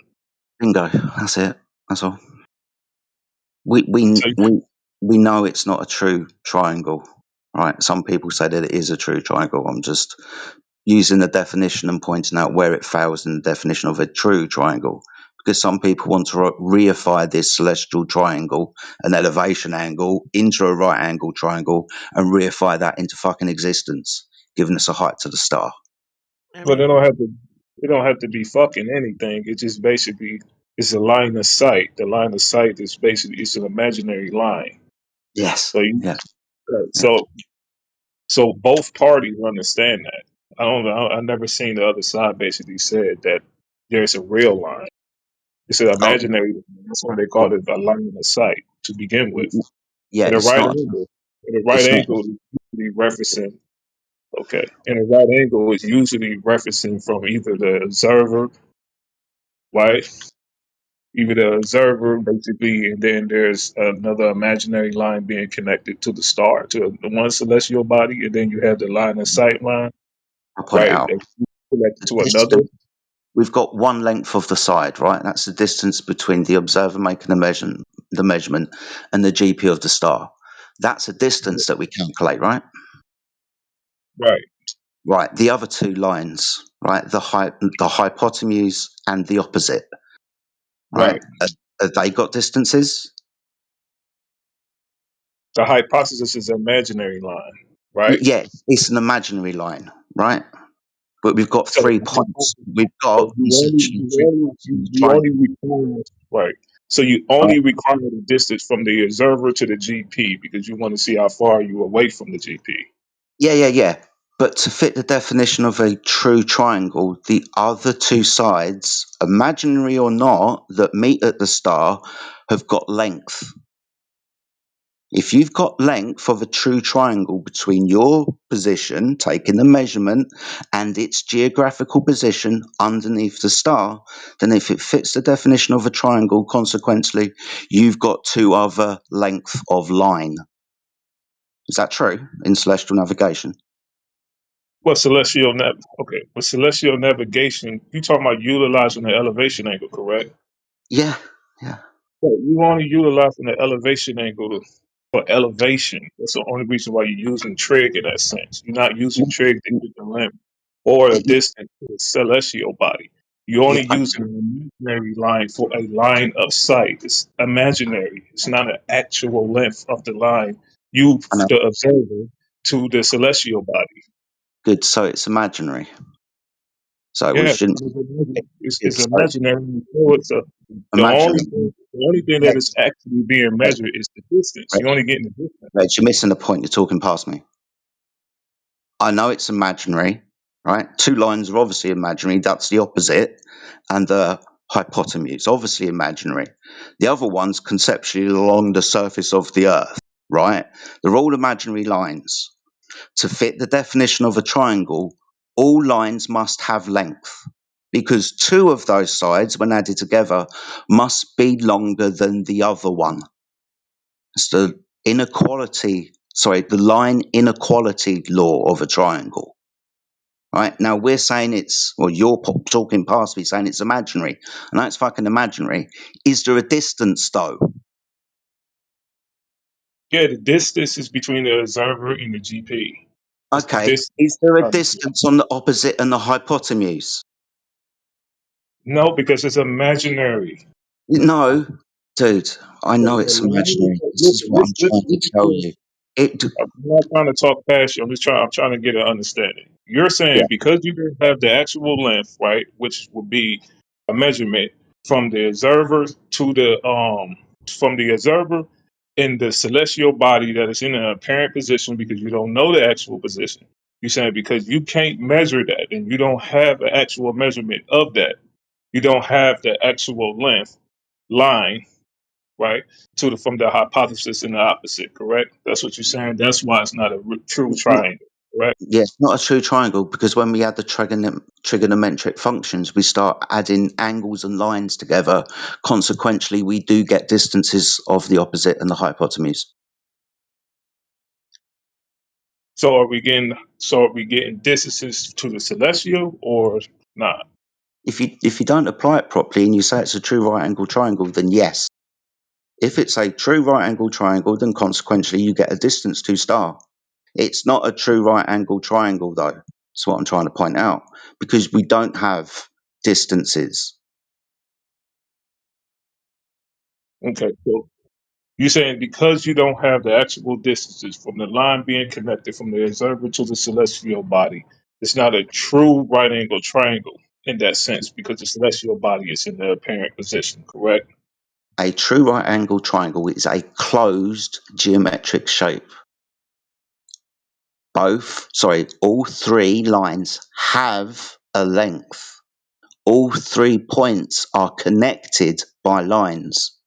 A celestial right angle triangle isn't closed because if I gain altitude, the angle doesn't change. That means the height of the star changes with my altitude. So the line, right? The line of sight. It's hard for me to explain it without like looking at it. So the line of sight that it's not Mhm. actually connected to the where you're getting degrees from. It's not actually giving you a length or a distance to the celestial body, but it is giving you a physical location from where you're standing to the GP based on the apparent position of the celestial body. Now, it's not that distance is not accurate because the celestial body is in an apparent position, but Yeah, it is still connected to the opposite because that's where the GP mathematical point is at.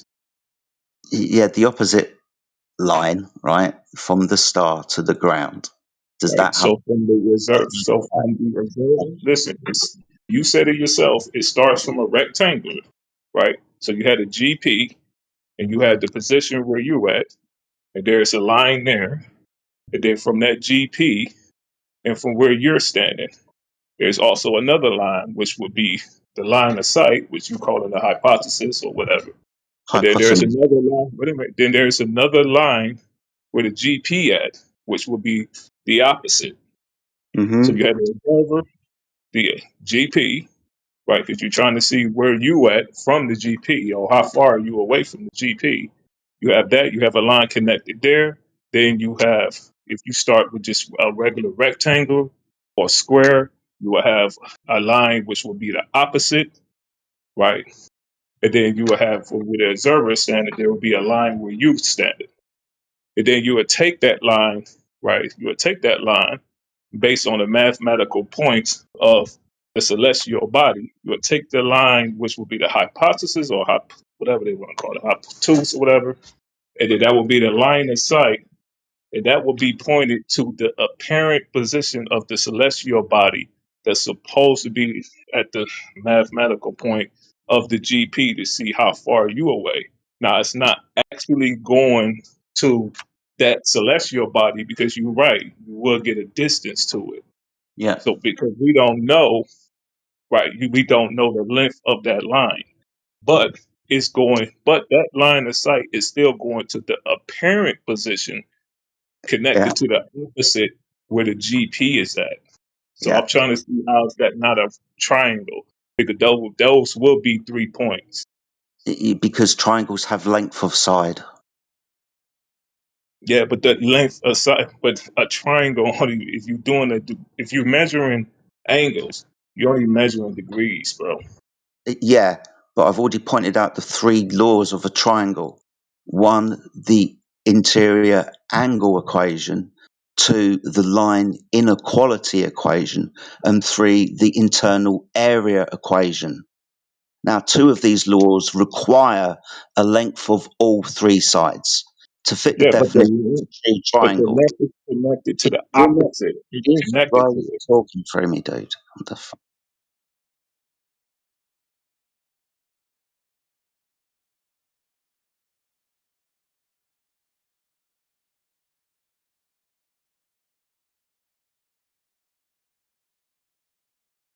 I'm here. I'm still here. I got knocked out for a little bit. What No, was you saying? there's 3 laws with regards to a triangle, right? The Got it. interior angle equation, the line inequality equation, and the internal area equation. 2 of those laws require 3 lengths of side of the triangle. Hmm. Do we have a height to the star? We don't. It's Good. an So apparent position. no, can't fit the definition of a true triangle because we're missing 2 lengths of side. Now, consequently, if we want to say this is a right angle triangle, then it will have length of side. Hmm. That means if it has the star has a true geometric location like the top of a mountain, as you gain altitude, the angle will decrease. It doesn't with celestial objects, it does with terrestrial objects. I'm just pointing out the difference between celestial objects and terrestrial objects because you can't close the shape. But you're closing in you're closing it in the sky. It's a sky measurement. Okay, so Actually, there's length of sight then. and there's not length of. You keep on saying there's length of sight. The star Okay, is in a position. dude, the length of side, that's the distance between you and the geographical position along the floor. There's a length of side there that you calculate after the measurement of the angle. So there's a length of side there. We're navigating the floor, right?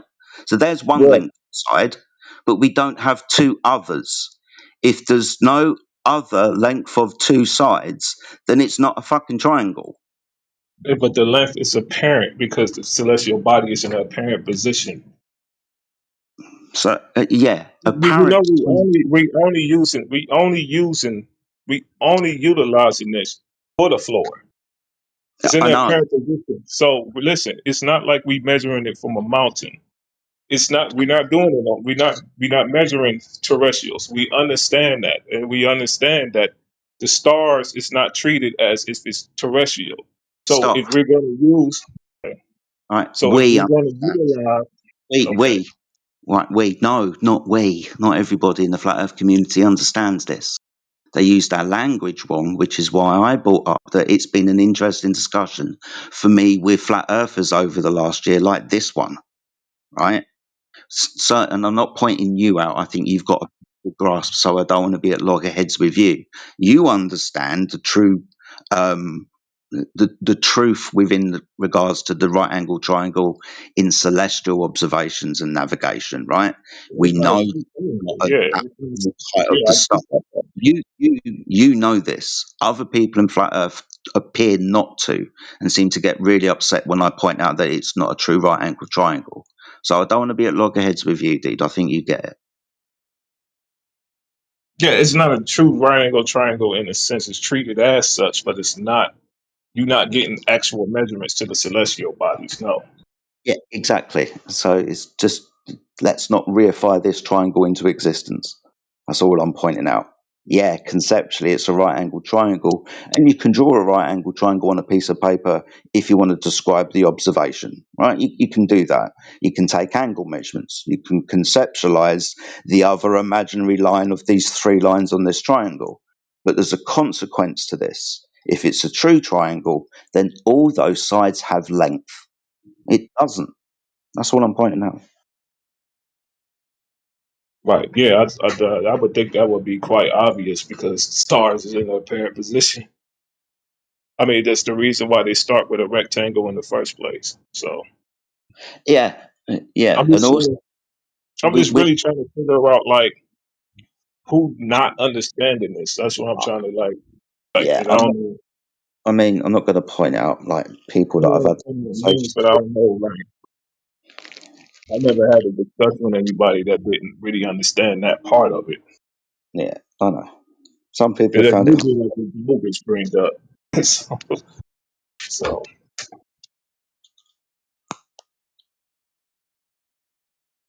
I mean, I remember back in the day, we used to bring this up to the Globers when the Globers used to throw that up in our face about celestial navigation and it proves the globe and stuff like that. That used to be one of the things we threw up in their face, like, well, it's not actually a triangle.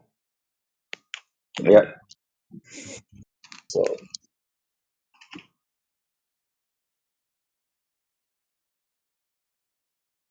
and I just think the one misunderstanding where they basically saying that you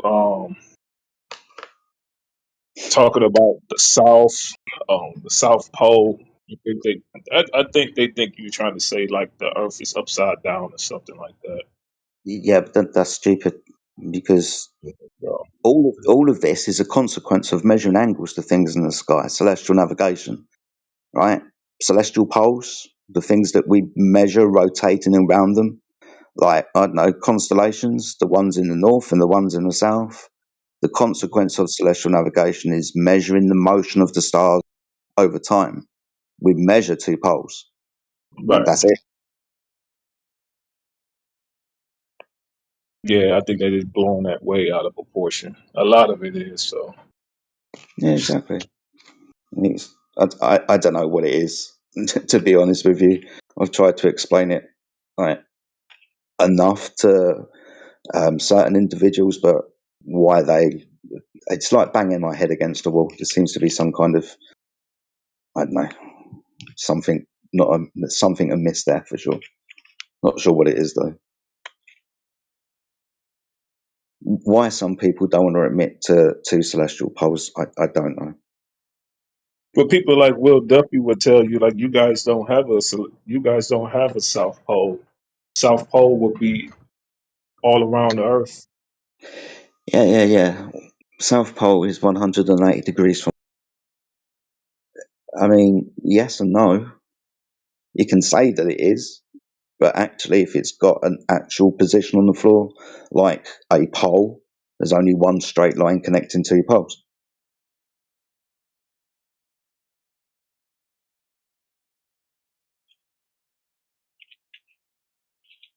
So he would say everywhere opposite from north would be the South Pole.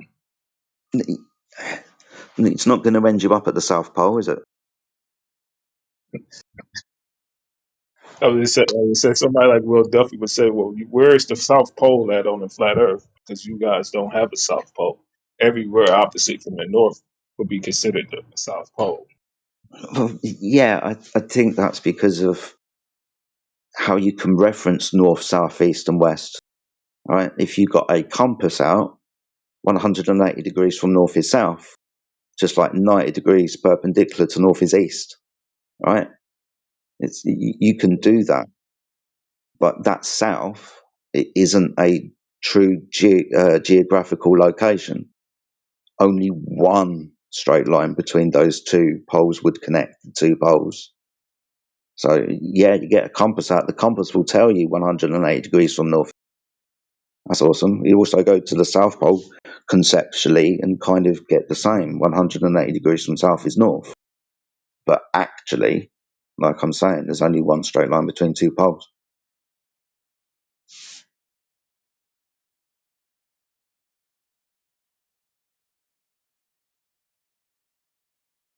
As far as the star constellations, one turning right, one turning left.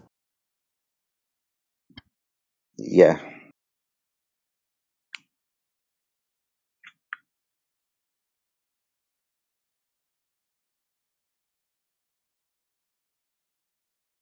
One might say that the Earth is actually turning and stars is not rotating at all. Yeah, maybe. I don't know. I don't think the Earth could be twisted in half.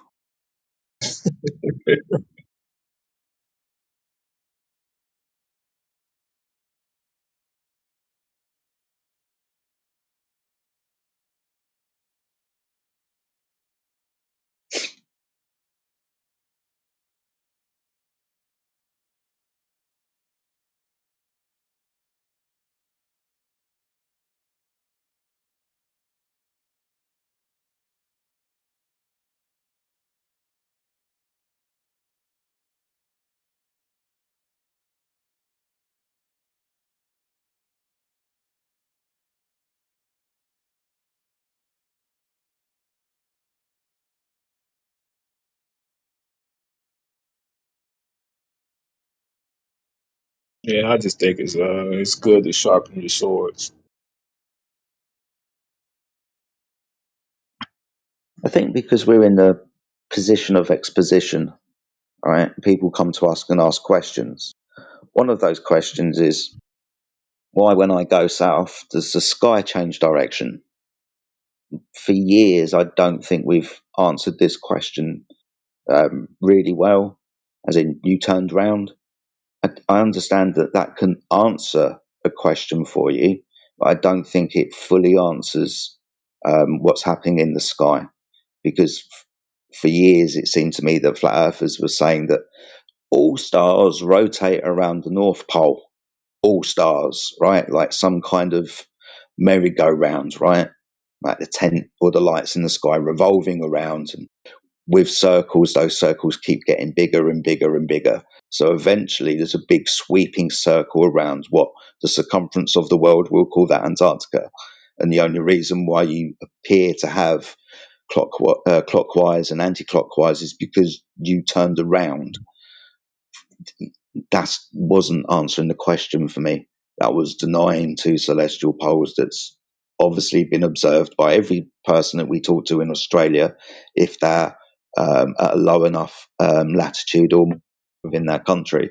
They all observe this, right? We measure it, like I said, it's a consequence of celestial navigation, measurement of the motion of the stars throughout the year.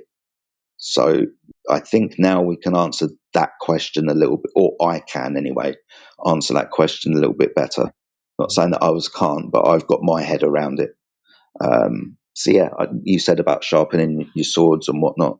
I think as a community, as a group, we've discarded old arguments and reevaluated and come up with better understandings and newer ways to expedite our position.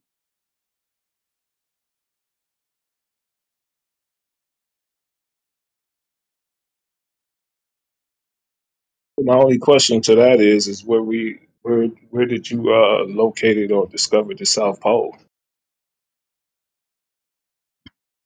Ask that again.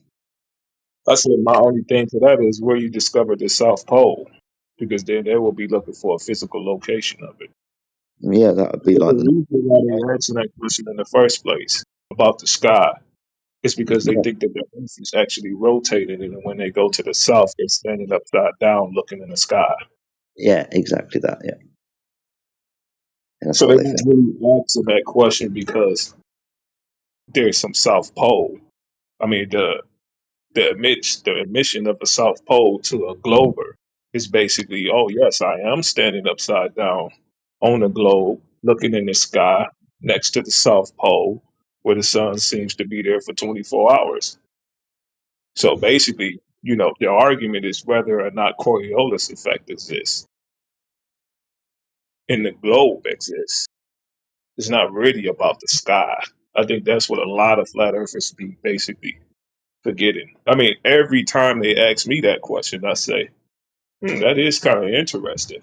So do you think that you're standing upside down on a globe and you think you're looking at the sky with gravity holding you there? Mm. Because that's really what you asking me. Really what you're trying to get to. So can you prove that first in this first instance? Because I think that's the perfect way to answer the question. Because if you're looking at the sky and you say you discover something like that, I don't really have to explain that. Because the point that you're trying to make is that this proves that you're standing upside down on a globe. So yeah, you have a radius value you have to prove independently. You can't use indirect reasoning to actually prove something that's supposed to be direct. And if you want to reference the stars and your location underneath the stars, as we pointed out, you're going to be taking elevation, vertical angle measurements, and the horizontal as a muffle angle measurements, right? Your direction, north, south, east, or west, and the elevation of the thing in question, the sun or the star or whatever. So all of this is a flat Earth, because all you're going to do to measure and describe this is angles. Right, the sun above, looking east, 90 degrees, whatever it is, they're all angle measurements. So there's no way that somebody could tell me that this is happening on the sphere, because that's not what you're going to be measuring. You're going to be measuring from a horizontal plane to get all of your angles from.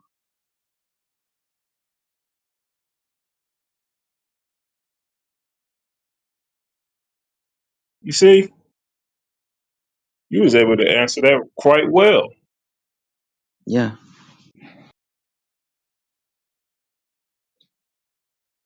It's all angle measurements, dude. It's just a consequence of those angle measurements.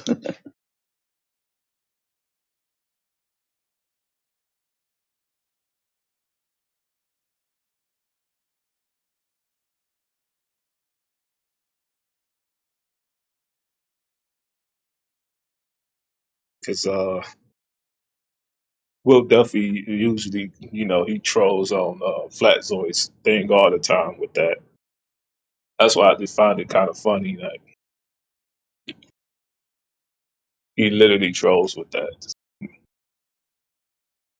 I'm like, well, you think that so this basically proved that we standing upside down.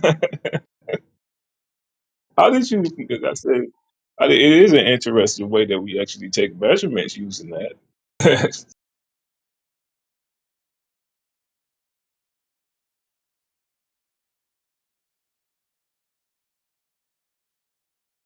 Yeah, interesting year.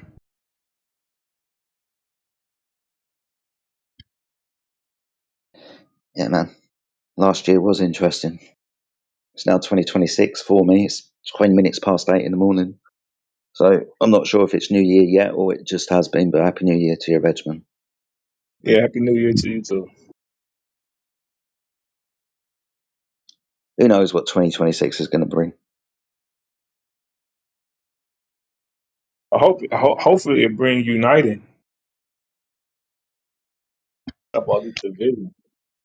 That's the dream, man. That's the dream. I don't know. I've kind of come to realise that people are caught up in their ego sometimes. and their biases. And one of the reasons I know this, Yeah, I that's have really,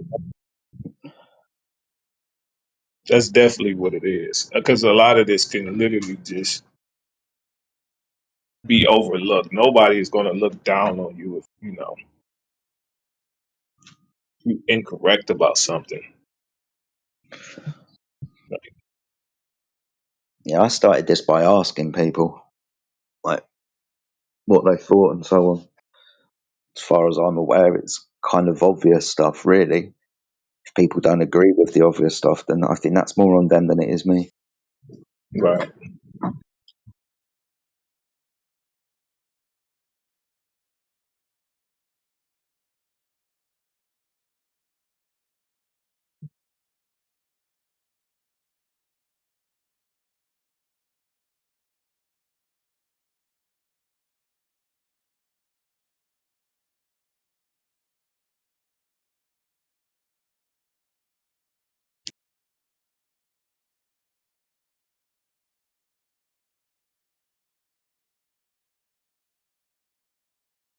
Wow, no Globers came in here yet. No.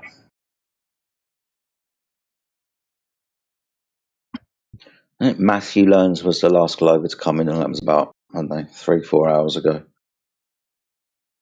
Yeah, but do he count as a Glober? He really don't say nothing. Just listen. I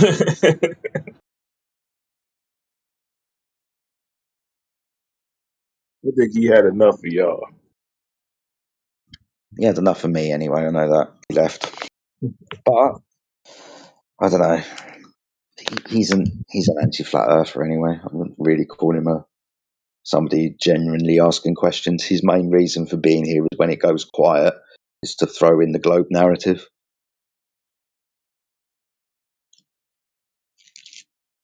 Or to add his 10 cents worth when someone new pops in. Yeah, exactly that. Yeah. Yeah, I think you guys broke him a long time ago.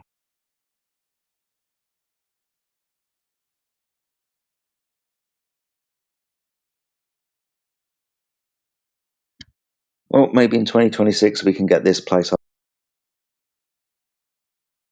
That'd be nice.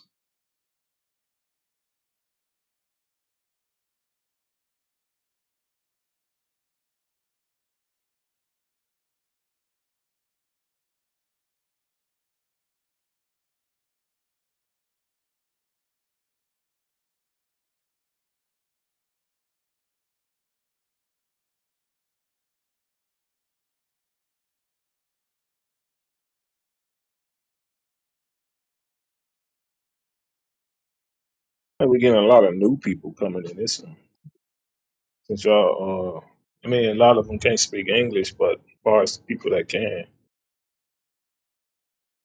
seem like they're more genuine than, the people that was coming on that politics server. Politics is a shit show, but even going on to the English hub, egos abound all over the place, mate. I understand it appears to be more reasonable there, and English isn't definitely most people's first language. But they do like to still. I say they, like all of them. That's kind of wrong. But still, a few of them like want to ridicule and pour scorn on us, and that ego battle starts inside them. That cognitive dissonance is abound everywhere, man. That's for sure.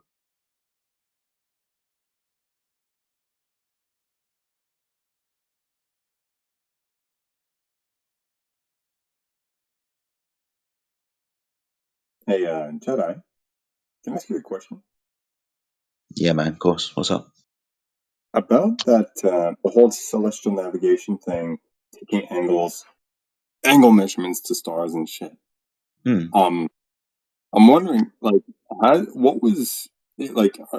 Are you privy to what, for example, what the highest altitude was where an angle to a star was taken, where they actually noticed, hey, above this position on the ground, where we also take the angle measurement to this same star, like what that altitude was, where they noticed the zero change in angle. Seems to be seems to be it. And I say this, it seems to be all altitudes, even inside aircraft. For example, the SR-71 Blackbird has a vertical celestial navigation device just behind the cockpit. It's basically a device that points directly upwards at the night sky. As far as I'm aware, there's the only angle that's considered at that altitude is the declination angle of the horizon, for example. But there's no change in angle measurement to the star at this altitude. So from approximately, 80,000 feet? I don't know about anything higher, dude. I'll be relying on like NASA and shit, but the highest celestial navigation device I know of is in the SR-71. Okay. Because it got me thinking, right? So let's say we were starting from scratch, bare bones, like no prior knowledge whatsoever, right? And we were taking an angle measurement to a star. And we applied naively standard trig and tried to obtain, like, distance on the ground, and then by consequence of that, oh shit, let's get a distance to the from the hypotenuse and the height, right? Mm-hmm. What do we normally get with that? Is it variable heights and distances, or like is that another issue with it, or are they pretty consistent values when that's applied? It seems What was it to like? Like 3,000 miles or some shit? Yeah, I was going to say around 3,000 miles, but I can only. Right, if we were to use that value, then I think everything would have the same height above the surface of the Earth, because we've got no real way of saying apart from using the internal angles and lines to figure out the other distances on the lines, right? Where we use the trigonometry. Right. Many people that we've had conversations with, like globe earthers and so on, say that we can measure the angle declination or the angle change of the sun throughout the day. The sun closer to the horizon will actually, mathematically speaking, be higher than it was when it was above your head. So there's a lot of variation around. Like I said, with the stars and stuff, you can make a claim to it, but change your altitude, and it's gonna change the ceiling. Is what I'm It's saying. only going to vary from the position you at on the ground. Actually, Yeah, that was my understanding up to this point, and I'm wondering, right? So in this hypothetical, right, we apply this. We naively apply standard trig. We obtain an opposite length, the height, right, of whatever 3,000 miles, and we assume all these things, like that this actually applies. I'm wondering, like, how high would one actually have to be to obtain, say, a 1 degree change in the angle measurement to the star? Like, let's say theoretically, mathematically, assuming it applies, right? So if the height is 3,000 miles, 80,000 feet, what is that, a mile and a half or some shit? No, it's further than that. It's about 10 miles up. Oh, excuse me, 5,000 per mile, or 5,600, right? Okay, 10 miles up. So that's only like what? What is it? A third of a percent the way between 0 and 3,000 miles? It's absolutely Right? nothing, is it?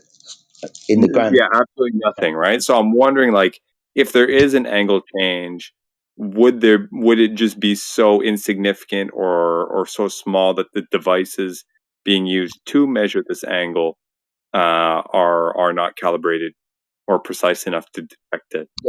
Yeah, that's a distinct possibility. We can't gain the altitudes above the surface of the Earth to notice that angle change because we're not gaining enough height considering the distance to the sky. Yeah, definitely, I could agree to that for sure. Right. But effectively, it's zero change. And even if it was, even if there was a change, we wouldn't notice it.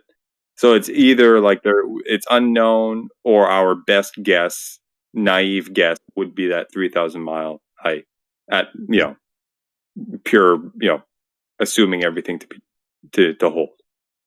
which we shouldn't do, but if we do, that would be like the go-to. The interesting thing is if you did the same observation with the same distance. Sorry, you cut out a bit. So repeat. If you did the same measurement for the sun and the moon, would they be the same distance? Hmm. Good point. Because I'm then not aware of that. Because then one would crash into the other, wouldn't it?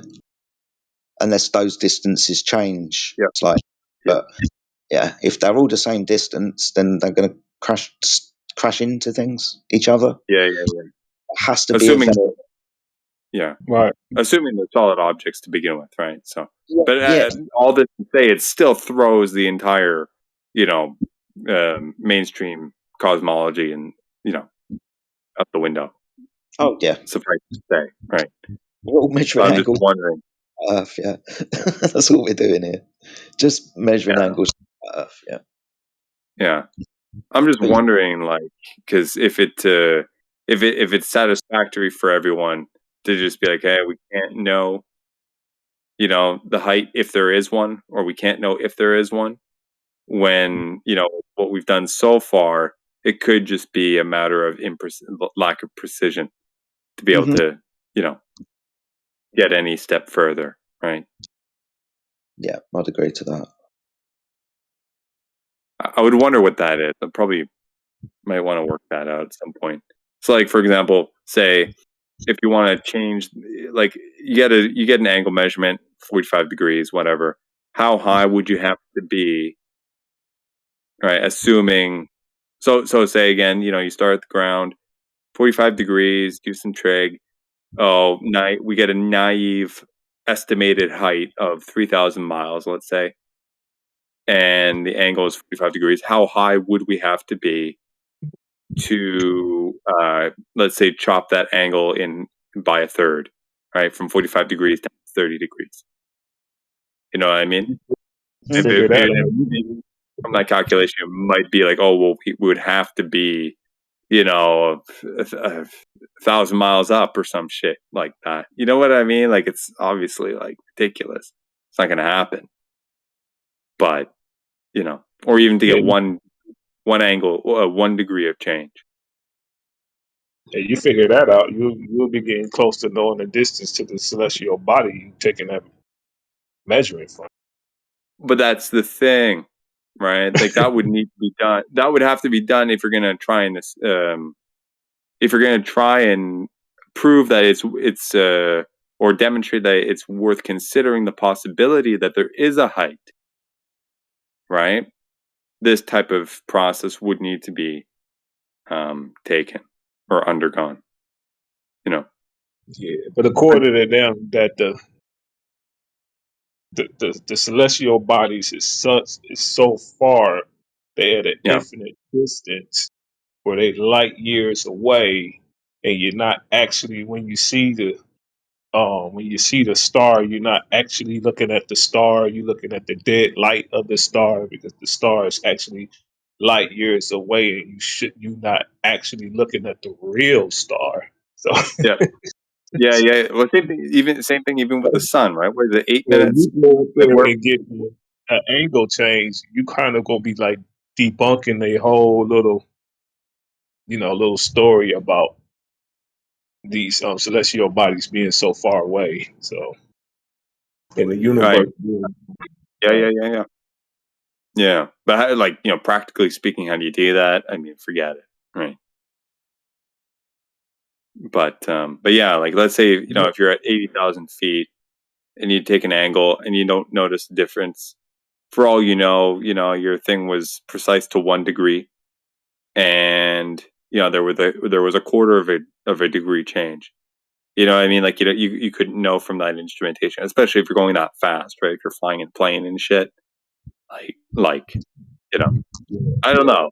I'm spitballing, but there's something about this that's kind of intriguing in that regard. Just off the top of my head, I think if we take angle measurements to stars and get distances, it gives us like the height of like all stars of the same height, I think is what I'm trying to get to. But I don't think that's the true reality of the situation. I think they're obviously in. I say obviously, I don't fucking know, but potentially with a three-dimensional environment, right? Like maybe the metallic flecking on your car paint, that type of thing, looks further away than it is. But it looks three-dimensional, holographic. I don't know, but I still think they have different distances in height. Some are higher from the Earth than others, I think. Right. I mean, and do we know if they all moving the same too? It's like, what do you mean? The sky is just such a mystery. I Yeah, kind of like to stay away from it. yeah, that is true. The only reason why we talk about it so much is because we're measuring angles from the surface of the Earth up to the sky. Right. Other than that, fuck it. Yeah. Yeah.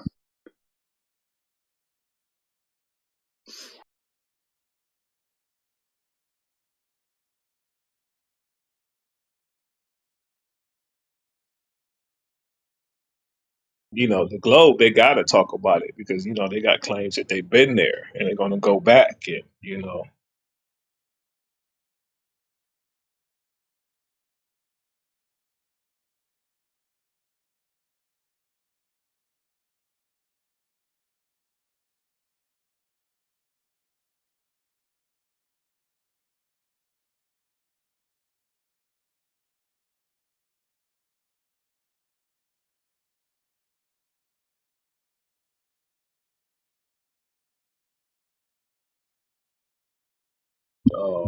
Neil deGrasse Tyson was talking the other day. He was saying that they discovered a planet that's made of diamonds. So it's like these people, they gotta like keep these stories going. So That's crazy. I like, mean, yeah, look, he said they discovered a planet with diamonds. It's the planet is made of diamonds. It's wow. just so it's like they gotta like keep this going. So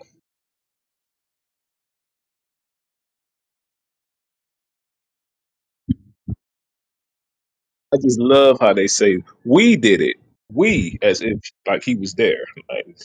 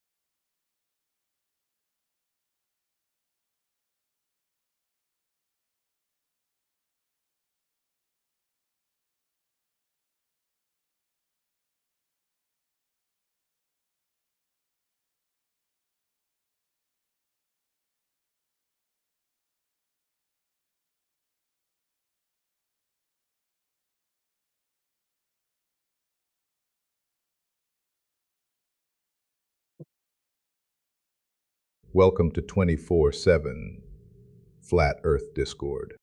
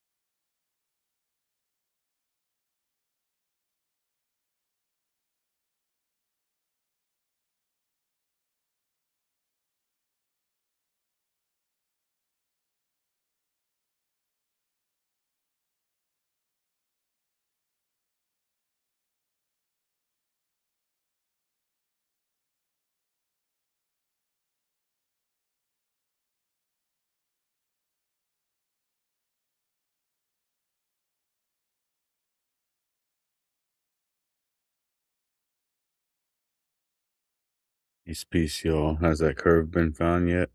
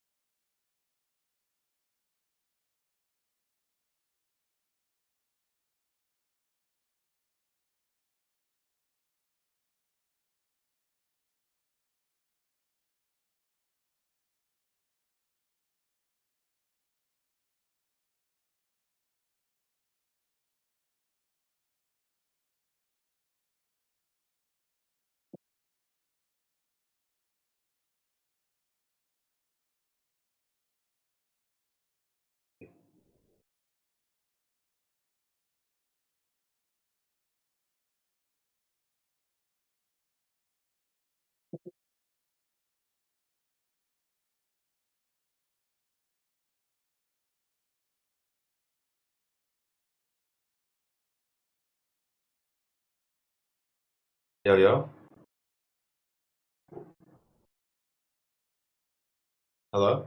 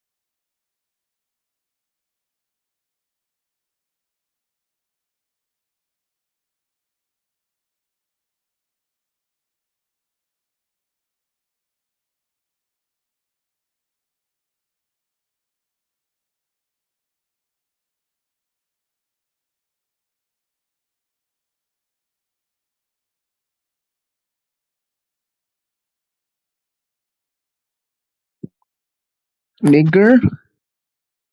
Nigger. Nigger. Nigger. Nigger. Nigger.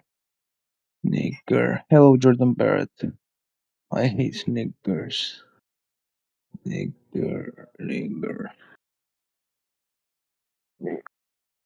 Nigger. Nigger.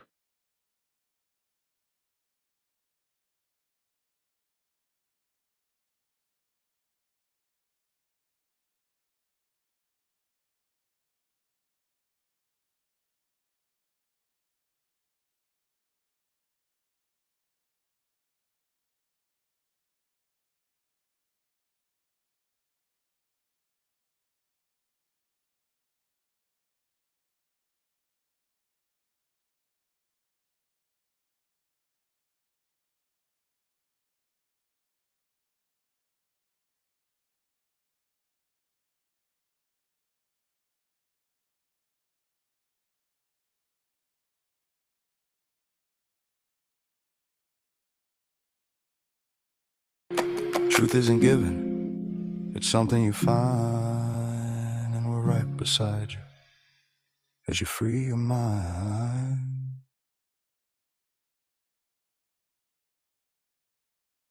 They told me light falls down like it's chained to the ground. Said the sky poses softly, and that's why the ships go down. But I watch the shimmer dance, no curve in its romance. Just the air breathing slowly, not the earth taking stance. Pressure's not the story, it's optical density. Warm air, cold air, humidity. Oh, changing what we see. Light don't bend that way, not just cause we say it may. If the air stays still and true, it keeps a straight line view. You can twist your numbers, you can model the globe all day, but reality don't sway. No, light don't bend that way.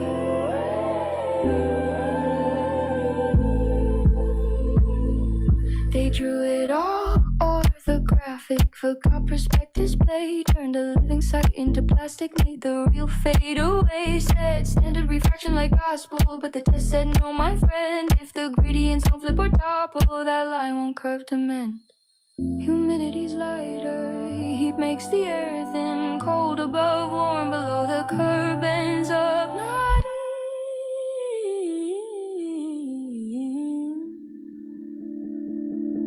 Light don't bend that way, not uniform, not all day. If we saw through that much haze, the world would warp and sway. But the skyline's steady, every color holds its place. Nature's got her say, light don't bend that way.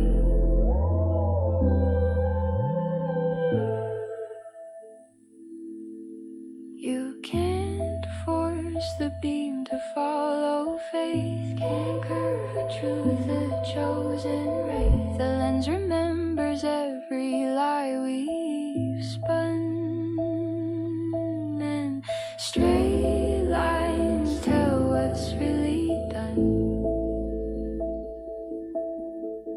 Pressure's up, temps down, humidity turns it around. No miracle curve today, just light doing what it does, straight and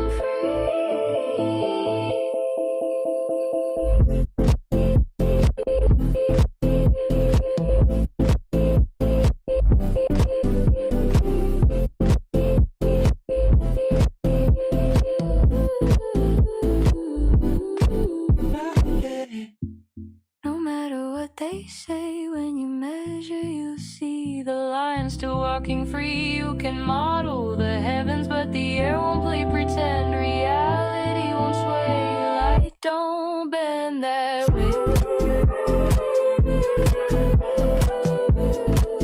So teach me what's real now, what to believe. Let the eye and the mind agree, 'cause the truth in the air we breathe ain't curved, it's clear.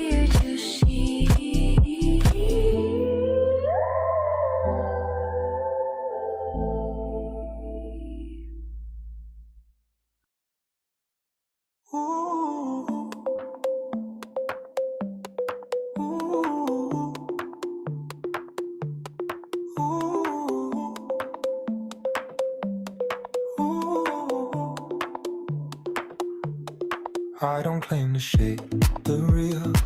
I strip illusion till the lines reveal. No need for fate, no need for fame. The truth existed before my name. They argue circles, I draw a line. Not to divide, to define. Every test a quiet vow to see what is not what we allow. The method's the mirror, the clearer you look, the clearer you cook, let truth cook. Ooh, I don't make it true. It speaks for itself. Unafraid, unmade, untouched by help. I don't make it true. Oh, it speaks for itself. Truth resolves and it resolves itself. Ooh.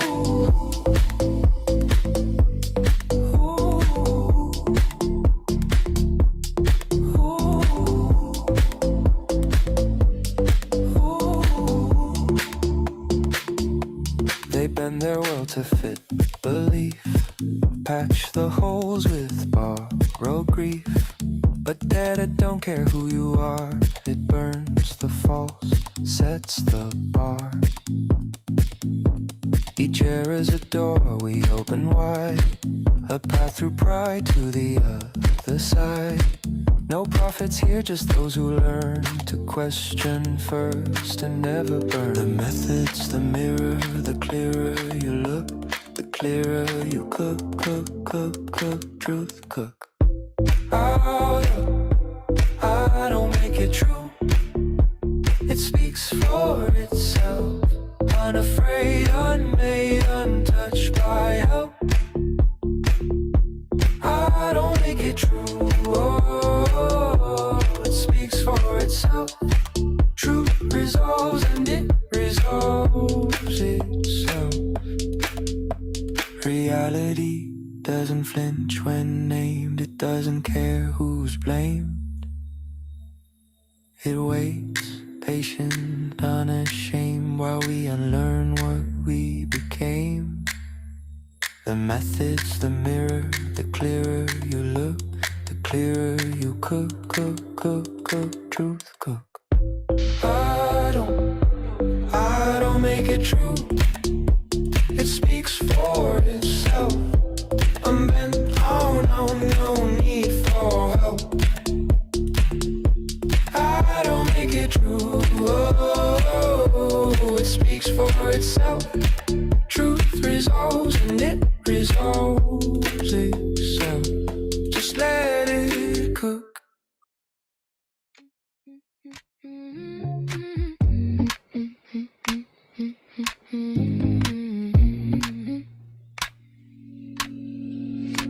Same script, different voice. They talk loud, I've got choice. Everyone a fool, every claim a deja vu. I've run this loop since the start. True facts line up, they don't flinch. The logic folds inch by inch. I don't push, I don't shout, just let the data call them out. Every time, same sound, every time they spin around. You keep running that same old line. I mapped the route 1,000 times while you believe I just checked the signs. Truth don't move, it's you that realigns. Yeah, same script, same show. I've seen it all before you know how you talk. I mark the lines. Truth don't move, it's you that realigns. They say prove me wrong, then close their eyes. Cherry pick dreams dressed up as wise. I bring evidence calm and clear. They dodge the mirror they fear. I don't rage, I take notes. Count the claims as the logic floats. Every fallacy's got a name. Every story ends the same. Every time, same sound. Every time they spin around. Every time, same sound. Every time they spin around. You keep running that same old line. I mapped the route 1,000 times while you believe I just checked the signs. Truth don't move, it's you that realigns. Yeah, same script, same show. I've seen it all before you know why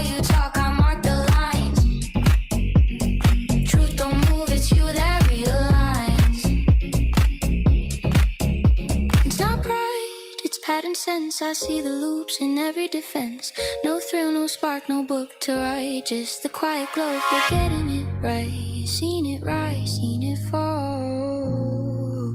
Nothing new at all.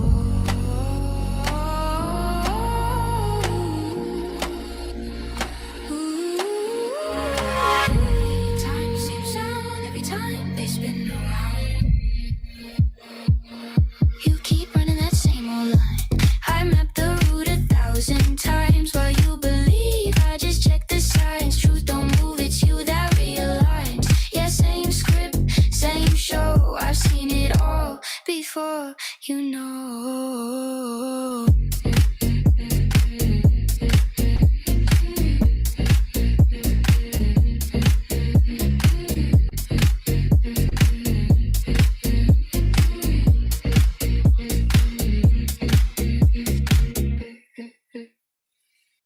You twist the edges of my words, full shadows into shape. Turn every point I'm making into something I didn't say. You build a fortress out of smoke and swear it's solid ground. But every time I lift the curtain, you just spin it back around. And I'm left talking to a mirror wearing your disguise. A maze of empty echoes bending truth into a lie.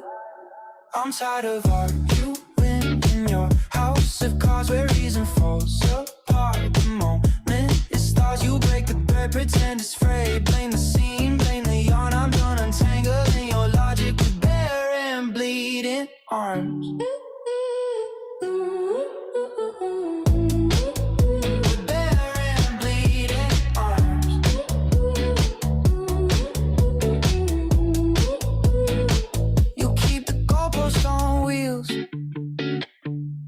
Sliding out of view, chasing some imagined version of the words I never used.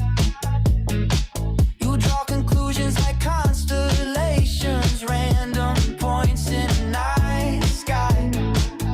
Call the shapes you've invented fact, then ask me why I'm mine. But I'm not dancing in a circle just to prove what's already clear. Your puzzle pieces don't belong and I'm done fitting them in here. I'm tired of arguing in your house of cards where reason falls apart. The moment it starts, you break the thread, pretend it's frayed. Blame the scene, blame the yarn. I'm done untangling your logic with bare and bleeding arms.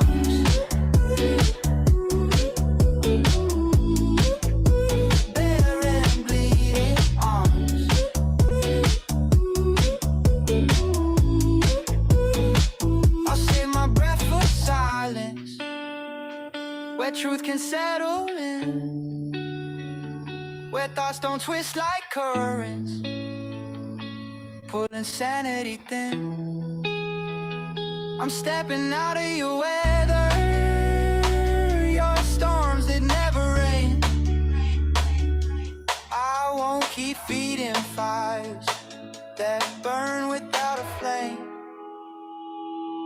So keep your house of cards if it makes you feel tall. I'll be standing somewhere sturdy and far from the fall. You can keep your shifting stories, your illusion of control. I'm done arguing with echoes, hollow without a soul.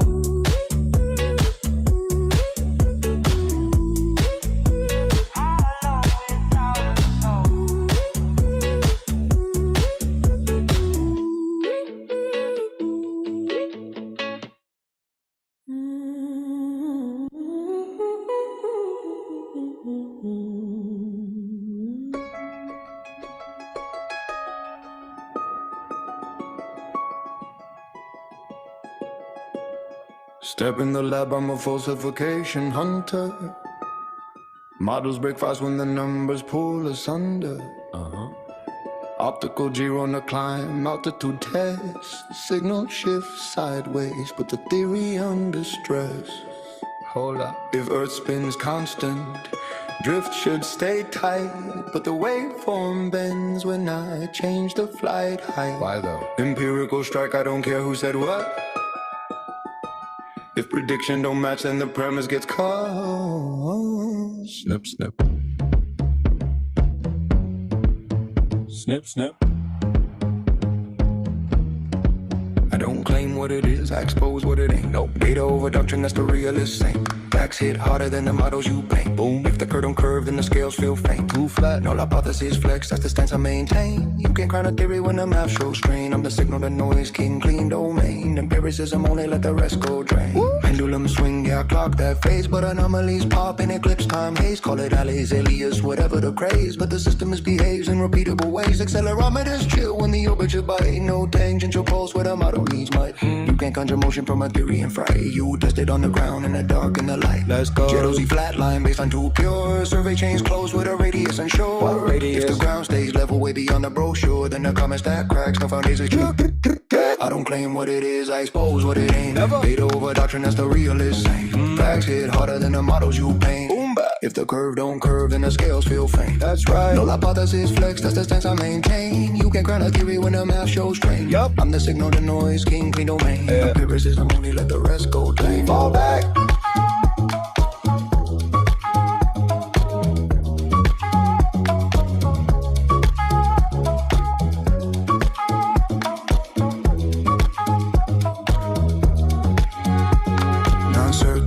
Gaslights through claims. If the premise loops back, then I torch those frames. No assume spin, no narrative game. Show me raw data or retire your aim. Facts only. Frame invariant truth, that's the path I chase. Rotation relative, not a trophy for the play.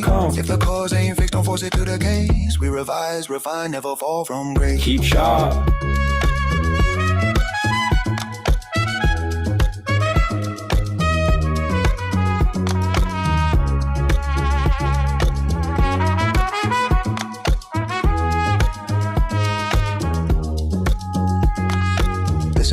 It's epistemic discipline. Scrutinize the roots till the false breaks thin. Yeah. Foundation cracked, then the tower caves in. Cosmic scale trembles when the earth's not pinned. I'm a flat stylist, but the real definition. Empirical, bigger, not a faith-based mission. No belief, follow data, cut fiction. That's the one true position. I'm the falsifier general, science, not tradition.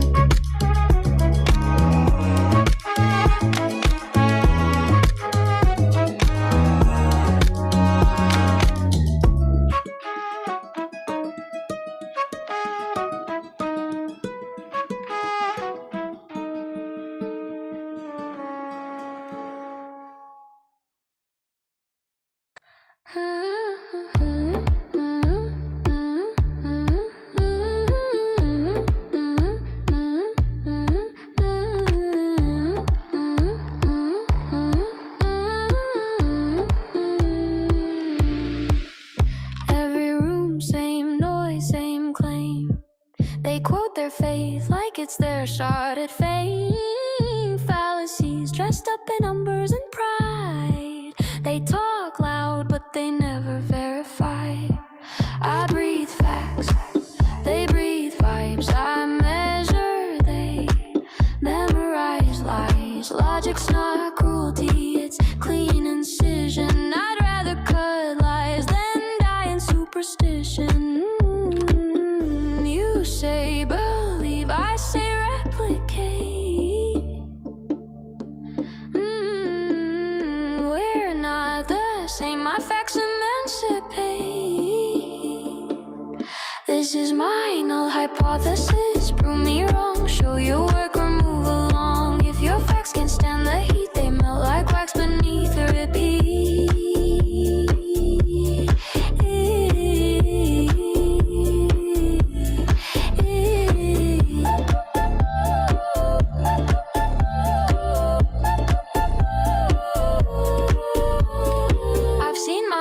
Up like code loops, cognitive dissonance in tailored suits. They call it wisdom, I call it spin. A closed equation that traps them in. I'm not cruel, I'm just consistent. No claim exempt, no law persistent. I'll test gravity, I'll test grace. Everything falls when it's out of place. Truth's not yours, truth's not mine. It's the residue left when the fact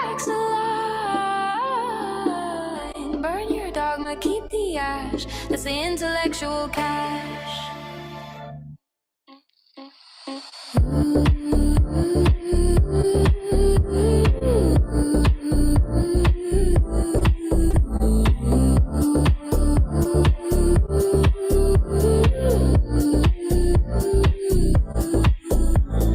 No hypothesis, prove me wrong. I don't need faith to keep me strong. Show the data, hold the line. Evidence first every time. Every time.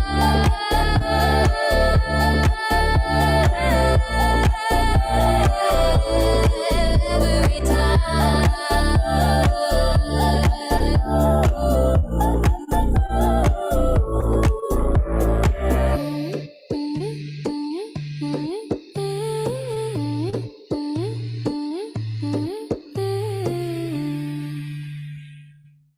They said the rays all curved down low, 'cause the glow told them so. But I traced the lines, watched them stay straight as truth in broad day gray. They talk of air and magic bends, yet never test, just defend. I checked the temp, the humid sway, the light went straight, it stayed that way. Every claim, same tone. Every time it falls alone. You keep bending the light in your mind. I run the math, your curves confined. While you preach, I watch the signs. Truth stays flat, belief declines. Yeah, same claim, same show. I've seen that script. You know, while you talk, I mark the lines. Truth stays flat, belief declines. They call it standard refraction fame, but no 2 days are ever the same. Humidity fights the heat below. Upward bends the normal flow. If light could grow around every mile, we'd see horizons twist in style, but it stands still calm and clean. No open sky, no abandoned sea.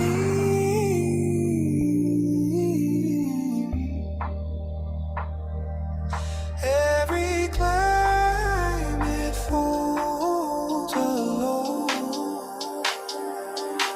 You keep bending that light in your mind.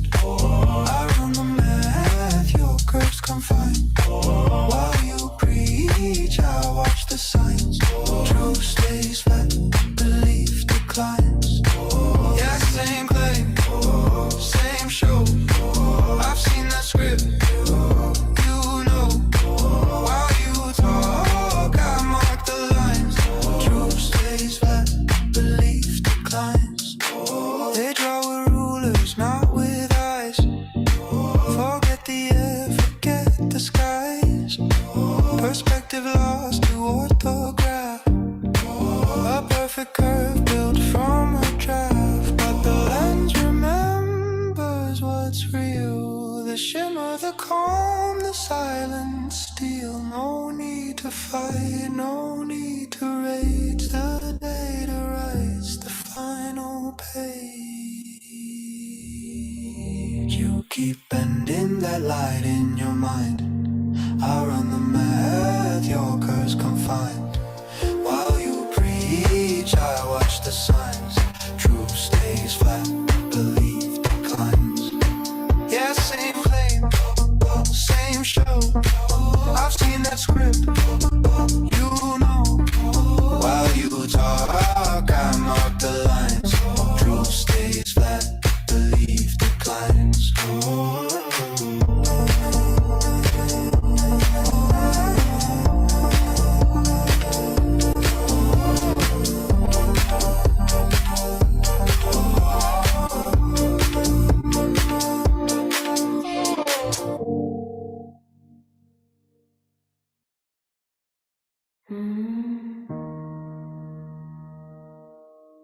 It's a fight,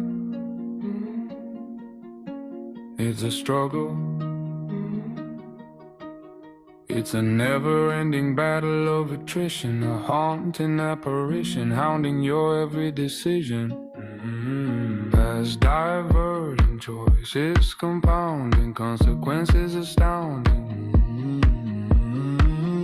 Heart pounding, your soul needs grounding, senses confounded. Critical thoughts, but still caught. Slipping, the dam is dripping, and it's a slippery slope. So easy to grab the coat.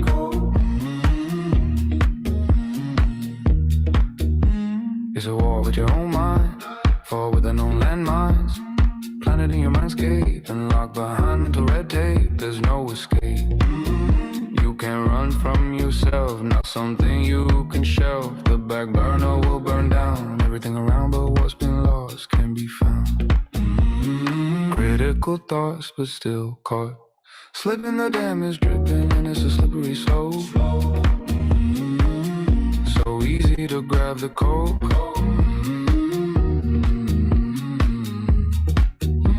It's an endless quest, it's a fight to stay your best. It's the soul's journey to the west. There is no final test, it's a continuous forest. Even if you can't see the trees, doesn't mean the world is just what your mind sees. Your eyes perceive more than you believe, but your mind edits and deceives. Got my hopes up, but I'm tripping. Critical thoughts, but still caught. Slipping, the dam is dripping, and it's a slippery slope. So easy to grab the coat.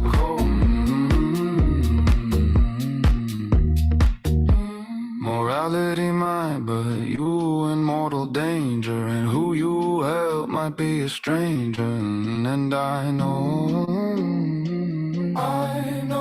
your heart is bruised and bleeding, but the emotion is fleeting compared to the conscience of pathetic indifference, inactivity and jaded ignorance. Regret dragging you down.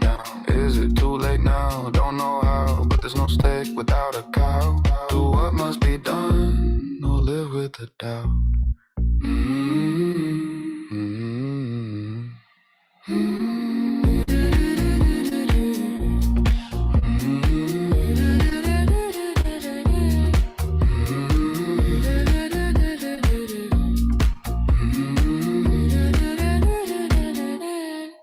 It's a fight, it's a struggle, it's a never-ending battle of attrition, a haunting apparition, hounding your every decision. Past divergent choices compounding, consequences astounding. Heart pounding, your soul needs grounding, senses confounding.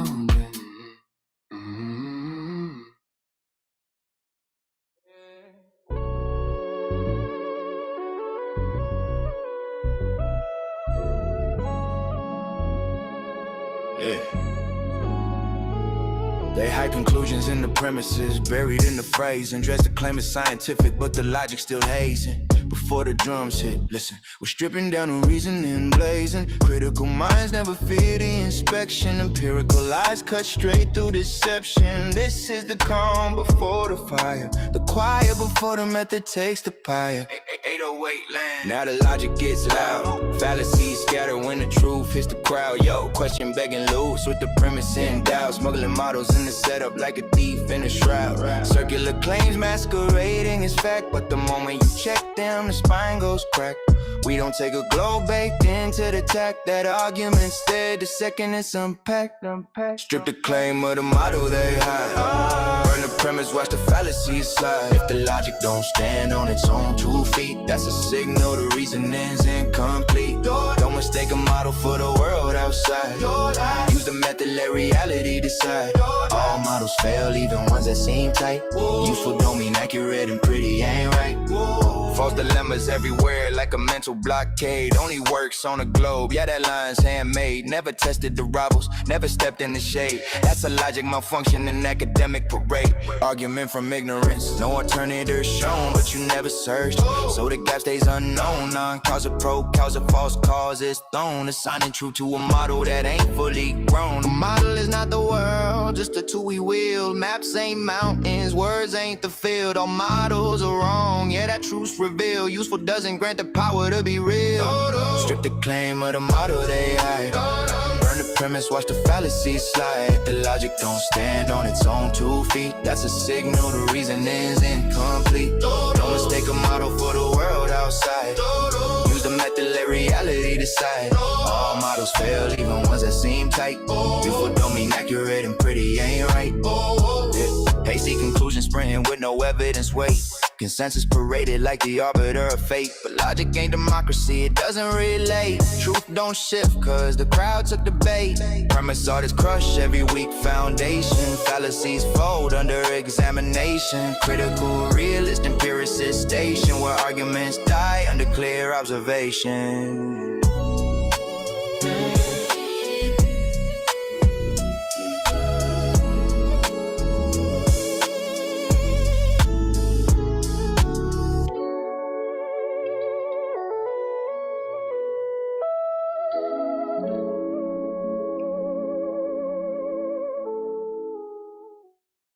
Entering the 24/7 Flat Earth Discord. Stand by for continuous argumentation. Step into the grid where the circuits spark. We're live in the server and we argue in the dark. Critical minds locked in, ready for the thrill. Empiricist crew dropping logic with skill. Glubbers roll in with the wildest takes, and we catalog every claim that breaks.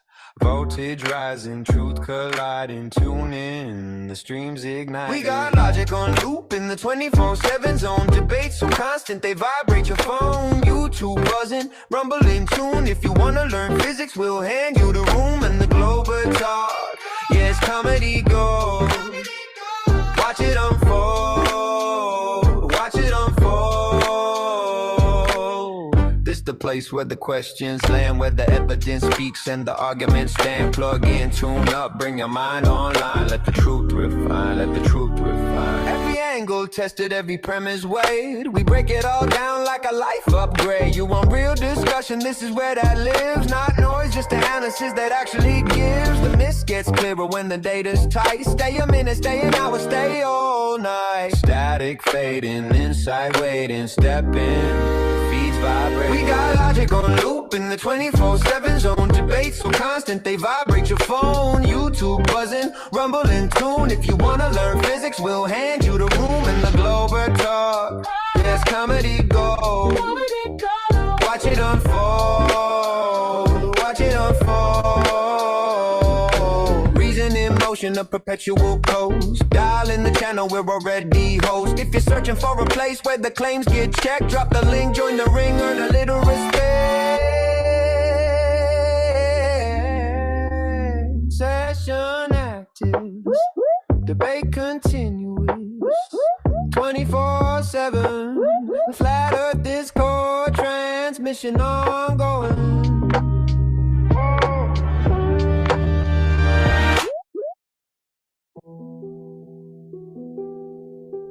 Cold mind, clean line. Let's separate method from myth. People call things science when they're barely observational. Man-made objects pose as proof that's operational, fictional. Pseudo-science copies language, but the logic's imprecisional. Skips the steps that make a theory verifiable or conditional. Real science starts simple. Watch a natural event, something happening by itself.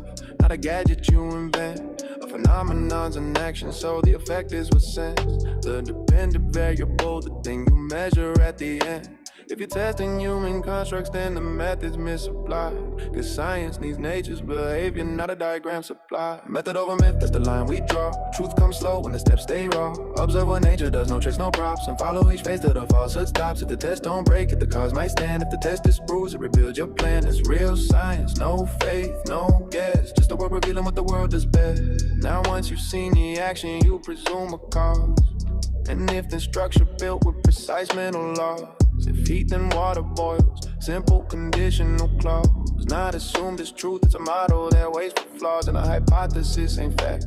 It's a testable prediction. Two outcomes on the table with symmetrical conviction. White heat, no boil.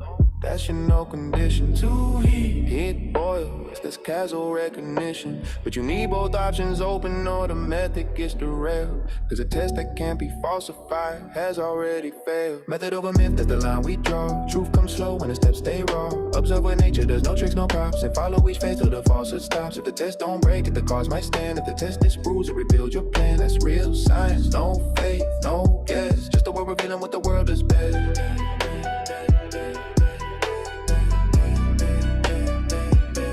We're revealing what the world has been.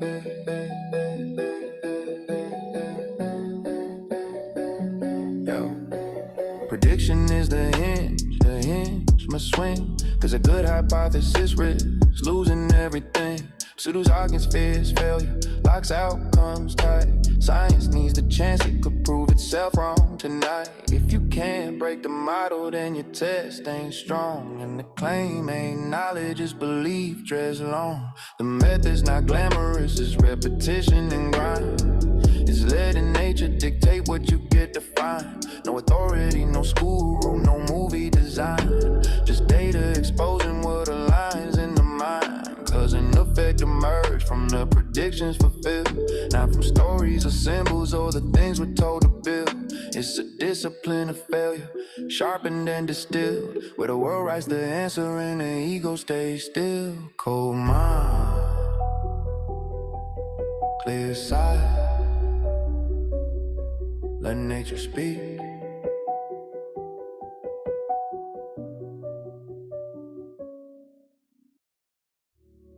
Yo, they drilled it in your memory.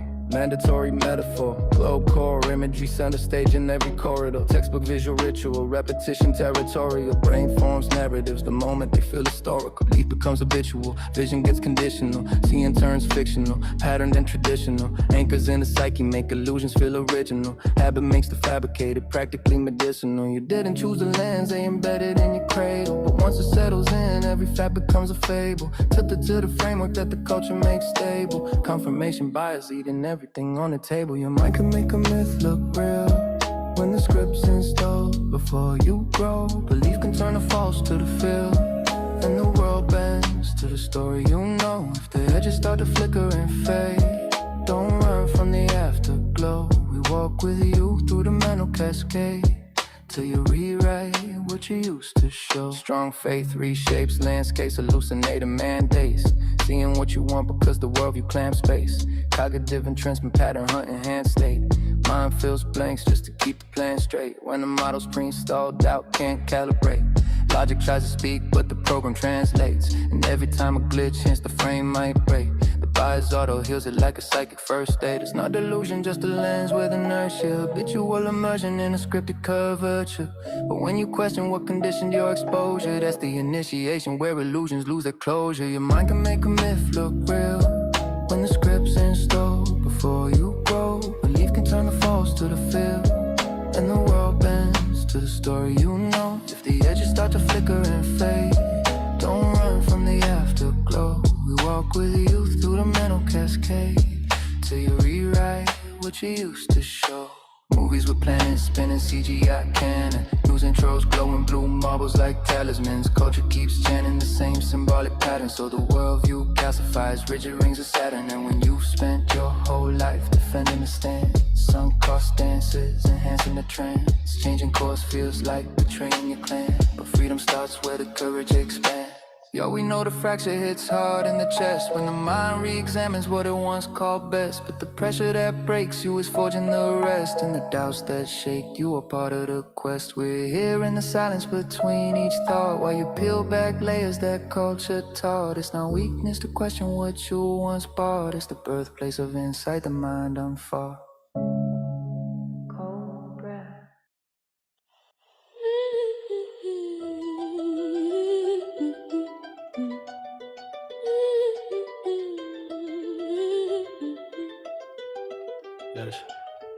Yeah, you pointing at the sky like you solved the case, saying satellites prove Kurt with that smug ass face. But your chain of logic's brittle, man, it's barely a trace. Cause you start with assumptions that you never replace. You build your little model like it's truth on command, but a model ain't reality. Try to understand, you confuse what you claim with what's actually at hand. That's a category error, rookie, learn the damn plan. You don't test alternatives, you don't scan for conditions. You just leap to conclusions like your speed running missions. But logic don't care about your tribe or traditions. It cares if your reasoning survives for competition. You got equifinality, baby, many cause the same effect. Under determination, your conclusion ain't correct. Hidden premises smuggled in like you think nobody checks. Your argument collapse, what do you expect? Model that evidence, better show some respect. Cause logic gon' expose you if your reasoning's a wreck. You shout they orbit like that proves a whole plot, but orbit is a model, not the evidence you got. You assuming parallel forces, distance, unstable ride. Bro, you baking all the answers straight inside the mixing pot. That circular reasoning, congratulations. You smuggling conclusions like covert operations. You claim it's empirical, nah, it's fabrications. A house built on models, not observations. Oh wow, objects moving far in the sky, congratulations. Sherlock, so does a fly. Rather the motion, genius, did you even try? Many models fit the data, your certainty's a lie. Equifinality, many causes, one display. Under determined logic, your conclusion ain't the way. Hidden premises everywhere like you hit them in the clay. Your argument is fragile, I could break it any day. Model that evidence, remember what I say. Logic don't bend cause you wanted to play. Cling to the narrative like a comfort blanket, but logic don't care, it ain't soft, it won't thank you. Your whole reason is shaky, man, I'm here to bank it. Appearance ain't ontology, rookie, you can't fake it. Interpretation, y'all fact, that's the realest vibe. Stop mixing up the map with the world outside. You want truth, then learn how logic's applied. Till then, take a seat, you ain't qualified. Don't point to the sky like that's all you need. Reality subtle, it don't follow your creed. You skipped every premise like you're trying to speed, but logic wants rigor, not belief, not greed. Equifinality, many roads, same sight. Under determination, one view don't prove right. Hidden assumptions dragging you into the night. Bad logic ain't science, it's just noise on the mic. Model our evidence, get that locked tight. I'm done teaching basics, go study alright. Yeah, next time you flex with your half-baked claims, bring an actual argument, not your model's remains. Logic's a game, you ain't learning the lanes. Class dismissed. Yeah.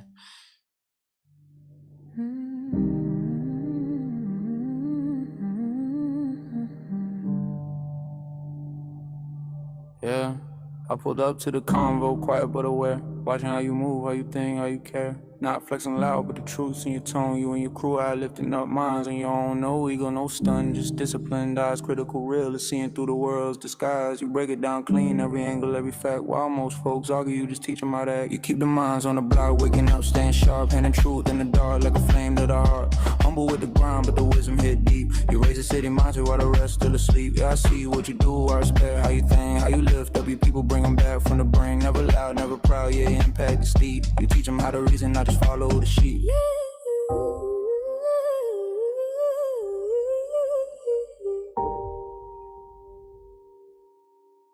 You stack evidence, quiet, no performing for cloud. If the logic ain't right, you help a mind figure it out. You don't preach what to believe, you teach how to see. That's why the whole hood trusts you more than authority. Your crew full of thinkers, each one on a spark, turning alley conversations into seminars in the dark. And me, I just vibe with it, respect from the core. Cause mine's built like yours, always break open new doors. You keep the minds on the block, waking up, staying sharp, handing truth in the dark like a flame to the heart. Humble with the grind, but the wisdom hit deep. You raise the city mindset while the rest still asleep. Yeah, I see what you do, I respect how you think, how you lift up your people, bring them back from the brink. Never loud, never proud, yeah, impact is steep. You teach them how to reason, not just follow the sheep.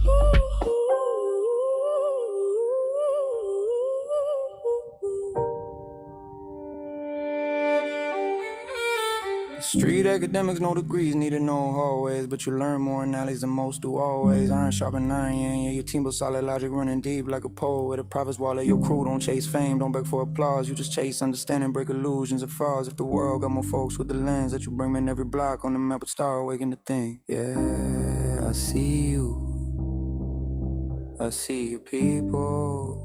Clearly not sheeple, quiet minds without truth. Empirical teaching the youth, sharpening the streets with reason. 24/7 all year, every season. Stay humble, stay solid.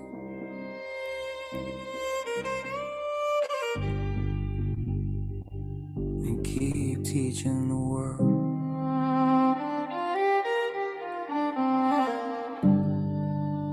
How to think for itself.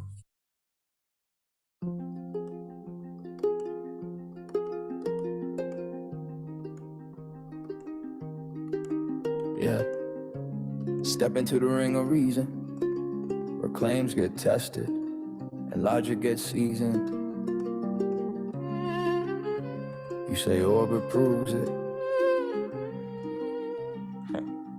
Let's take a closer look. Yo, you size satellites like that's airtight truth, but I'm seeing hidden premises hidden right in the booth. You said orbit proves curvature, but that's a disguise. Your model assumes the thing you're trying to verify. Parallel rays, distant suns, gravitational play. You stacking unspoken assumptions like it's child's play, but logic ain't Lego, it ain't built on because. You gotta show your causal chain, not the myth of what was. You lean on definitions to claim empirical fact, but that's model dependent motion, not the evidence act. Orbit ain't observation, it's determining your scheme. You're confusing how you talk with what can actually be seen. I'm a logic warrior, slicing through the noise, breaking every fallacy you think is poised. You bring me weak claims, I break them at the joints. Welcome to the battlefield, reason over points. Yeah, I'm a logic warrior, cutting down the fluff. If your premise ain't explicit, then your proof ain't enough. Don't mistake interpretation for reality's call. You wanna claim certainty, you better bring it all. You point a satellite, say they circle above, then jump to Earth's curvature, but that ain't logical, bruh. That's a category error, mixing models with proof. Treating theory like observation, master back from the booth. Equal finality hitting hard, multiple ways it can look, but you clutch one explanation like it's carved in a book. You ain't ruling out alternatives, ain't setting the stage. You just pick the interpretation that fits the modern age. You claim X per se orbit, but that ain't no guarantee. That's appeal to authority, do better empirically. Show me raw measurements, not just stories you heard. Logic don't bow to consensus, it bows only to the word. Yo, I don't need conclusions, I audit the chain. I'm here to check reasoning,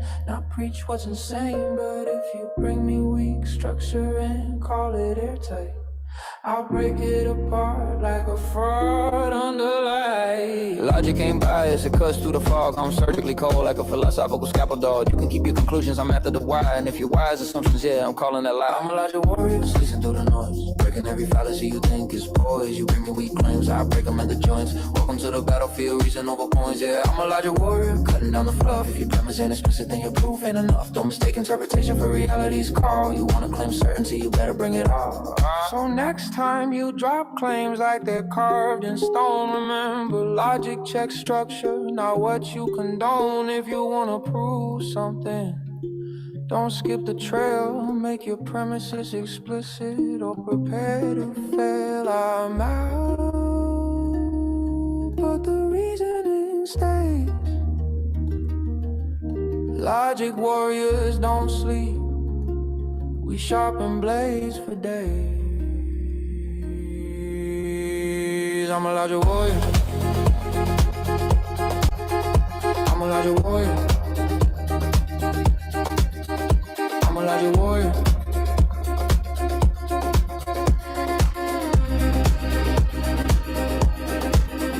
I'm a logic warrior, I'm a logic warrior, I'm a logic warrior.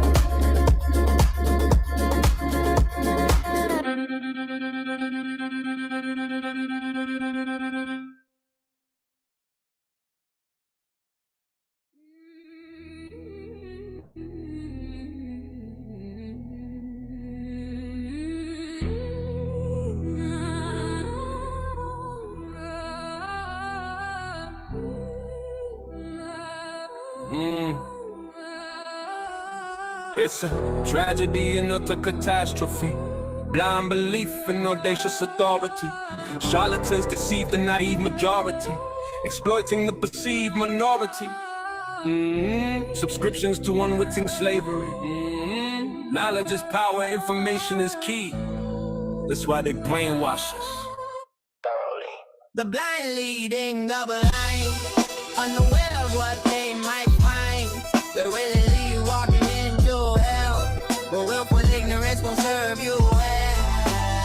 They carve logic from the schooling with emotions overruling. The desecrating corpse of a corrupt system we wagered and we lost as soon as we commit them to a factory manufactured to manufacture factory workers who overread won't excel. Indoctrinated by universities deep in the sunken course fallacy. Lack of logic drives the depravity. They've given up their sanity. Too few people actually know. Too many fools who openly show narcissistic tendencies, manipulations and fallacies, orchestrations, machinations and atrocities. Who Sadly don't know any better, oblivious of better, but is ignorance bliss when all goes amiss. Poison peddlers, smiling as they silence meddlers, paying for that pristine reputation. Blood money, no just compensation. Seems they don't fear their nation. Signing up for castration, it's an artificially created mess. The populace in distress, democracy they cross-dress, theater and Congress. Crafted and sculpted by evil cultists, the dark and deluded, making knowledge occulted and secluded. They colluded and excluded on your territory. They intruded, co-opting movements, subverting and converting, sabotaging the name of improvements. They turn their face away from God, the creator, even though there's nothing greater than natural law legislator. The blind leading the blind, unaware of what they might find. They're willingly walking into hell, but willful ignorance won't serve you well. Knowledge is power and the powerful know. Information is a weapon, and if you control its flow, your influence and your confidence will grow. The liability low. It's a sick, sinister, sycophant shit show, and it's wielded against the populace whilst being poorly adopted by fools. And it's not isolated to our schools. It's a tragedy and not a catastrophe. Blind belief and audacious authority. Charlatans deceive the naive majority, exploiting the perceived minority. Subscriptions to unwitting slavery. Knowledge is power, information is key. That's why they brainwash so thoroughly. I have a vision that one day humanity will soar above its shackles and mental prison. Recognize the majesty that is creation, so we can stop this moral degradation. Escape the echo chamber, nourished orchestration. Rebuilding a true foundation of truth revelation.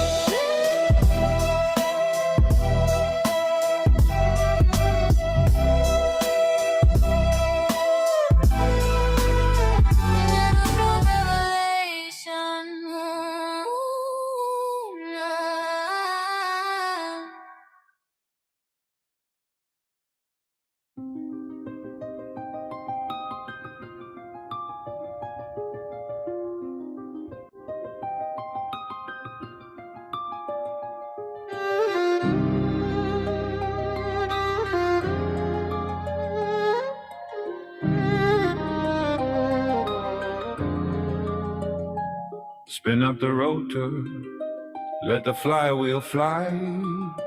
See the axis hold steady while the world rolls by. A little ring of metal with a stubborn-minded grace, showing off a thing we call rigidity in space. It keeps its orientation in the frame where it was spun, not caring where you carry it or how the ground may run.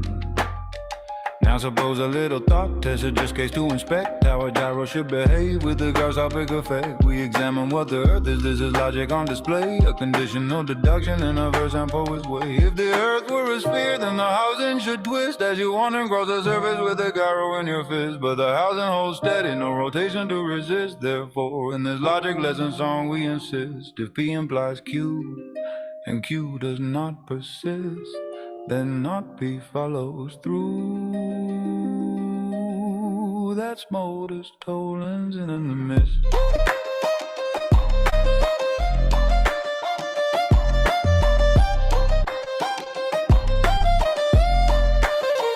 Picture walking across a globe with latitude to spare, from equator up to pole, or anywhere you care. If the ground beneath you curves while the gyro's locked in place, then the ring should tilt or twist to keep its angle in space. That's the heart of the example, just an objective cue, a way to teach deduction while the beat keeps pulling through. but you move it and you slide it and the angle stays the same. No mysterious rotation in the little metal frame. In our logic demo story that is cue not observed, a trigger for deduction where the reasoning is preserved. If the earth were a sphere, then the housing should twist as you wander across the surface with a gyro in your fist. But the housing holds steady, no rotation to resist. Therefore, in this logic lesson song we insist, if P implies Q and Q does not persist, then not P follows through. That's modus tollens in the mist.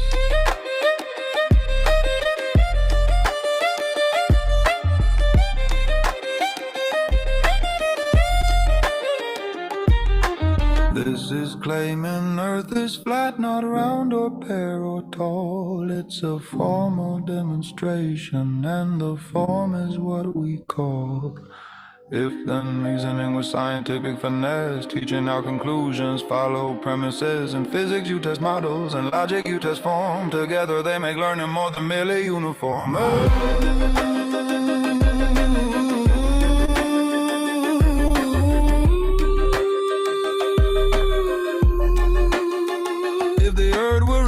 Then the housing should twist as you glide across the surface like a theorist in the midst. In our objective case, Q never does exist, so the inference completes without deductive scientist. Modus tollens in a melody, clean as it can be, a song of empirical thought and fun philosophy.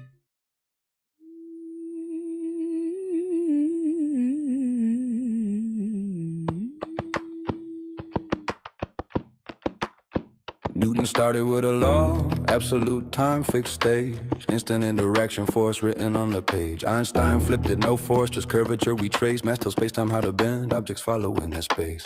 Brands, Dickey added, scholars made, G is shifting rate, variable coupling, constant cosmic fields that modulate. F and R rewrites the action with a generalized R, modifying dynamics when the curvature gets bizarre. Whole increases gravity's a boundary projection. Book to brain dictionary mapping fields to intersection. Different theories, different rules, different ideas they unpack. You gotta keep the logic straight when you climb the theory stack. Don't cross the wires, don't mix the frames, don't blend what they abstract. Every model has its domain in the gravity theory stack. Loop quantum gravity, quantas is area like a grid spin. Networks weave geometry with everything they did. Spin phones give the pass when the networks start to shift. Quantum space-time built discrete, every node a little lift. String theory brings gravitons from a close string oscillation. Extra dims curled tight in a higher formulation. M theory brains vibrate 11 total ranks, unifying all the cousins with the membranes in the banks. Holography says gravity's a boundary projection. Bulk to brain dictionary mapping fields to intersection. Different theories, different rules, different truths they unpack. You gotta keep the logic straight when you climb the theory stack. Don't cross the wires, don't mix the frames, don't blend what they abstract. Every model has its domain in the gravity theory stack. Causal sets say space-time is discrete in how it links. Partial orders build the cosmos with relational bricks. CDT keeps Lorentzian slices clean and neat. Triangulated time steps with causity's concrete. Asymptotic safety hunts for UV fixed point strong. Renormalization flow that keeps the theory running long. Einstein calling theory adds torsion sourced by spin. Twisted geometry where fermions plug in. Emergent gravity claims information runs the show. Entropic reconstruction from microstates below. Group field theory lets space-time be a condensate. Field modes on group manifolds build geometry as a state. Holography says gravity's a boundary projection. Bulk to brain dictionary mapping fields to intersection. Different theories, different rules, different truths they unpack. You gotta keep the logic straight when you climb the theory stack. Measured effects stay solid, but the cause is still abstract. Pick your framework, keep it clean in the gravity theory stack. Massive gravity claim to give the graviton a weight. careful with the ghost. DRGT claims a slave. Biometric model, double metrics, heavy modes appear. One field bends your path while another shifts the gear. Heavy ease tries to mimic mine with vector tensor scalar, altering galactic curves without dark matter as a tailor. Well, conformal theories introduce scale symmetry, stretching metrics freely with a gauge identity. We got models for the motion, but the cause is still unknown. Every theory paints a picture from the math that calls its own. And you can pick your favorite framework, any lens you want to claim, but that choice stay philosophical until experiments can end. Cause we can tweak space-time's fabric, can't adjust the master dance, can't manipulate the variables the way them recommend. So belief fills the gaps where the data can't connect. Different stories for the cause behind the same observed effect. Choose a theory, keep it constant, let the axiom define, till we find a way to probe the causal test and realign. Till then every model stands as possible but none exact, cause we can't touch the source itself, only measure the aftermath.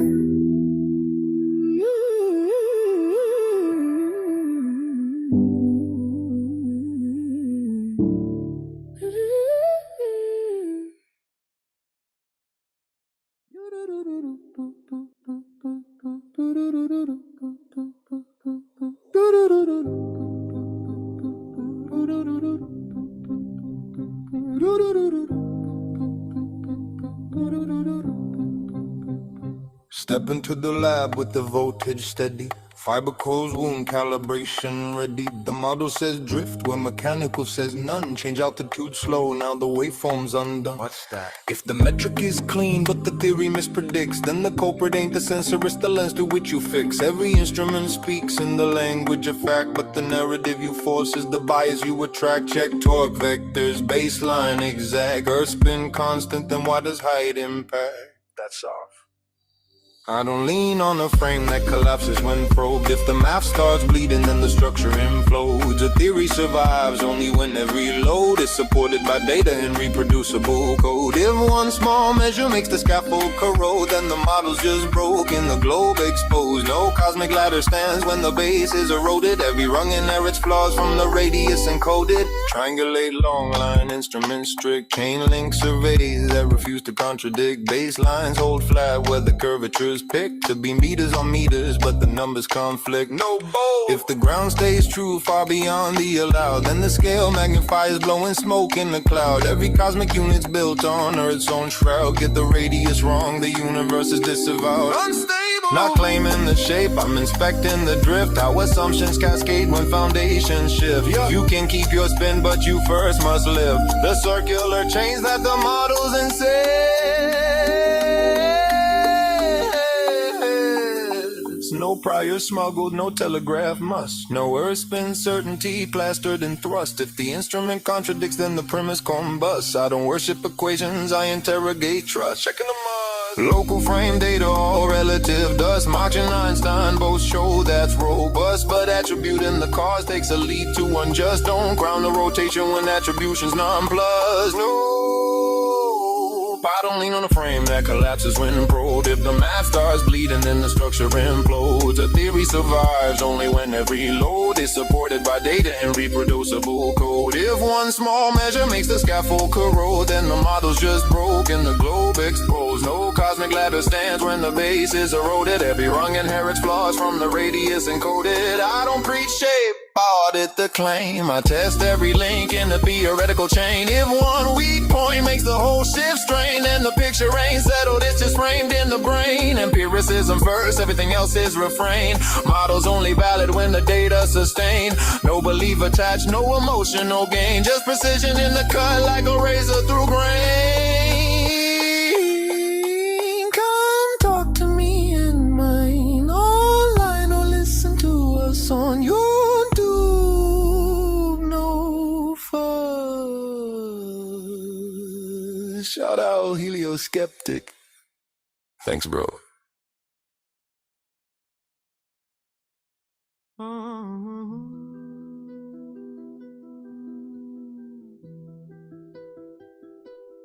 I speak with purpose, every word in its place, cause clarity is a weapon when you're moving through the maze. Logic isn't truth, it's a structure I use, a framework to reveal what the facts refuse. I don't deal in assumptions, I don't drift in the fog. I build on what's known, that's the core of the log. Philosophy's the toolkit, not a claim of the end. It shapes how I reason, not the truth I defend. I keep my intent sharp, every thought aligned. Discipline and motion, architecture of the mind. Impulse make noise, but I don't let it drive. Reason is the method that keeps my aim alive. It's not about suppression, it's deliberate design. Shaping how I act so my habits stay refined.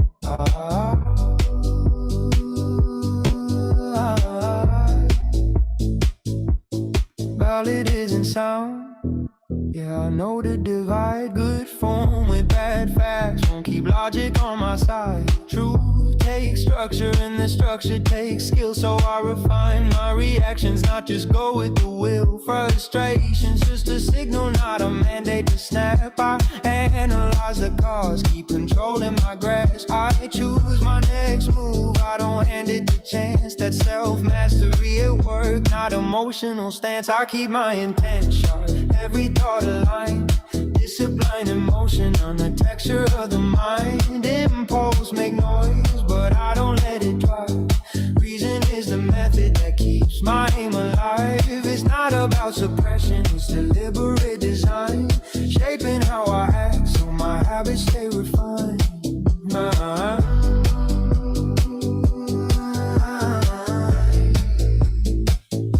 Precision is practice, calibrated and clean. I don't let a moment rewrite what I mean. Every choice builds direction, every thought sets a tone. A stable mind is something that you carve on your own. Philosophy guides structure, logic keeps it tight. Truth is found with method, not with force or with spite.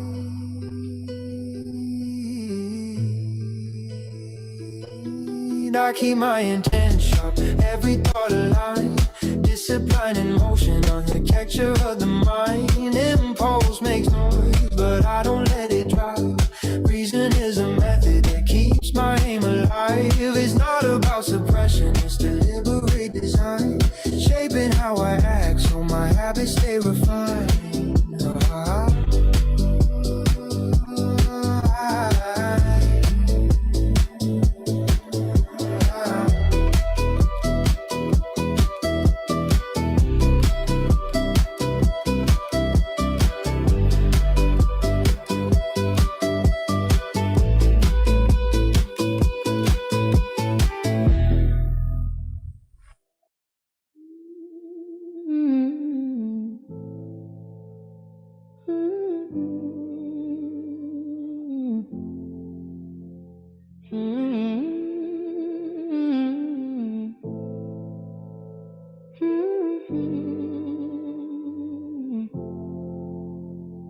Spin it up, let it race, feel rigidity in space. Little we holding still while the world shifts place. Move the frame around the globe and the story with Drace. We're learning how to reason, not a model to embrace.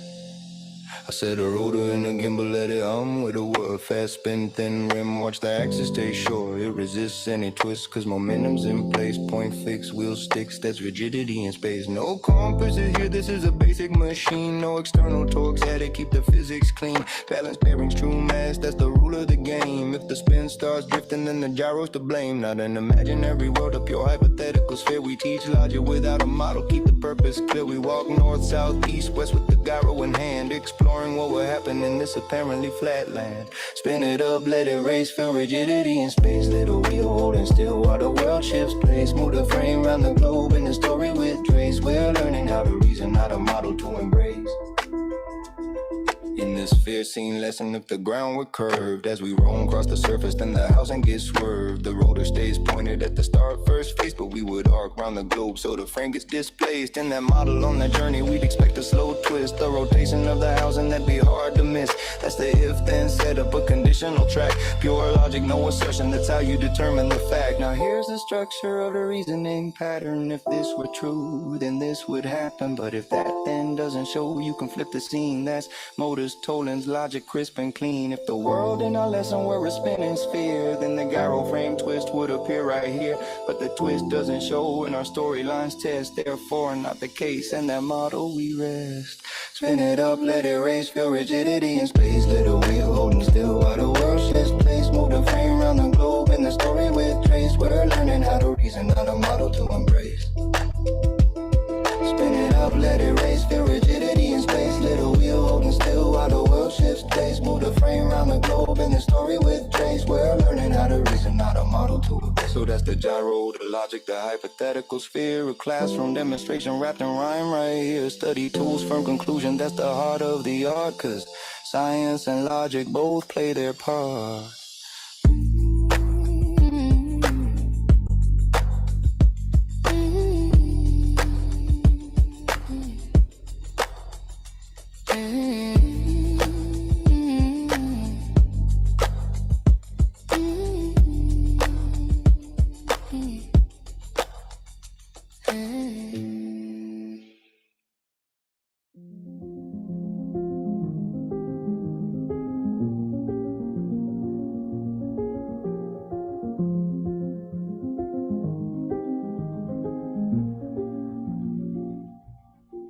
You drag the spotlight off the point and toss it down the hole.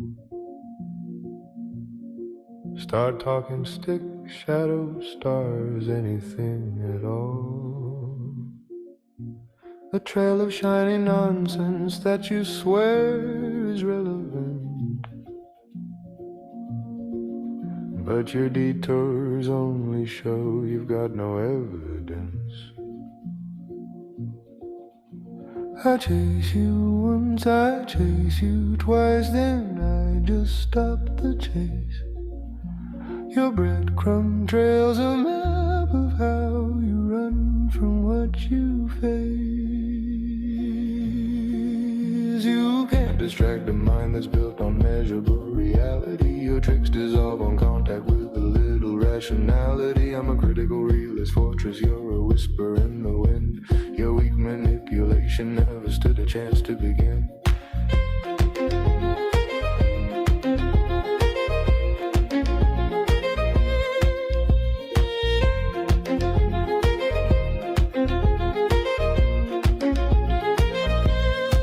You hold your premise like evidence and deny conclusive proof, as if repeating something louder makes it any more true. Because it is, you chant a loop that never ends. A serpent swallowing its tail and thinking truth's a trend. If logic were a test, you'd fail the multiple choice, but somehow still declare yourself the loudest, highest voice. You can't distract a mind that's built on measurable reality. Your tricks dissolve on contact with a little rationality. I'm the last bastion of science where the data stands a line. Your circular little dance can't penetrate this kind of mind.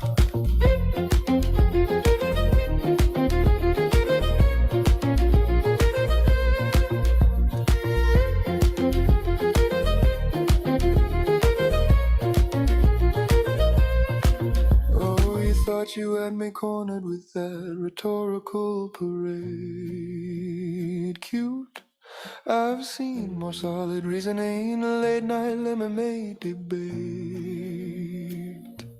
You juggle fallacies like fireworks, hoping I'd be impressed. But I read your moves like textbooks titled How to Fail a Test. You can't derail a truth that's grounded deep in observation. Your logic leaks like faulty pipes beneath a shaky foundation. I'm an empiricist logician, evidence is my domain, while you're red herring through the ruins of arguments you stay in. When your tactics crumble, don't look shocked they didn't land. You can outwit the laws of thought with nothing but an empty hand.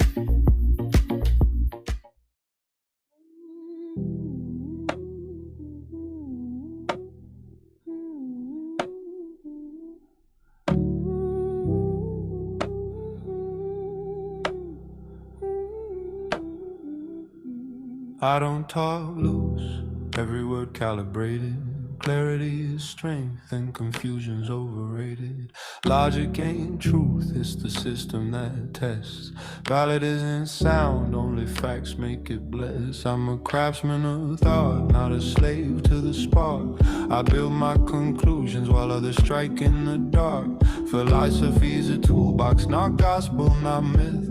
I pull out the concepts that sharpen my drift. I keep a cognitive edge, razor build reasoning. Impulse tries to jump, but I don't let it seize me. Sound over valid, check the premise, check the claim. I don't bend for emotion or the weight of the frame. Self-mastery's the engine, discipline's the proof. Precision is the shield that guards the pursuit. Frustration's just feedback, I process the spike. Strip it to the root, analyze what it's like. A feeling's not a verdict, I don't take it as law. I check the interpretation, break it down to the raw. Truth needs structure, that's the nature of fact. A mind without order stays forever off track. No drift, no chaos, no sloppy design. I run my cognition like a blade to the spine. I keep a cognitive edge, razor build reasoning. Impulse tries to jump, but I don't let it seize me. Sound over valid, check the premise, check the claim. I don't bend for emotion or the weight of the frame. Self-mastery's the engine, discipline's the proof. Precision is the shield that guards the pursuit. Every thought has a lineage, trace it back to its root. If the premise is rotten, the logic won't compute. Philosophy's a structure, not a throne to defend. It's a method, not a doctrine, not an ultimate end. Reason is intention, not a vibe, not a guess. It's a choice, it's a temperament forged under stress. I keep a cognitive edge, razor build reasoning. Impulse tries to jump, but I don't let it seize me. Sound over valid, check the premise, check the claim. I don't bend for emotion or the weight of the frame. Self-mastery's the engine, discipline's the proof. Precision is the shield that guards the pursuit. This is deliberate design, not fate, not chance. A philosophy of action, not ornamental stance. Truth demands structure and structure takes skill. I don't wait for clarity, I forge it by will. This is Dre's intent sharpened, cognition defined. I don't follow the moment, I architect the mind.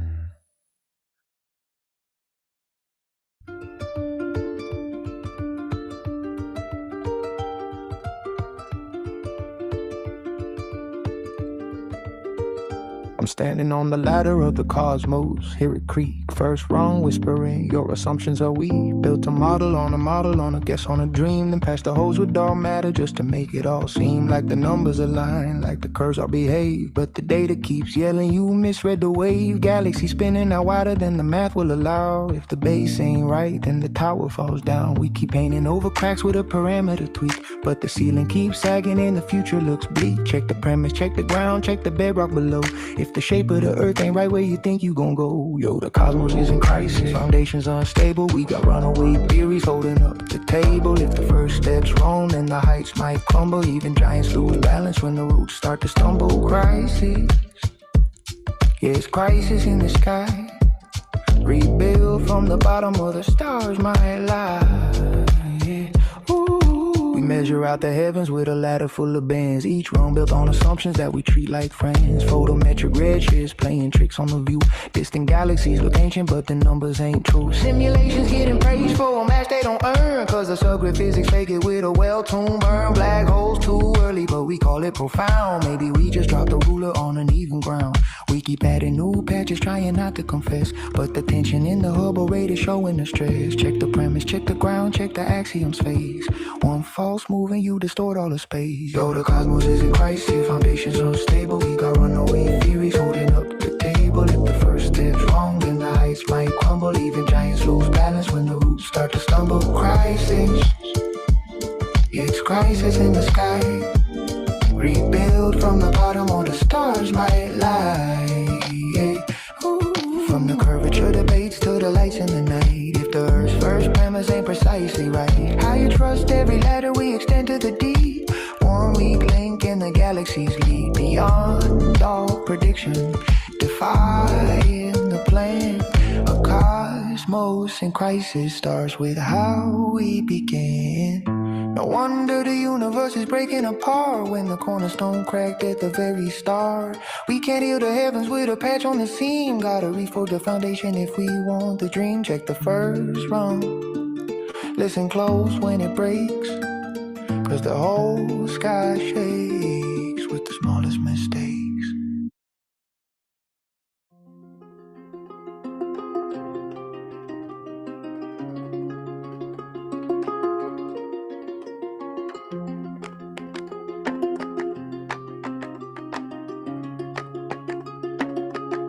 To the scholars on the globe side, I'm addressing you direct,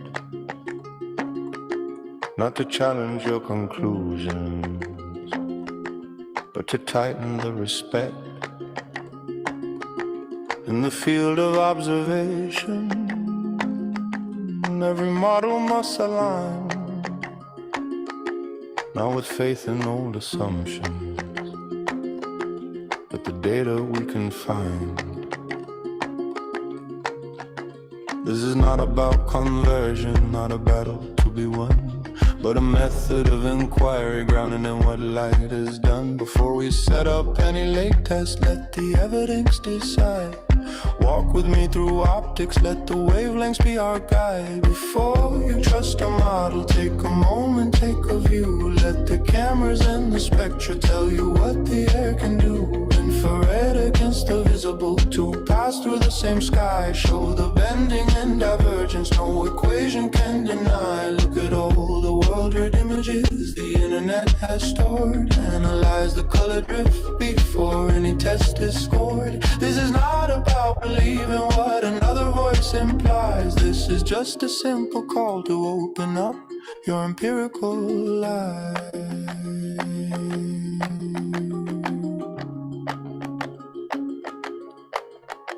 Every long distance photo, every skyline, every shore carries signatures of optics you might not have seen before. When the air is shifting density, when the ducts and layers rise, white light isn't uniform, it fractures subtle in disguise. Infrared may mark a boundary, visible may reach beyond, but the difference in their horizon shows the medium they respond. If a distance breaks the limits of the geometric sphere, check the wavelength separation, see what physics makes appear. Before you trust a model, take a moment, take a view. Let the cameras and the spectra tell you what the air can do. Infrared against the visible, to pass through the same sky. Show the bending and divergence, no equation can deny. Look at all the world-read images the internet has stored. Analyze the color drift before any test is scored. This is not about believing what another voice implies. This is just a simple call to open up your empirical life.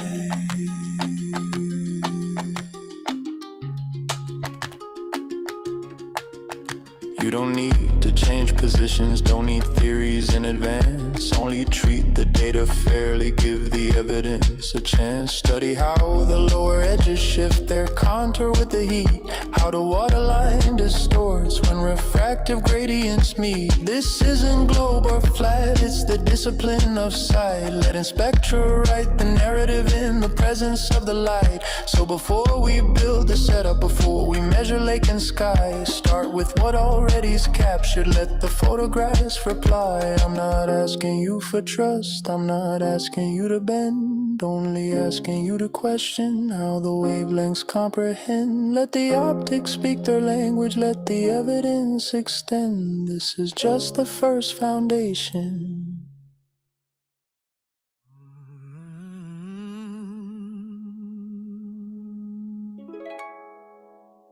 Yeah.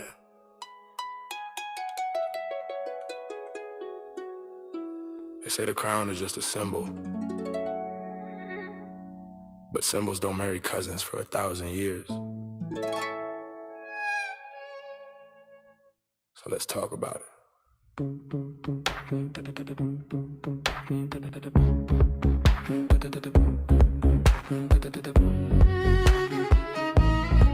Yeah, out of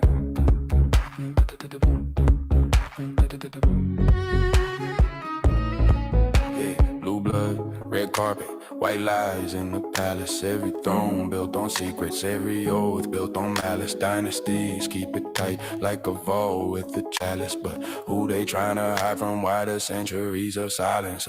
Marrying their nieces, saying purity's tradition. But purity ain't biology, that's a power superstition. Claiming heaven sent the lineage, divine right permission. But that's just ancient PR for generational ambition. Got 1,000-year echo in the marble of their halls. High priest, blood priest, shadows walking through the walls. Talking we protect the order, but the order looks like fear. If your blood is so holy, why you keep it so near? Blood of the crown, why you hiding? Mention life, why you guard it so tight? Secrets in the poem, why you quiet? Say it's just myth, but the story don't sound right. Blood of the crown, blood of the crown. Tell me what you fear if the truth comes out. Old families moving like they got a different manual. Eyes cold, spine straight, protocol mechanical. Pedigrees mapped like strategic battle plans. More alliances in blood than in nations or in lands. Yeah, divine descent, that's the line they've been feeding. But royalty ain't divine, they're political human beings still. Something in the way they act got the people guessing like they guarding an inheritance worth more than possessions. Every myth says the same.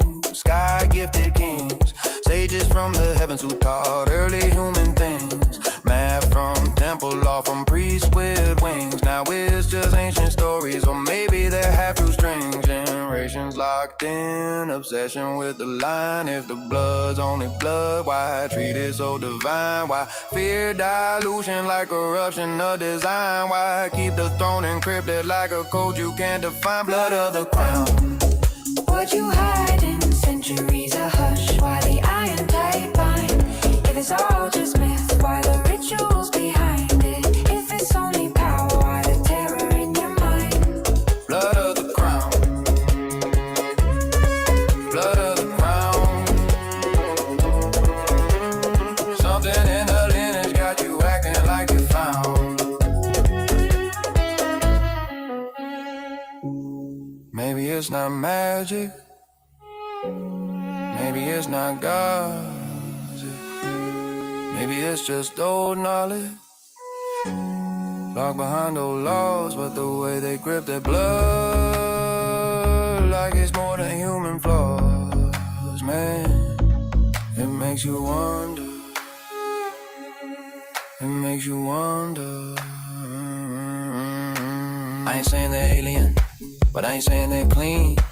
I'm saying the obsession tells you more than what it seems. Power breeds paranoia, and paranoia breeds regimes, and regimes breed royal nightmares wrapped up as royal dreams. Every empire falls when the truth leaks out. Every dynasty shakes when the people raise doubt. So if your blood's so normal, why the fortress surround it? Why the books gone missing? Why the rumors unbounded? I'm just raising questions like a scholar with a mic. If there's nothing to suspect, why the centuries of fright? Why the coded pedigrees? Why the genealogic fight? If the blood ain't special, then why keep it so tight? Blood of the crown, show the truth now. Secrets of the line, let the mask fall down.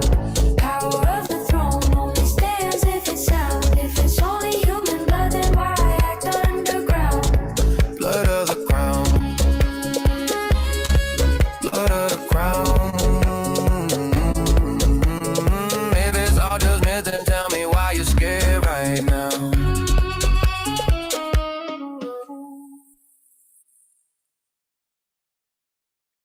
Welcome to the round-the-clock arena of reason.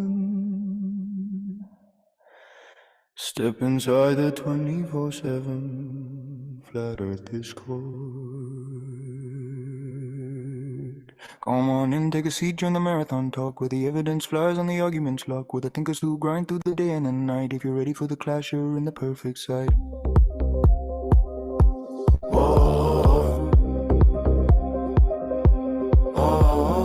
Logic on the table, physics in the air. Ask a simple question, watch a globe lose their hair. This is 24/7 flat earth Discord. Welcome to the show, where the silly things the globers claim are the highlight of the flow. We're live on YouTube, streaming loud on Rumble too. If you want real reasoning, we're the crew for you. Debate all day, debate all night. Critical realists, empiricists, logicians standing by.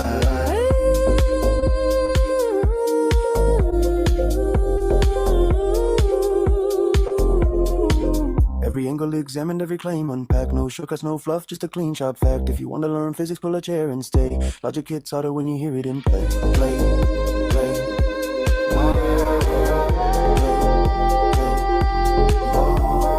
Bring your best objections, drop them on the floor, but be ready when the reasoning hits. You'll come back for more. This is 24/7 flat earth Discord. Welcome to the show, where the silly things the globers claim are the highlight of the flow. We're live on YouTube, streaming loud on Rumble too. If you crave real discussion, we've got room for you. Here, the conversation never rests. Here, every assumption gets put to the test. Pound a flat, step into the chat. Show us where your reasoning's at. This is 24/7 flat earth Discord, the non-stop debate. If you're into real inquiry, you don't have to wait. Laugh at global nonsense, sharpen up your mind. Join the live stream, truth is there to find.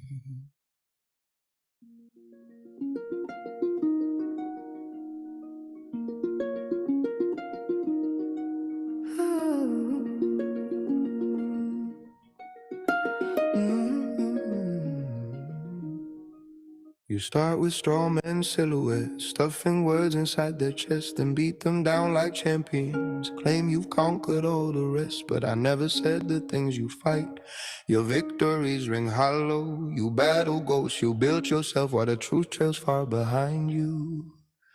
You pretend that paper figures are the same as what I mean, but burning down a false idea won't make the real one weak. You think you've proven something, but all you've done is hide from meeting my position like a match of even sides.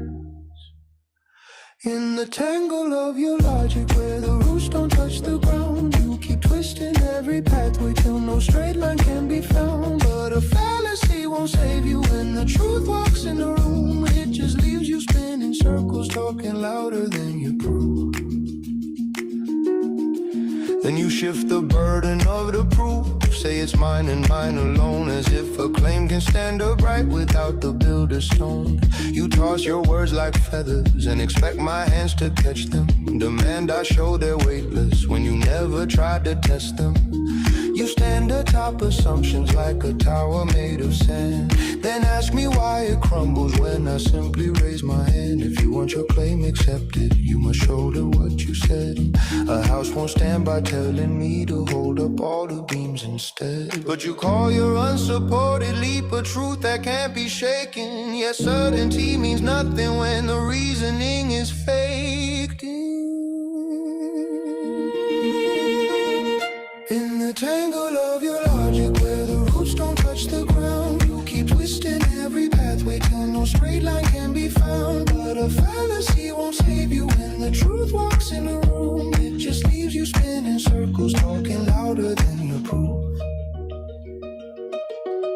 And in the ad hominem arrives, the easiest blade to draw. You cutting me instead of claims, calling souls, finding flaws. You think attacking who I am will make the argument break, but truth remains untouched by blows that never strike its shape. Logic isn't won by volume or the sharpness of a sight. A mirror smashed in anger doesn't change the failing light. If you can't face the reasons, then the reasons still remain.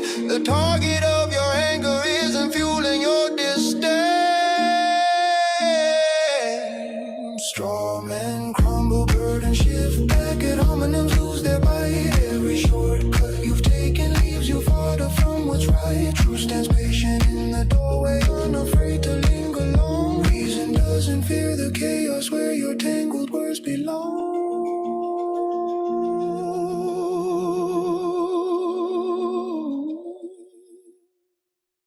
In the tangle of your logic where the roots don't touch the ground, you keep twisting every pathway till no straight line can be found. But fallacies can't shield you from the daylight breaking through. They just leave you chasing shadows while the truth keeps shining true.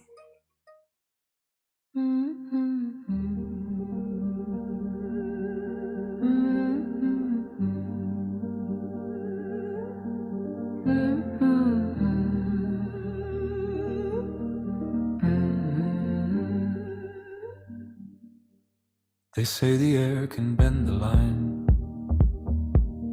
raise the low and twist design. So rays from sea that curve your sight should lift the base as well, that's right. If light can bring what's past the bend,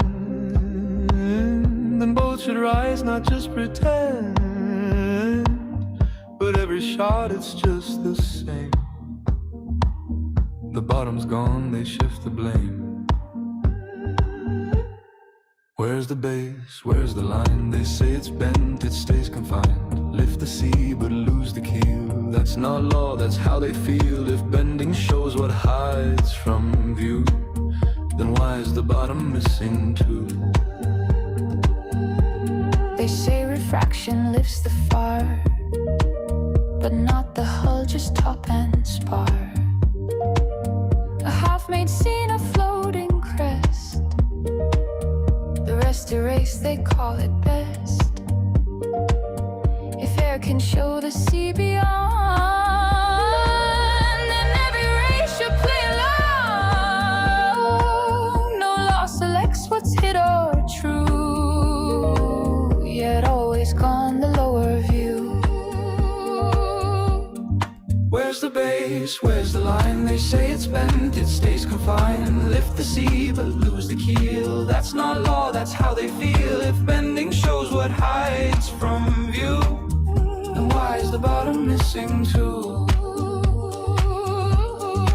If the light can lift the sea, then show the base consistently. Angels meet but logic fails. The tail derails, the math derails. Always hiding what's below, always claiming what they know. Refraction's choice, a holy rule that breaks itself to sound too cool. If it lifts, then lift it all. If it bends, then make it fall. You can't have both, you can't have two, when the bottom's missing from the view. Where's the base, where's the line? They say it's bent, it stays confined. Lift the sea but lose the keel. That's not law, that's how they feel. The surface shown, the base withdrawn, the model flawed, the truth long gone. If the sky can raise the sea, then show the ground that ought to be. The missing part, the silent truth. The bottom gone, but still the proof.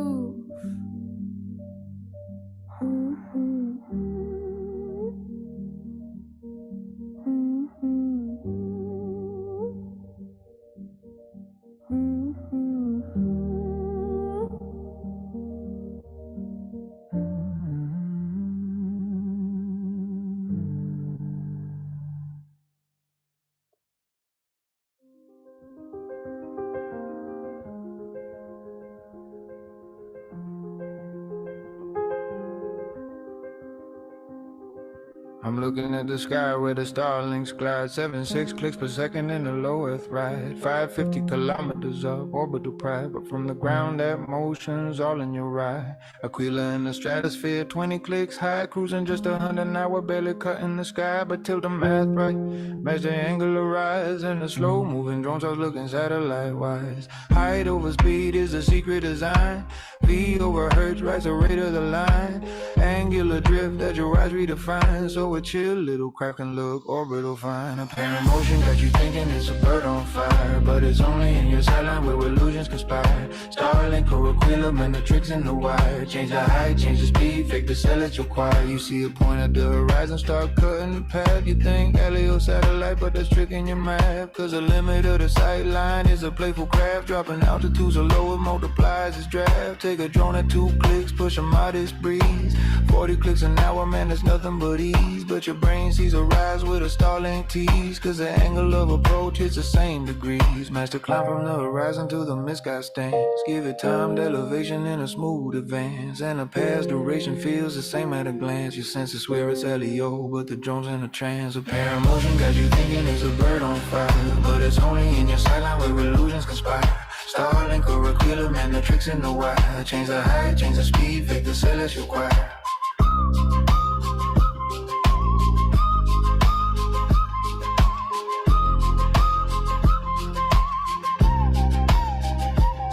See a Starlink sweep is fast, 25 degrees a minute, but you draw that drone lower, now the game's infinite. Because H in the denim lets the speed stay timid, while the angle of velocity looks just like a Leo gimmick. Aquila at its test site, now the climb was slow, but tweak the craft up altitude, get the motors a go. Then the rise time, fall time, all the time as you know. Start matching orbital passes in a one-man show. From beneath the track, you swear it's spacebound flight, but move one step sideways and you break that sight. Still from the center line, vantage in the dead of night. A cheap drone can mimic Leo like it's doing it right. Yeah, appearances deceive in the fields of sky, where a drone and a satellite can look eye to eye. Starlink or Aquila, doesn't matter how high, when the angle tricks the senses and geometry lies.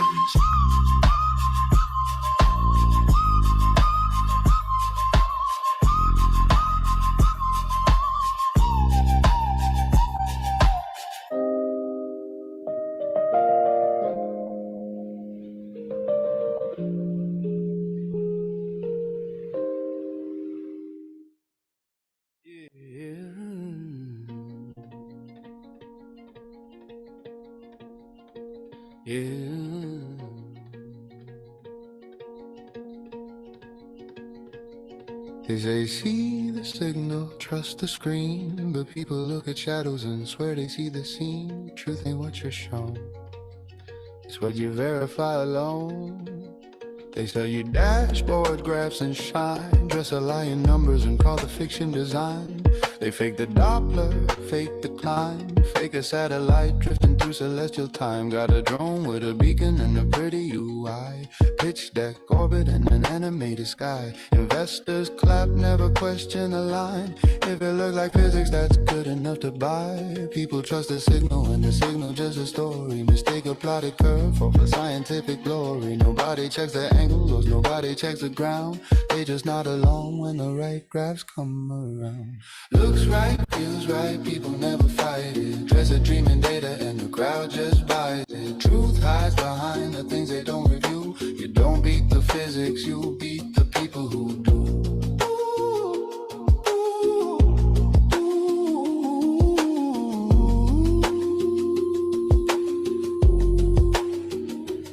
You can spoof the truth if the crowd don't test. Just mimic all the patterns that they expect. Fake the past time, fake the arc in the sky, fake the heat map glow of a satellite flyby. The fraud ain't beating sensors, it's beating belief. Cause humans chase comfort when the facts get brief.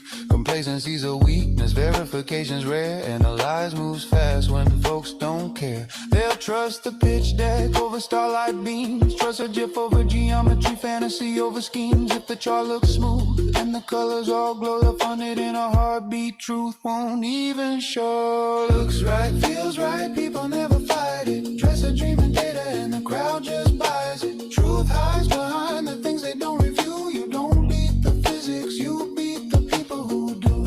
Ooh, ooh, ooh.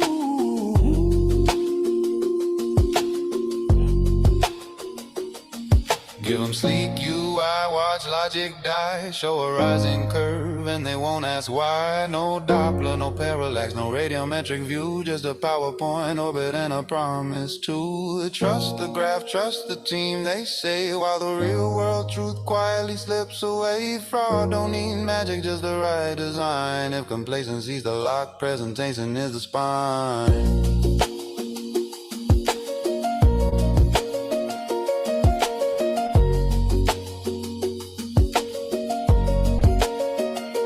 History repeats cause the pattern never ends. If the data looks real, they'll call the liar a friend. Theranos in orbit, just change the domain. You fake enough signals and the world says amen. But a sharp mind knows that appearance ain't proof. And a chart with a heartbeat don't make a claim truth.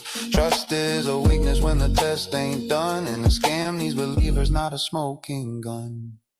Looks right, feels right, people never fight it. Trust the dream and data and the crowd just buys it. Truth hides behind the things they don't review. You don't beat the physics, you beat the people who do.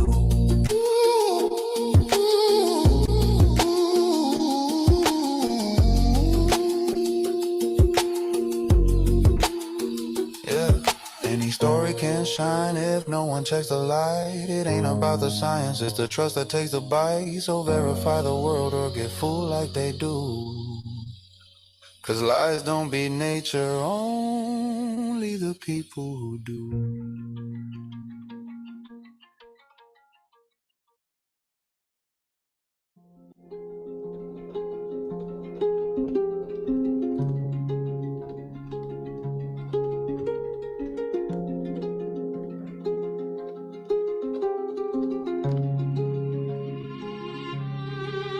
Sit down, globe believer, yeah, you in the back. Start waving screenshots like you're bringing real facts. You don't know the distance, don't know the height, don't know where the curve should be.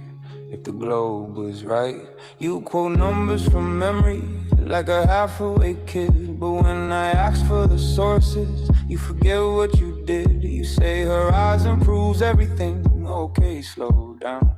Tell me how far it is, genius. You can't sit down. Pay attention, classes in session. You're believing without checking. That's the first regression. Infrared invisible, ain't bending the same. But you post blurry screenshots like it settles the game.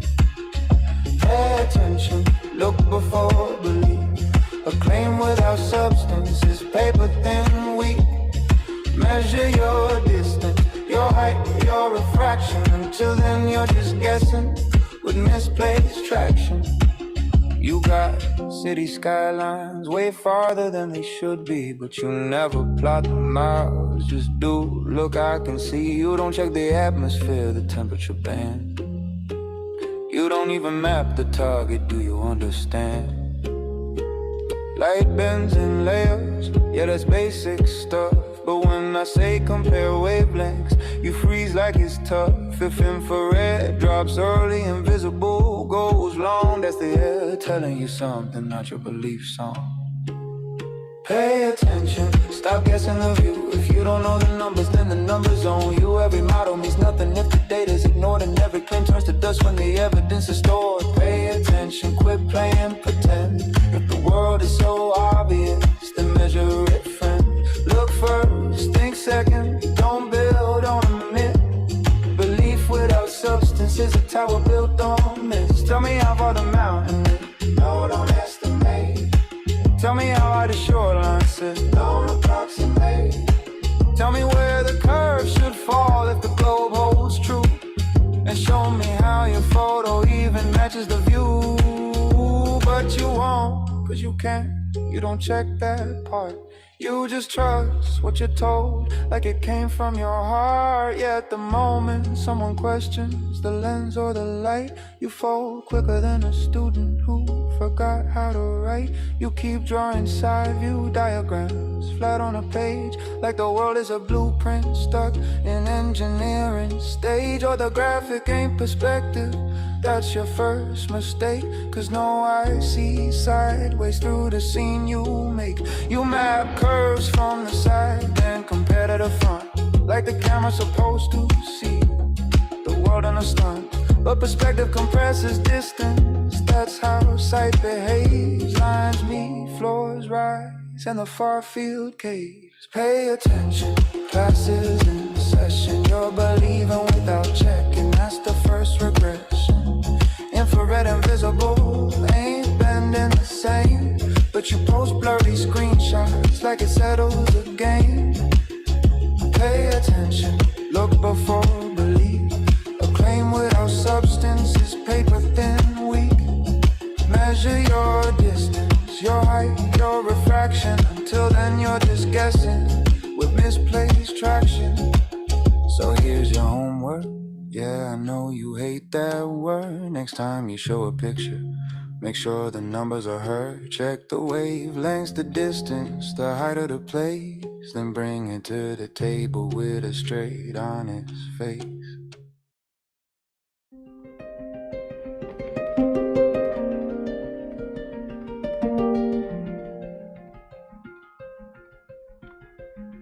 Yeah, we model the cosmos with a patchwork scheme. Stack theories like scaffolds on a sight unseen dream. Dark matter in the shadow cause equations don't fit. Ghost mass in the halo just to make the mass stick. Rotation curves wild at the galaxy rim. So we summon hidden particles to keep the plot trim. But the maps don't match up with the shapes we predict. Simulations paint a picture but it's all eerie's big. Every mismatch we see we slap a fix in the code. But the cracks in the model keep exposing the load. Maybe time to trace the change. Track the logic that we laid, check the axioms again, see where error got made. Astronomy in crisis, equations on ice, foundations unstable, pay the paradigm price. Before we build the tower to decipher what's above, hit the first rung again, that's what the earth really was. Recheck the cosmic ladder, premise by premise, if the bass ain't sound, those skies gonna limit.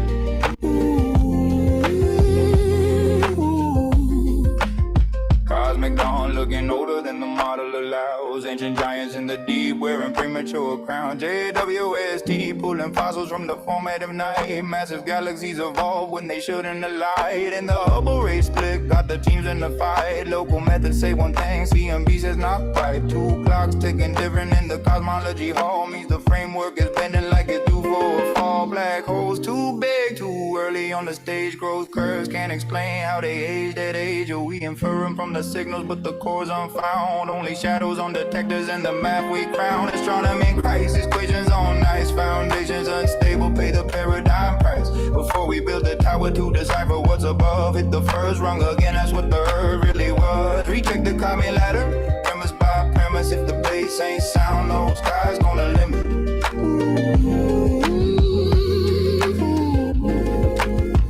Photometric redshifts with the margins too wide. Sim bias, dust bias, cosmic variance. Beside we code the universe tight, but the physics is loose. Subgrid fantasies giving theory a boost. Maybe it's time to rewind the chain of deduction. From the furthest galaxies to the ground we're constructing.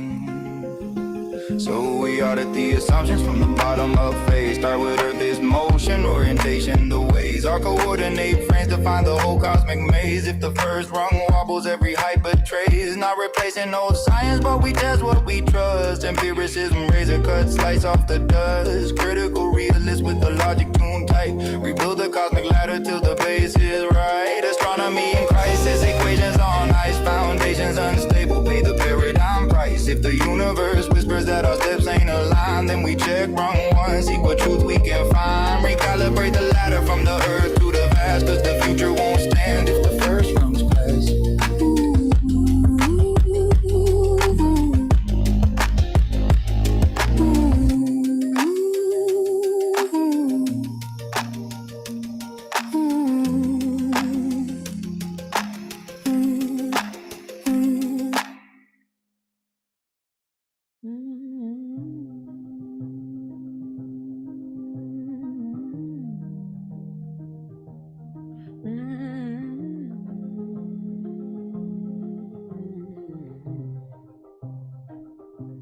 You learned it when you're young, didn't choose that frame. The classroom glow, sitting center stage of your brain. Repetition makes the fiction feel like natural law, and every textbook echoes what the last one saw. And once it's in your head, it's hard to break that mold. The mind prefers the stories it already holds. Familiar feels safe, and safe feels true. So you start seeing only what fits that view. You see what you're told to see. Women write the script for your mind. Belief gets deep, like a root in a tree. Confirmation in every sign. If the picture starts to shake, don't fear the cracks you find. We're here for you as the old walls break and you get back your own design. Strong belief is powerful, reality bends. The brain fills gaps with the tales it defends. You stare at the sky and the sky stares back, but the meaning you give, it follows your track. When the model's installed before you learn to doubt, you grow up seeing what's inside the box, not out. A form of hallucination, entrained perception, a lifelong loop of self-free injection. You see what you're told to see. Women write the script for your mind. Belief gets deep, like a root in a tree. Confirmation in every sign. But if the picture starts to shake, don't fear the cracks you'll find. We're here for you as the old walls break.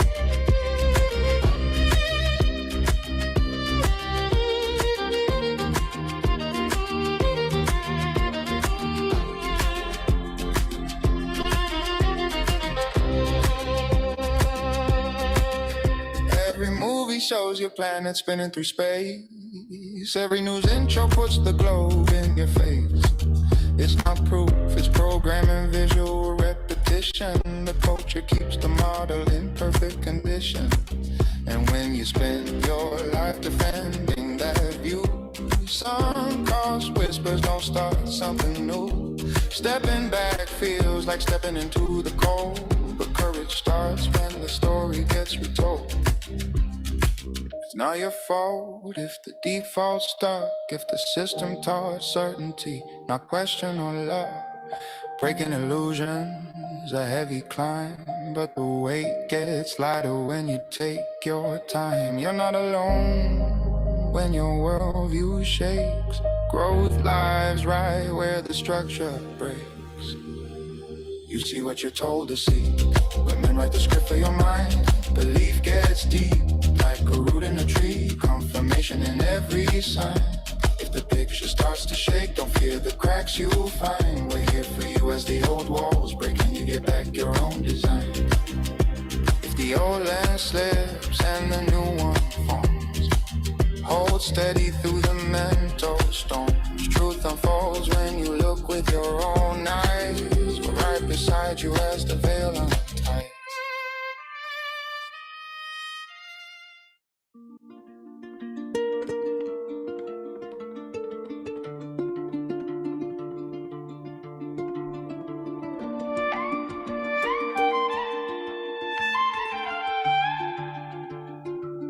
They say a shadow in the city,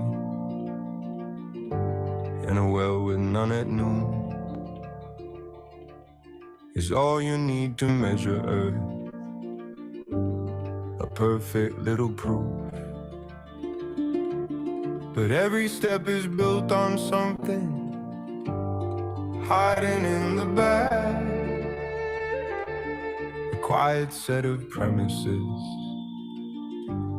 that no one ever tracks. Parallel rays from a sun unmeasured, two towns drawn on a perfect line. Distances guessed, not truly captured, but the story's told like it's divine. Shadows and assumptions stacked beneath the claim. Inference on inference, treated as the same. Only what's observed is solid on the page, but the leap from sight to certainty is where the errors reign. Shadows and assumptions, that's the hidden page.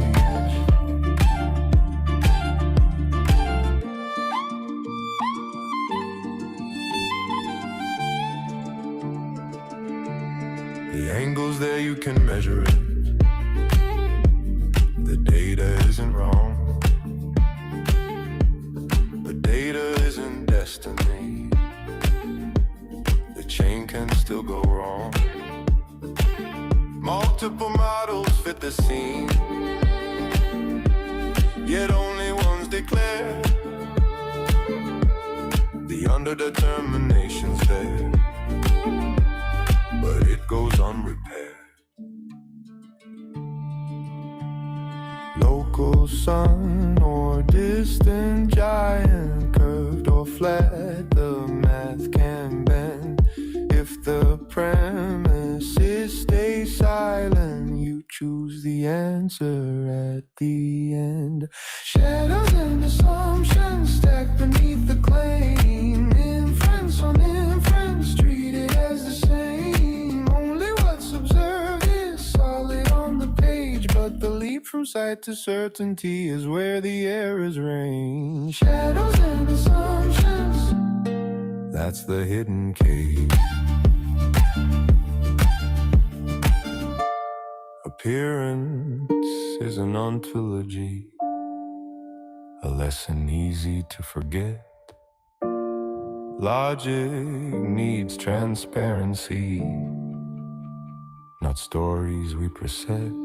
Shadows and assumptions, listen to the signs. Test the hidden premises, follow every line. Truth is never threatened when we question every stage. It's reasoning that strengthens when we learn to turn the page. Shadows and assumptions, step outside the cage. Yo, I roll with the memes, but I don't vibe with the code. I'm a critical realist, I falsify by default. 15 degrees, yeah. I see a sky rotation, but that's relative motion, not an earth spin proclamation. Optical gyros drift me till you climb elevation. Then the data goes rogue, breaks the model foundation. Optical anomalies, Sag-Yak deviations. If the numbers don't align, that's a model violation. I ain't saying what it is, I'm eliminating what it ain't. This is empiricist logic, not belief, not faith. Ground too flat, then the cosmic ladder shakes. Radius wrong, then the whole sky map breaks. No assumption, no spin, the globe straight to the bin. I'm just cutting out the noise till the truth drops in. Detecting relative motion, that's Mach and Einstein. But Earth must spin is a non sequitur line. Local frame test can't pick the culprit out, so attribution claims, yeah, I black 'em out. Accelerometer silent, where the model needs shout. Where's the orbital pulse we should all read out? Pendulum persists, then the Alice freaks. Anomalous blips when the shadows peak. Yo, that ain't proof, that's an open critique. I ain't saying what it is, I'm eliminating what it ain't. This is empiricist logic, not belief, not faith. Ground too flat, then the cosmic ladder shakes. Radius wrong, then the whole sky map breaks. No assumption, no spin, the globe straight to the bin. I'm just cutting out the noise till the truth drops in.